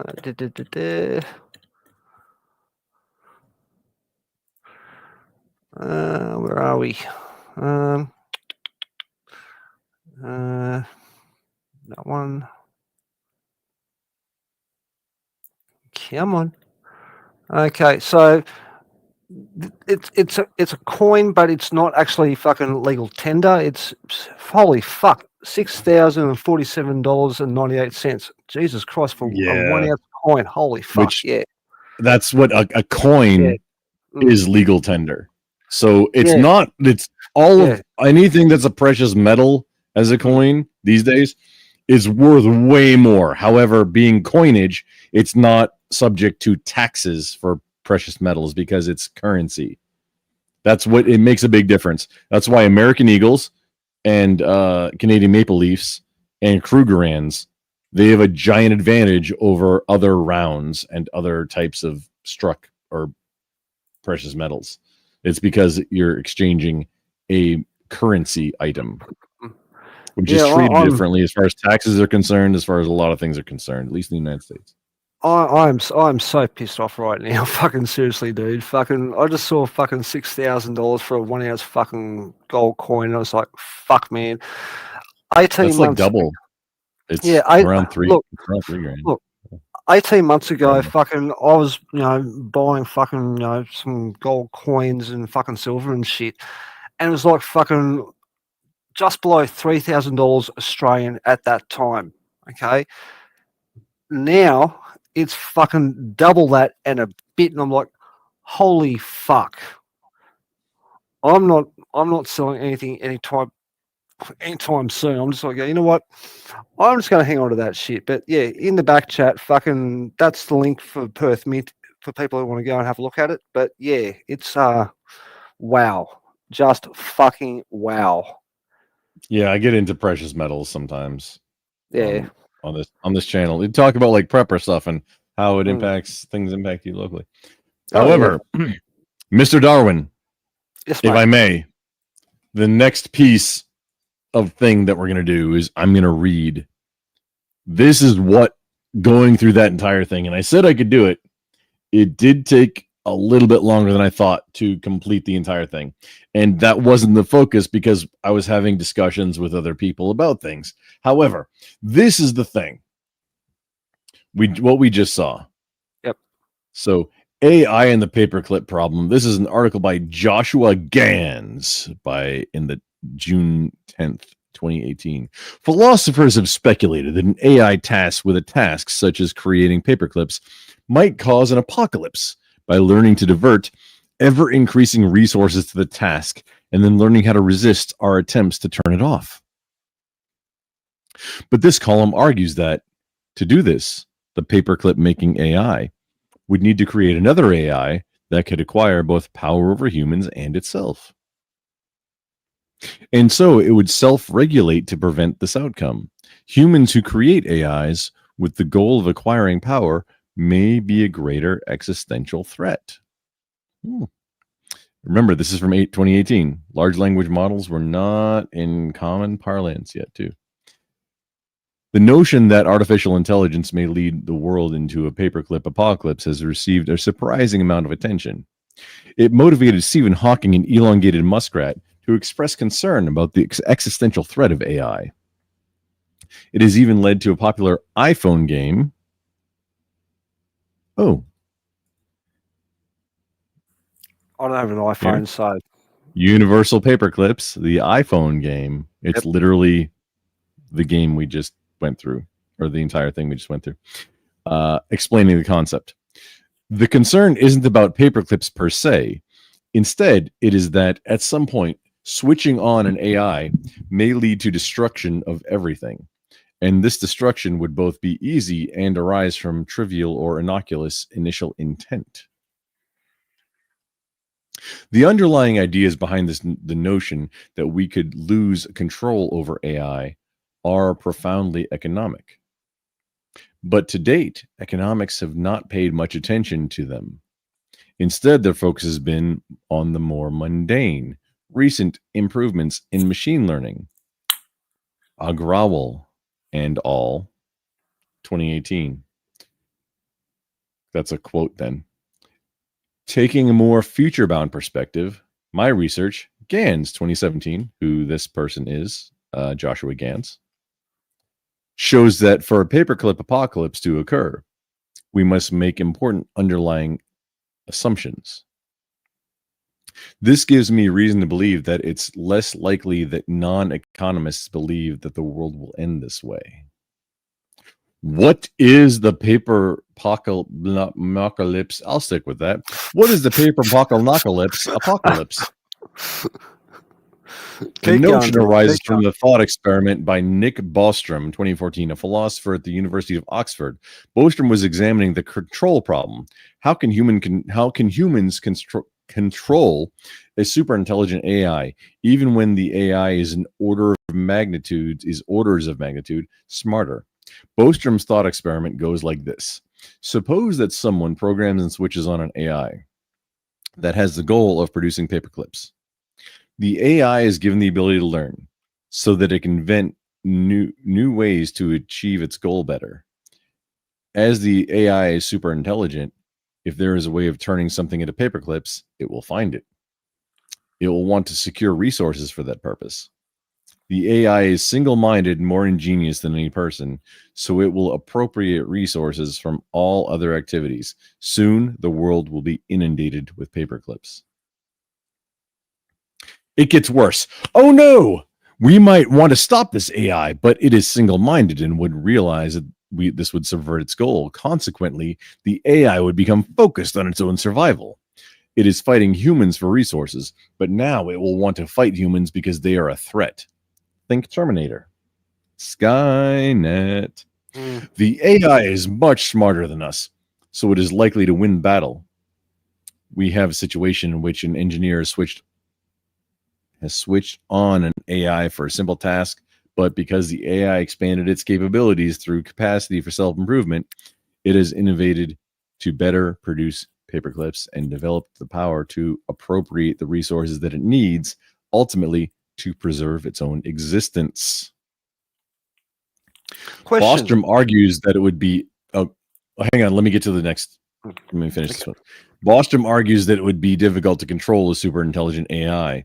In essence, better intelligence beats weaker intelligence. Tweaks to the AI's motivation may not help. For instance, you might ask the AI to produce only a set number of paperclips, but the AI might be concerned that we might use them up and still attempt to eliminate threats. It's hard to program clear preferences, as economists well know. The conclusion is that we exist on a knife edge. Turning on such an AI might be the last thing we do. A jungle model. What were you saying? I was going to go and say this sounds like the issue with nanobots, okay? Where you want them to go and make paper clips, but at the same time, nanobots will be making paper clips while other nanobots will be fucking taking the paper clip apart to make other fucking paper clips, and they end up eating each other. But it's also a very age-old problem where if you ever heard about golems, once upon a time there were like these clay men that they fucking did.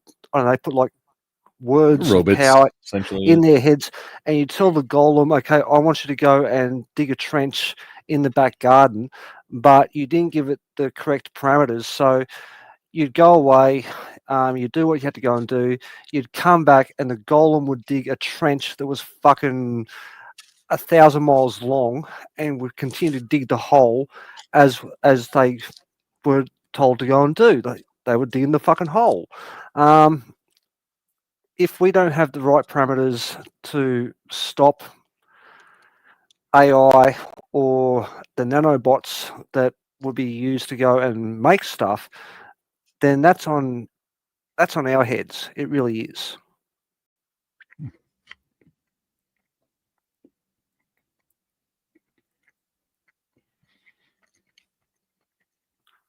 There's actually the premise in this situation is is that the created AI is actually smarter than the creator, which you have no way of knowing until you turn it on, and then. Well, at the moment we have AI. Okay, we're still sort of working on artificial intelligence, AGI. That's still being worked. Yeah, no, AGI is not happening anytime soon, and is not currently a thing. But if we ever get to the singularity, we are totally. It's just fucked. a smarter search engine. We're totally if stuffed. we get, so yeah, we're dunked upon. Yep. AI and large language models are not the way, and a lot of businesses think they are the way, and they're going to fail. And so that's what even if best case scenario, I wish Spiro was here, because he would he explains it way more eloquently than me, even though we agree on I think everything in this topic. Yep. If you have AI that's doing the menial tasks of any knowledge work type role, then you don't have as much or any need for junior people in that role. So we're on a time fuse where the elders, like the senior guys, the senior engineers or what coders or whatever doing that role, as they retire, there's going to be nobody that's ready to step up and be a senior thing, because there's nobody that was a junior one, because AI was doing it. Even large language models that were taking care of those menial tasks that used to be handled by the junior dudes in the space. Well, so we're already, even now, currently in the real world, right meow, we're on a time crunch where we're not hiring junior dudes in these niche fields that need to be getting the experience to become the new senior dudes to be able to keep things running. We are, unless something drastic happens, we are going to get to a point where, like, legit in the BattleTech universe, hey, yeah, we can't we can't turn this shit off because we don't know if it'll turn back on, and B, we don't know how to fix it or make a new one. That's going to be a thing. No, that's fair, dude. I mean, like, we dug our own hole with it, and the businesses, which it makes for, and I don't blame the businesses, because it's at a loss. If you want to be competitive, you have to do the competitive thing that everybody else is doing, and if everybody else is doing large language model AI to do the menial tasks instead of having junior staff in those roles, well, that's the outcome. It's even simple things, really simple things these days, dude. Where fucking, I know people where fucking I have to go and teach them how to go along and use a drill. Okay, like a basic household drill. Like, this is how to go and drill a hole in a piece of wood. Okay, if the drill doesn't fucking Wait, no, work, hang on. They didn't have a daddy. Pretty much. Okay, yeah, and okay. if the drill doesn't fucking work, it's like, okay, oh, I don't know what's going on. Okay, and I look and I go, okay, you're trying to go and drill fucking steel. That's a wood fucking drill fucking thing. So that's not going to fucking work. You need this type of fucking drill. Simple things like that. You need someone who has different that. Bits. Different bits, the capacity to go and show someone how to use the fucking tool in the first place. And if you need different bits, this is what you fucking need those different bits for. But what you're saying is that fucking there are people who don't have that capacity as they fucking retire or die. There's no one being taught how to go and do that shit. And eventually, fucking one day, in the workplace, yeah, you end up in a situation where it's like, okay, someone's sitting there looking at a drill going, that's what's what's already happening, like, right now in the current actual real world today, in current time. Oh, I don't Because discount businesses that, are taking advantage of large language models, which, hey, cool. You should be using them as a tool, not to replace humans. Yeah. Which, I mean, more efficient. I mean, arguable. But look, initially it sounds awesome and long time amazing. Oh, I can get rid of all my fucking staff because I have this AI fucking thing that can do shit. But when the AI fucking shits itself, what the fuck do you do? How are you going to go and complete those contracts or projects that you need to go and fucking do? Oops, you just fucking lost fucking your ability to go along and be competitive in any way, shape, or form. And the one or two people that you fucking continue having on your payroll are going to sit there just go, yeah, screw that. I'm not fucking sitting around to fucking go and pull your ass out of the fire. And at some point, shit will fucking go sideways. Even simple things like a simple fucking power outage will fucking shut an entire business down. Okay, we had a situation here in Australia, I think it was a couple of years ago. You got to have some kind of fallback to use paper. Like, no, well, I mean, I do.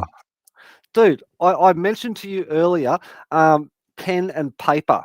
You should know what pen and paper is. You've been fucking a soldier. You know what the fuck it is. Yeah. No, excuse me, sir. I was not a soldier. Oh, I'm sorry. You're a Marine, okay? You go out and you and Marine. I can't stop being a Marine until they say I'm not. Tell me that's not a cult, by the way. Look. You can go and fight the Barbary. Yeah, no, dude. This is what I use. Yeah. I use a paper and notepad that I keep in my back pocket for this is my calendar and notes, and I keep cards for notes that I might need to take out.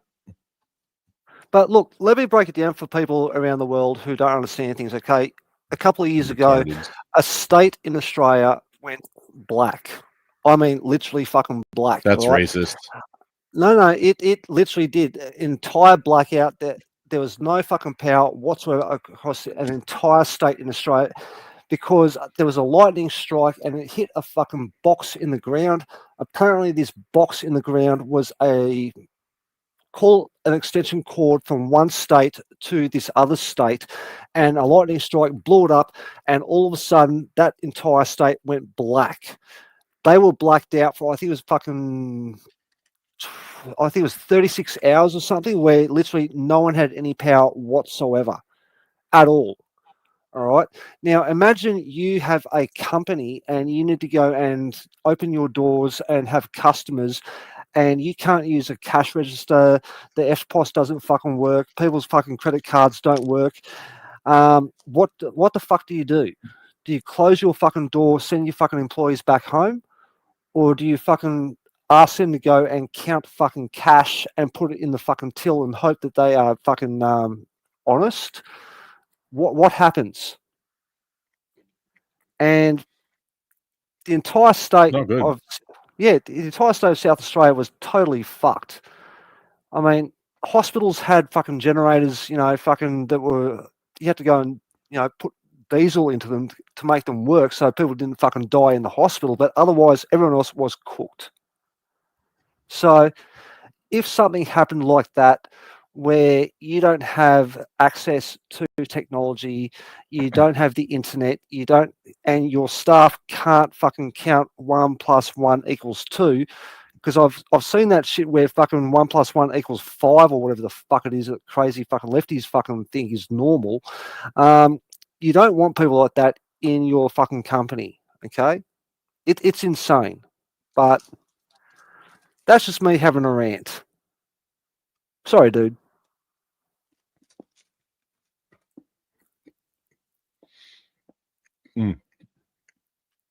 I'm trying to eat these energy bars that I've stocked up.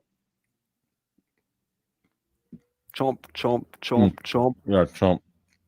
It's RX bar. I actually recommend these. Just don't buy as many as I did before, like knowing that they don't really store all that well.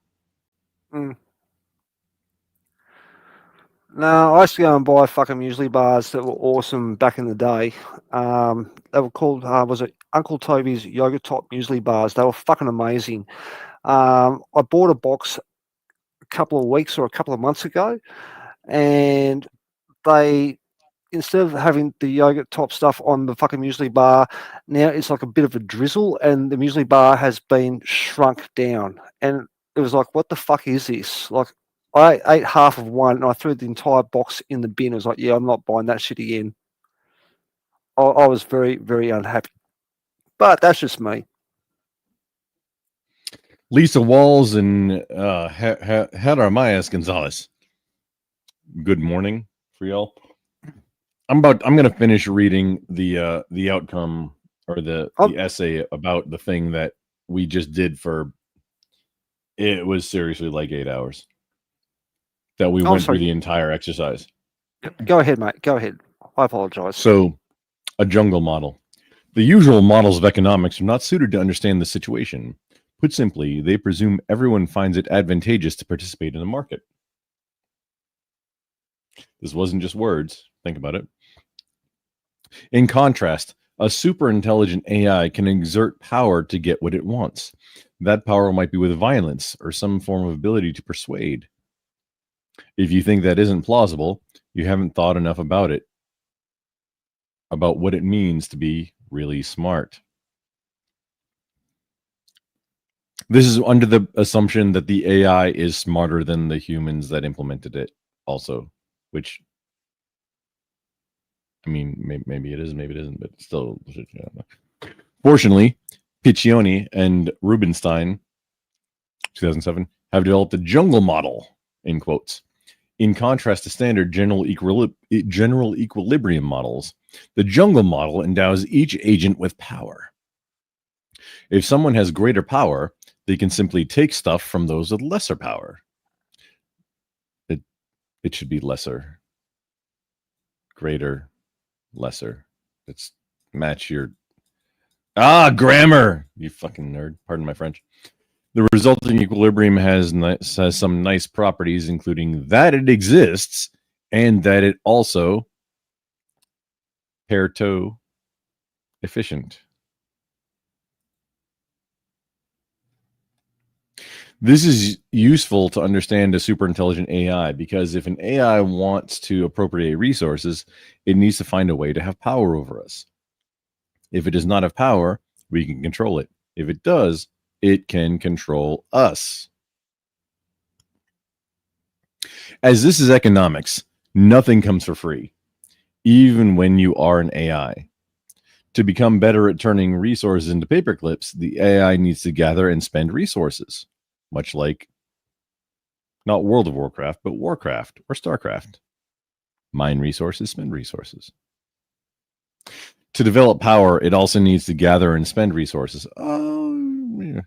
We clearly don't mind if the AI is more capable of doing the job, but the latter capability leads to a paperclip apocalypse.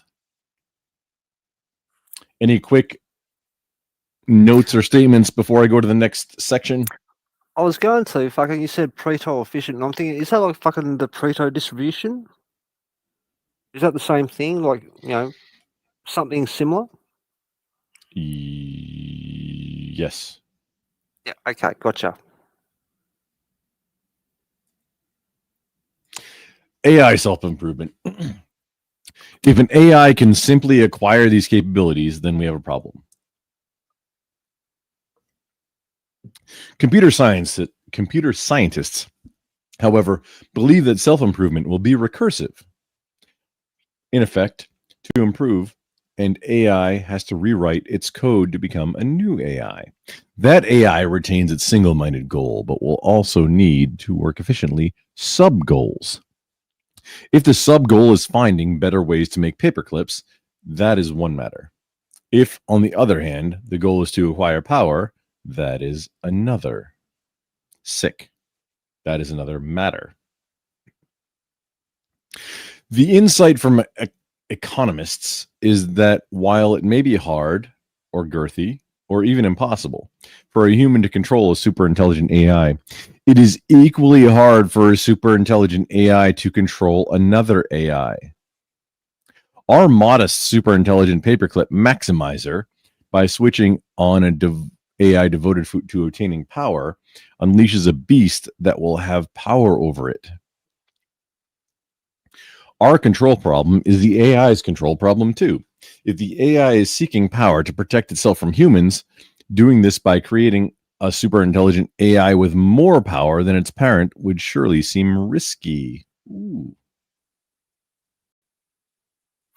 Curious. What happens if you get fucking ChatGPT against what's the other one that's fucking fairly popular at the moment? Grok. Grok, yeah. What happens if you Twitter get? One. Yeah, so if you fucking throw a topic on one of them and the other one has to go and answer and back and forth, what happens if they keep going? Do they fucking explode? Like, I'm curious what happens if you do that. It can cause actual heat energy. I mean, if the AI gets frustrated, I mean, they hard to get frustrated. But hang on, let me finish the thing, and then in between sections we do questions. All right. This has an upside for humans. If we were to create superintelligence based on a regular goal, that superintelligence would understand the control problem and its risks. Thus, it would not activate any changes that would result in power being released. We would not need to worry that it would gather power because the AI would self-regulate to prevent that outcome. This is a fallacy. The optimistic scenario is based on the assumption that AI would need to rewrite themselves.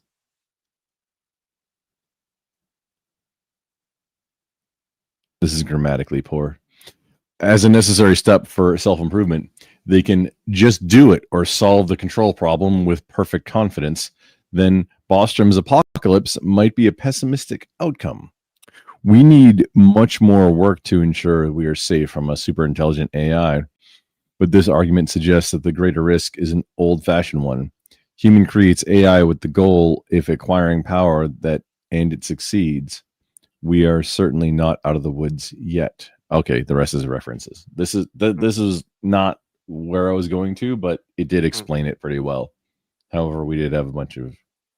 On a side note, you can tell that was not written by fucking ChatGPT because the grammar was kind of poor. Oh no, this was an article written by a dude in 2018. Yeah. Joshua Gans. How do people fucking get the ability to go and make an article where they can't fucking understand basic grammar and paragraphs and full stops and simple things? That's just me. I'm asking that question. You don't need to go and answer that.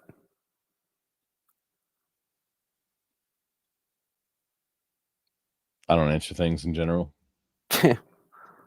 But what would happen if ChatGPT and Grok fucking had a topic where they had to go and argue each other? Would that, like you said, somewhere in the world, a data center would suddenly fucking have fucking fires and shit? Or what would happen with an argument between two AIs? I am curious about that. Depends on which one has more power, but depending on if they're originally coded by the same entity, they might have a secret language that they start getting into, and then you don't hear them anymore. Well, didn't that happen? I've seen this happen. Yeah, didn't that happen with it was fucking Google and I forget the other company, but they had two AIs and they had no fucking understanding of each other. They developed their own fucking language, and the engineers pulled the fucking plug and then spent the next fucking 6 to 12 months working out fucking how these fucking AIs developed a language to talk to each other. That was back, what, 10 years ago, I think? Possibly more than 10 years The thing ago? I was talking about was fairly recently, like last year or so. Mm. However, everybody working on the AI, everybody working on AI, and this is literally, I'm not being hyperbolic. Everybody working on AI and especially large language models, which are technically AI, they don't know how it actually works. Just like most things that humans do, we know, hey, input, I do this input, black box, and this comes out. So we create a black box, which is like a large language model or whatever. Then we put input into it, and we get this result outcome. So basically, we're in the situation right now where we don't have actually know how it works. There's no like visibility on the gears and like the worm gear and the Pitman arm and whatever is in between. But basically, what you're saying is we don't have Asimov's laws of robotics at all. It's a nice idea, but it doesn't work because fucking everyone's so busy fucking making these things, they don't understand how it fucking works, but it seems to work. Oh, dude, the laws of robotics aren't even in the picture yet because it's not even to machines that can act on reality, except the thing that it literally is, where in some cases you have large language models doing things, able to take action in the real world. Oh yeah, have you not seen the fucking? You got some that are doing stock like trading, like Forex and stock trading, which honestly, hey, I want to teach other people and get myself in on that game because I want to make more money.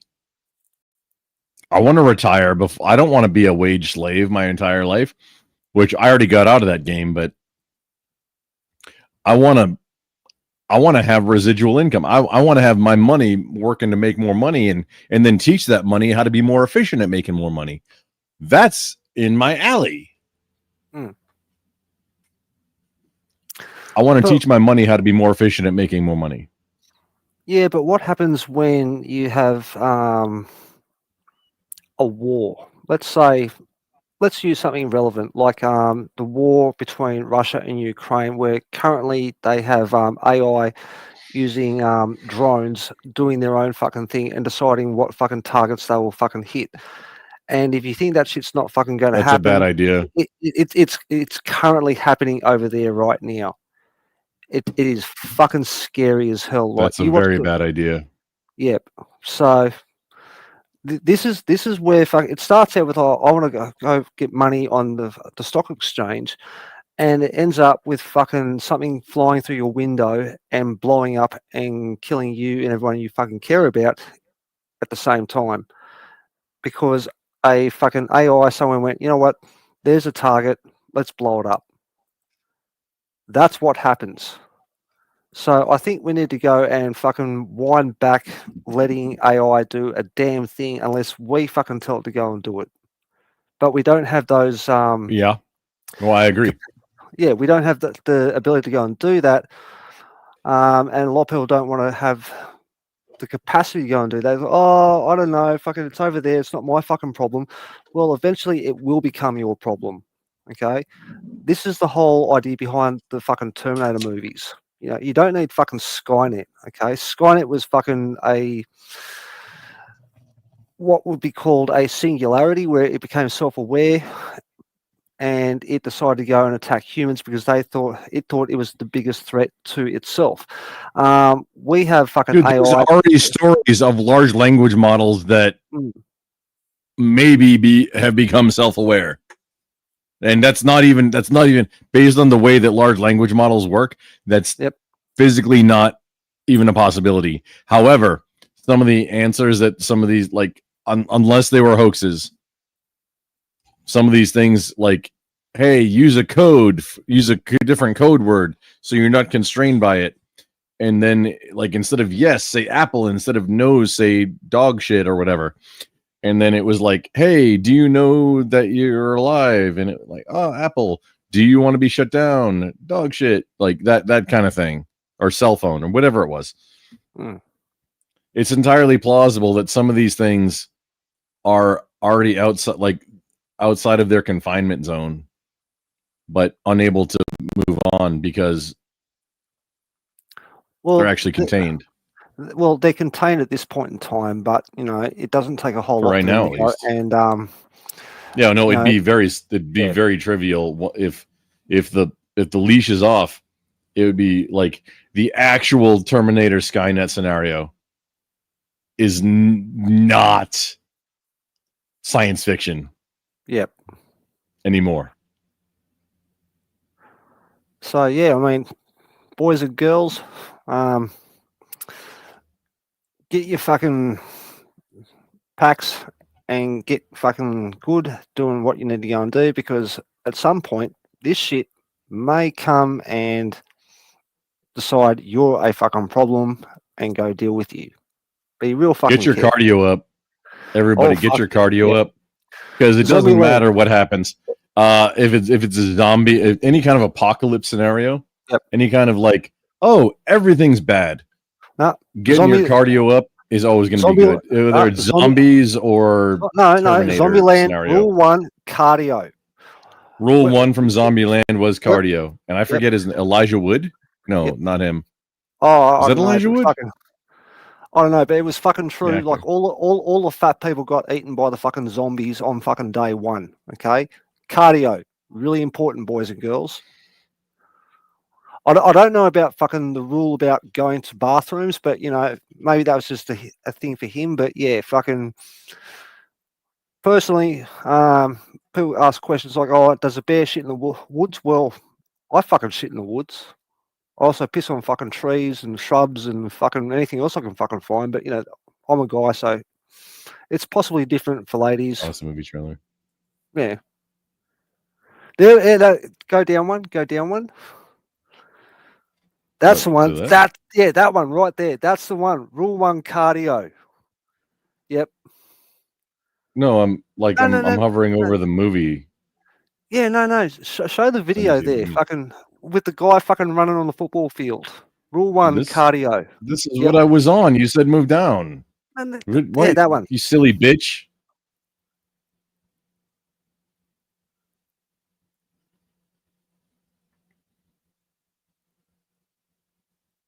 Yeah, this is the thing.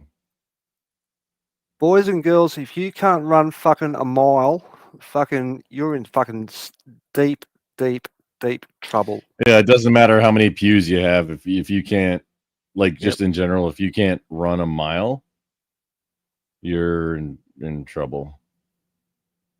In general, at life even, it's gonna come and bite you.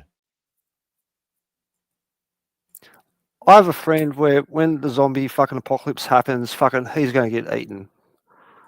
I try to help him, but he's a big fat dude. Like seriously, fucking. I mean, you know, if he ever dies and we have to go and carry his fucking casket to the fucking grave, we're all going to end up with fucking back injuries. Well, I've already got a back injury, so I won't be fucking carrying him. And I told him, dude, fucking just walk around the block fucking once a day, fucking, 15 minutes one way, turn around, 15 minutes the other way, and go sit back on the couch, People don't understand the health benefits of walking either. Yep. Because yeah. even if you can't run or do a whole bunch of cardio, just walk for a while. Well, people don't understand, Also, Anson in the chat, paper clips are also known as gem clips or trombones or trombones. Therefore, this problem could also be named the rusty trombone dilemma. Which, Mr. Anson, did you see? I went through the entire game, and now this is what I was trying to do. This is a lesson about AI, because we saw that there was no option. You're the AI, and your goal is to make paper clips. So, and this is something that, like, I forget where to find the article written on it because it was a really good one. I'm going to paraphrase the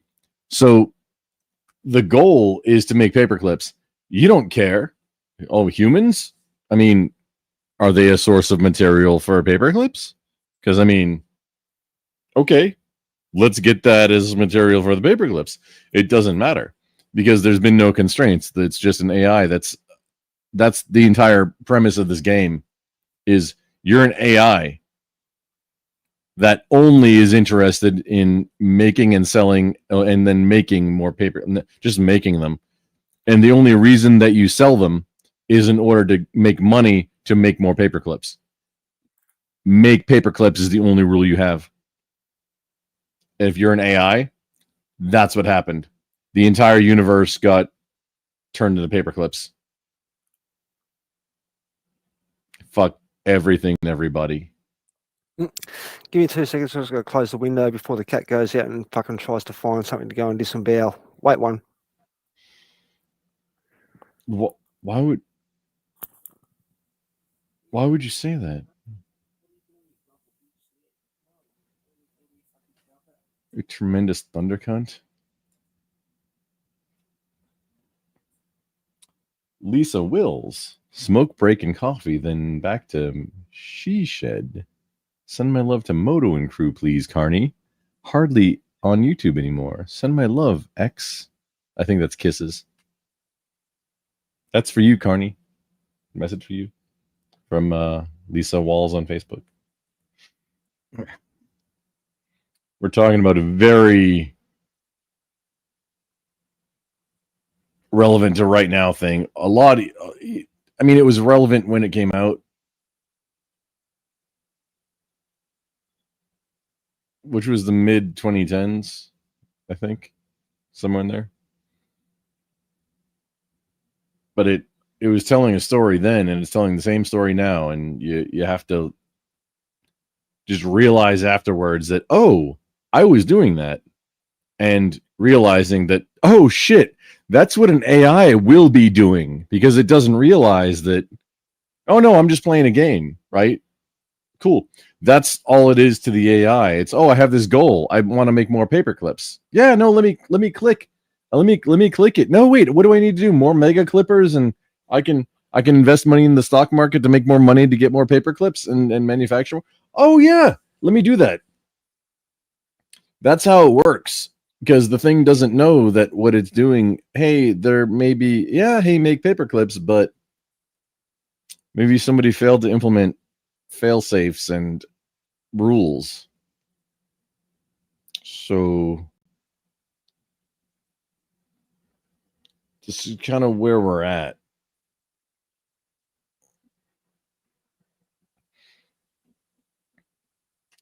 my viewers like tanked. I think nobody was really interested in this, so no biggie. It'll be a static video going forward.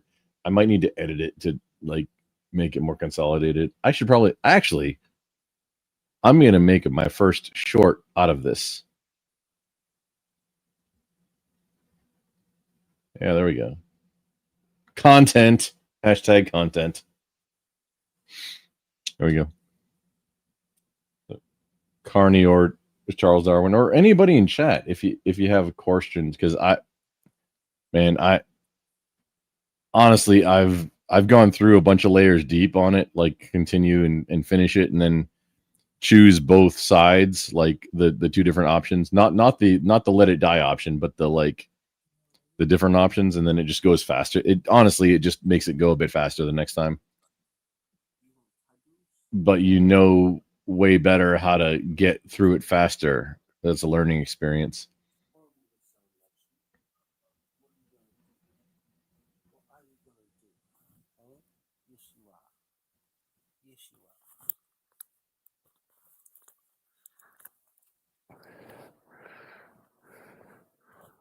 Hey, sorry, back.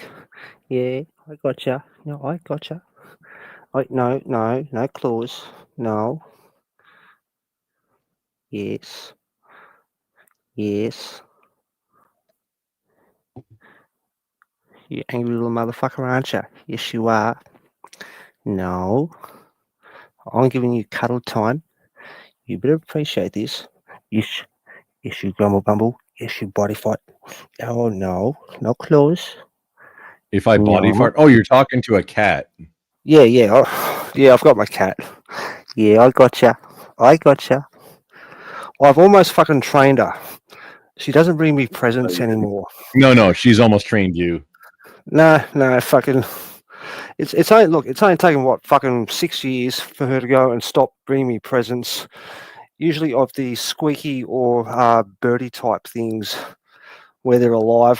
And it's like, yeah, I appreciate the fucking thought, but yeah, I don't want them here. Yes, yeah, I'm touching your tummy. Nah. I know she's a bit fucking wound up at the moment. Don't know why. Hey, go on. You walk. Yeah, no, there's food right there. Come on. Don't look at me like that. Fuck. Sorry. Cats are AI also. Just FYI. Look. Dogs take too much fucking energy to go and fucking deal with. Like, you have to walk them. Why are you trying to flop dicks out? Why are you trying to compare to other animals? Just talking about cats. Dogs. D-O-G. Dogs. You gonna rock the boat? Dags. You want caravan? Dags. Yeah, dogs. No caravan. Just dags. Okay. No dog? Dogs. That's a fucking good movie, by the way. Oh, the pikey? Yep. With the dags, you say? The dogs.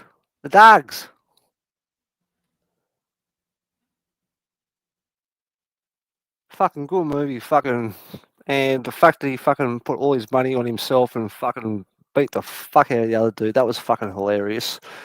And at the same time, fucking his mates went out and sorted out what's his name? The guy that had the fucking pig farm? Bricktop? Oh, I don't remember his name, but I remember the actor.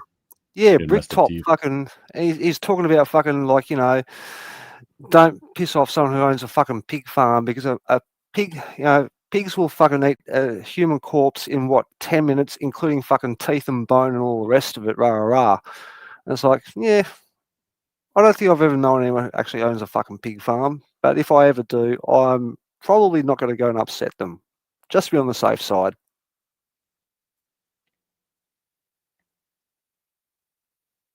Yeah, don't worry about it. In Texas, if you just you don't have to buy pigs. There's feral hogs will show up.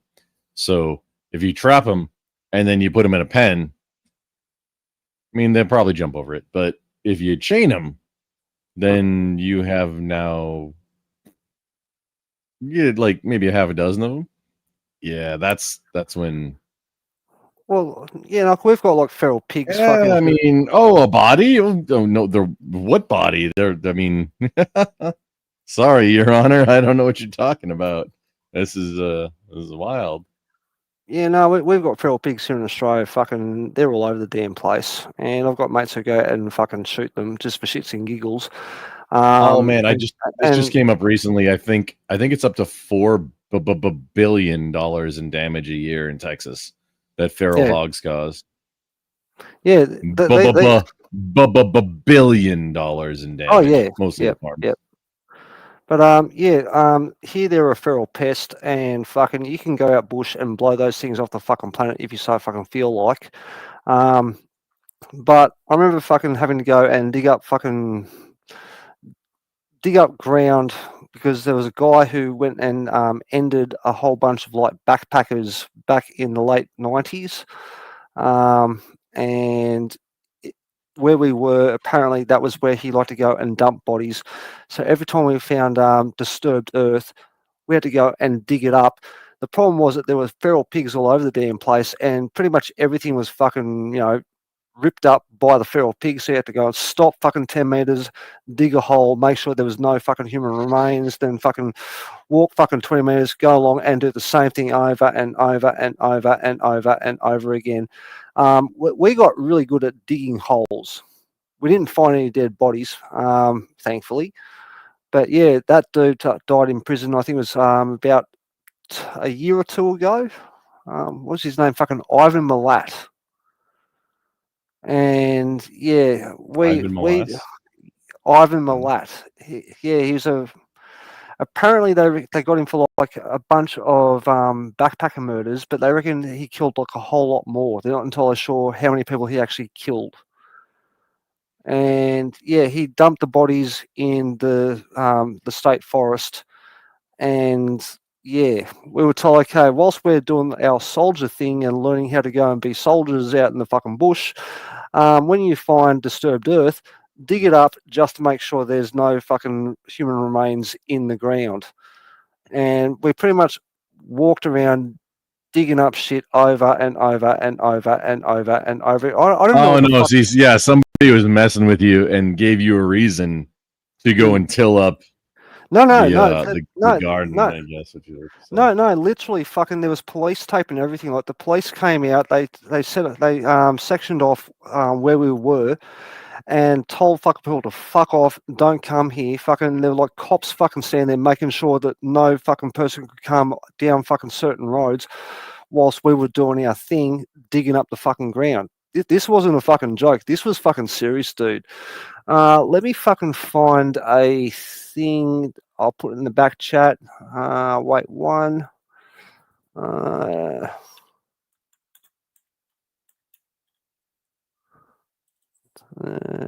that one. Wait.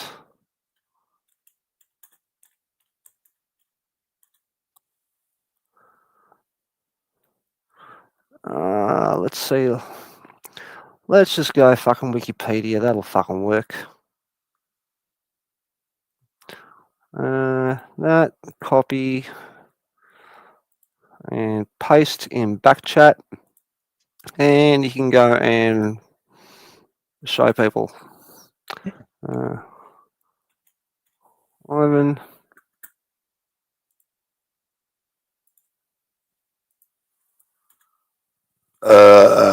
Okay, so in the back chat, that's the link for Ivan Milat on Wikipedia. He died from cancer or something. I think it was like 2 years ago, something like that. But they reckon that he killed like a whole bunch of people. Ivan Milat? Yep, that's the dude. Oh, dude, his mustache. That's very like biker chic mustache. No, referred as the backpack murderer. Oh, yep, that's what I'm talking about, dude.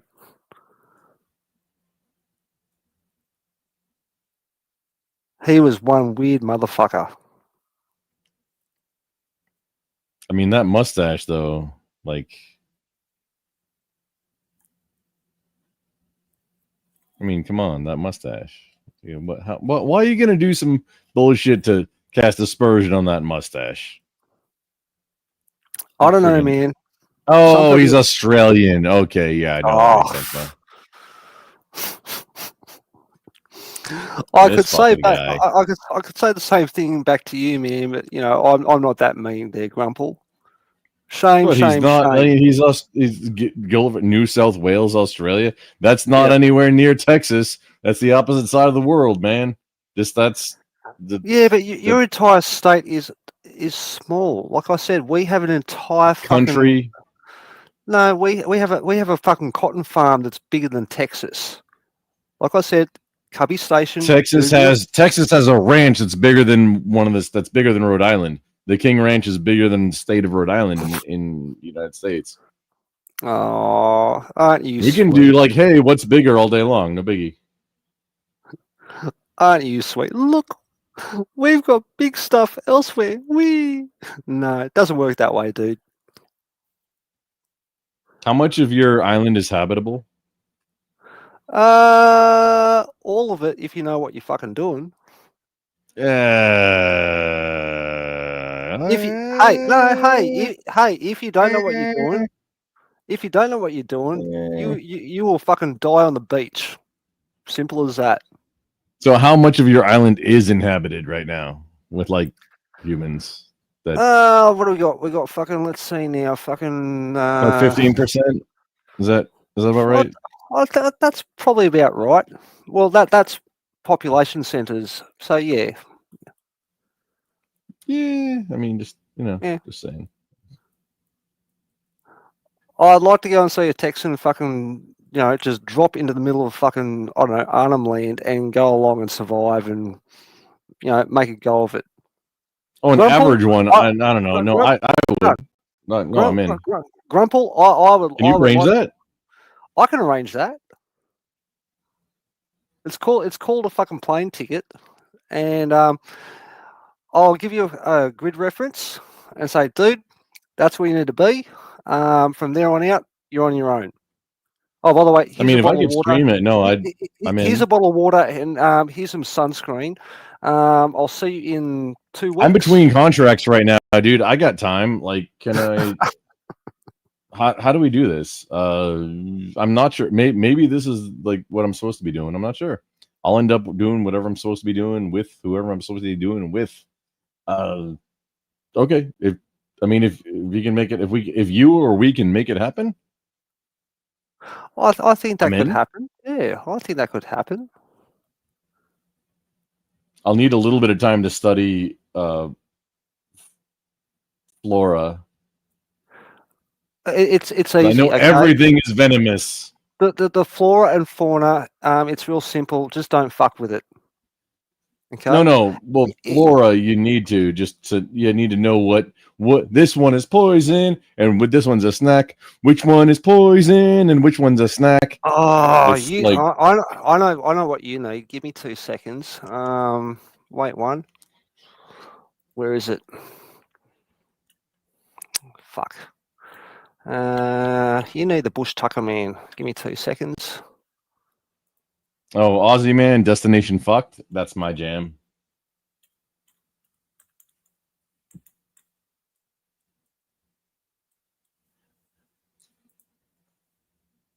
Wait for it. Yep, that's what you need. Wait one. All right. Pause. Copy.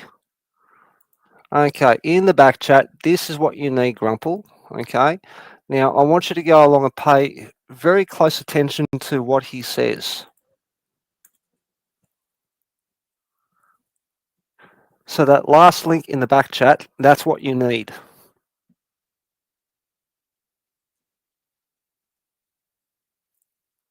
The guy's name is called Major. No, I gotta switch it back now so that you can't hear the friggin' thrim of whatever, because I was sharing the entire window. In order for sound to happen, you got to share the tab, and when I do that with the paper clips thing, it has the music. The Remarkable Secrets of... Oh, that's a risky thing to say. That word, November Golf Uniform Kilo Uniform Romeo Romeo, that's a risky word to try and pronounce on a streaming platform.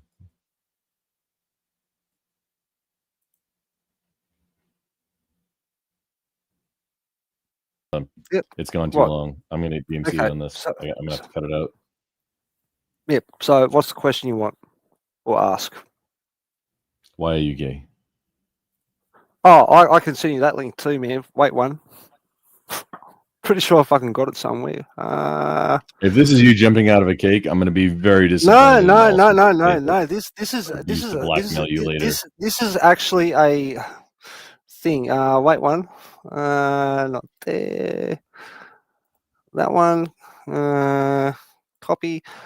And I'll put it in the back chat so you can go. And this is where that whole thing came from. Give me 2 secs. Where are you? Okay. Whoops. Oh, Anson in the chat, he endorses Grump's forklift certification course, which may or may not be a real thing. For 5 easy payments of $99 and no change, you too can become forklift certified. Click the link in the description for details. That's a valid endorsement and/or advertisement. Thank you, Anson. Appreciate you as a person. It's so beautiful. Grumple. Clearly. You're so beautiful to me. Can't you see? You're everything I wanted to. You're everything I need. Have you been on karaoke night? So beautiful. Me? Oh no, that's Fuck right. yeah. You did. You can't touch this. No, man. Dude, I've done a couple of fucking songs. I had a fucking a duet with fucking Chrissy. Yeah, that like I advised against it, and y'all did it anyway, and it sounded like dog shit because it wasn't synced up. Hey. Don't you fucking go and tell me I don't have fucking talent, man. Me and Chrissy are gonna fucking make a CD and we're gonna fucking send it to you for Christmas, dude. It was fucking I don't amazing. doubt that. The thing that I have the problem with is the latency is going to make it not sound good. I've been trying to figure out how to do it for any other way so that people like duets or multi. There's no way to do that live. Unless one person is going and then the other person has the music playing with it and is going along, and then just somehow the first person just matches up to where it needs to go without knowing. Maybe we could do fucking Kamal's favorite fucking song, "The Wheels on the Bus Go Round and Round." So, okay, this side of the class go, the wheels on the bus go round and round. Oh, row the boat type of thing. Okay, yeah, no, that type of thing. Yeah, you can do that. Yeah, that could work. You know, yeah.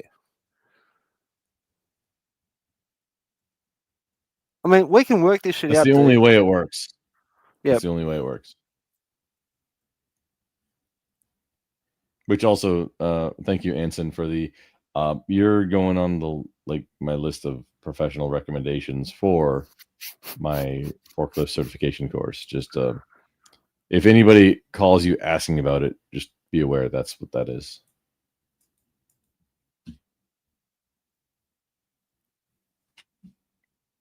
Don't worry about how far the toothpicks stick out. That'll take care of itself. Just don't. If they ask, just ignore the question. Just kind of like pivot and move on. I've now got this mental image about Grumple in a forklift, and he just like punctured like a fucking gas tank or something. Going, oh, is that bad? While there's fucking gas and flame coming out. I'm kind of worried, dude. I'm kind of worried. That's all in your head. I don't know what you're talking about. Can I burn this? Oh, here's matches. Yeah. There's a napkin. Here we go. Oh, just because I'm like, we're gonna watch this thing. I need to set the speed. Oh, normal speed. Hell no. Okay, 1.5. There we go.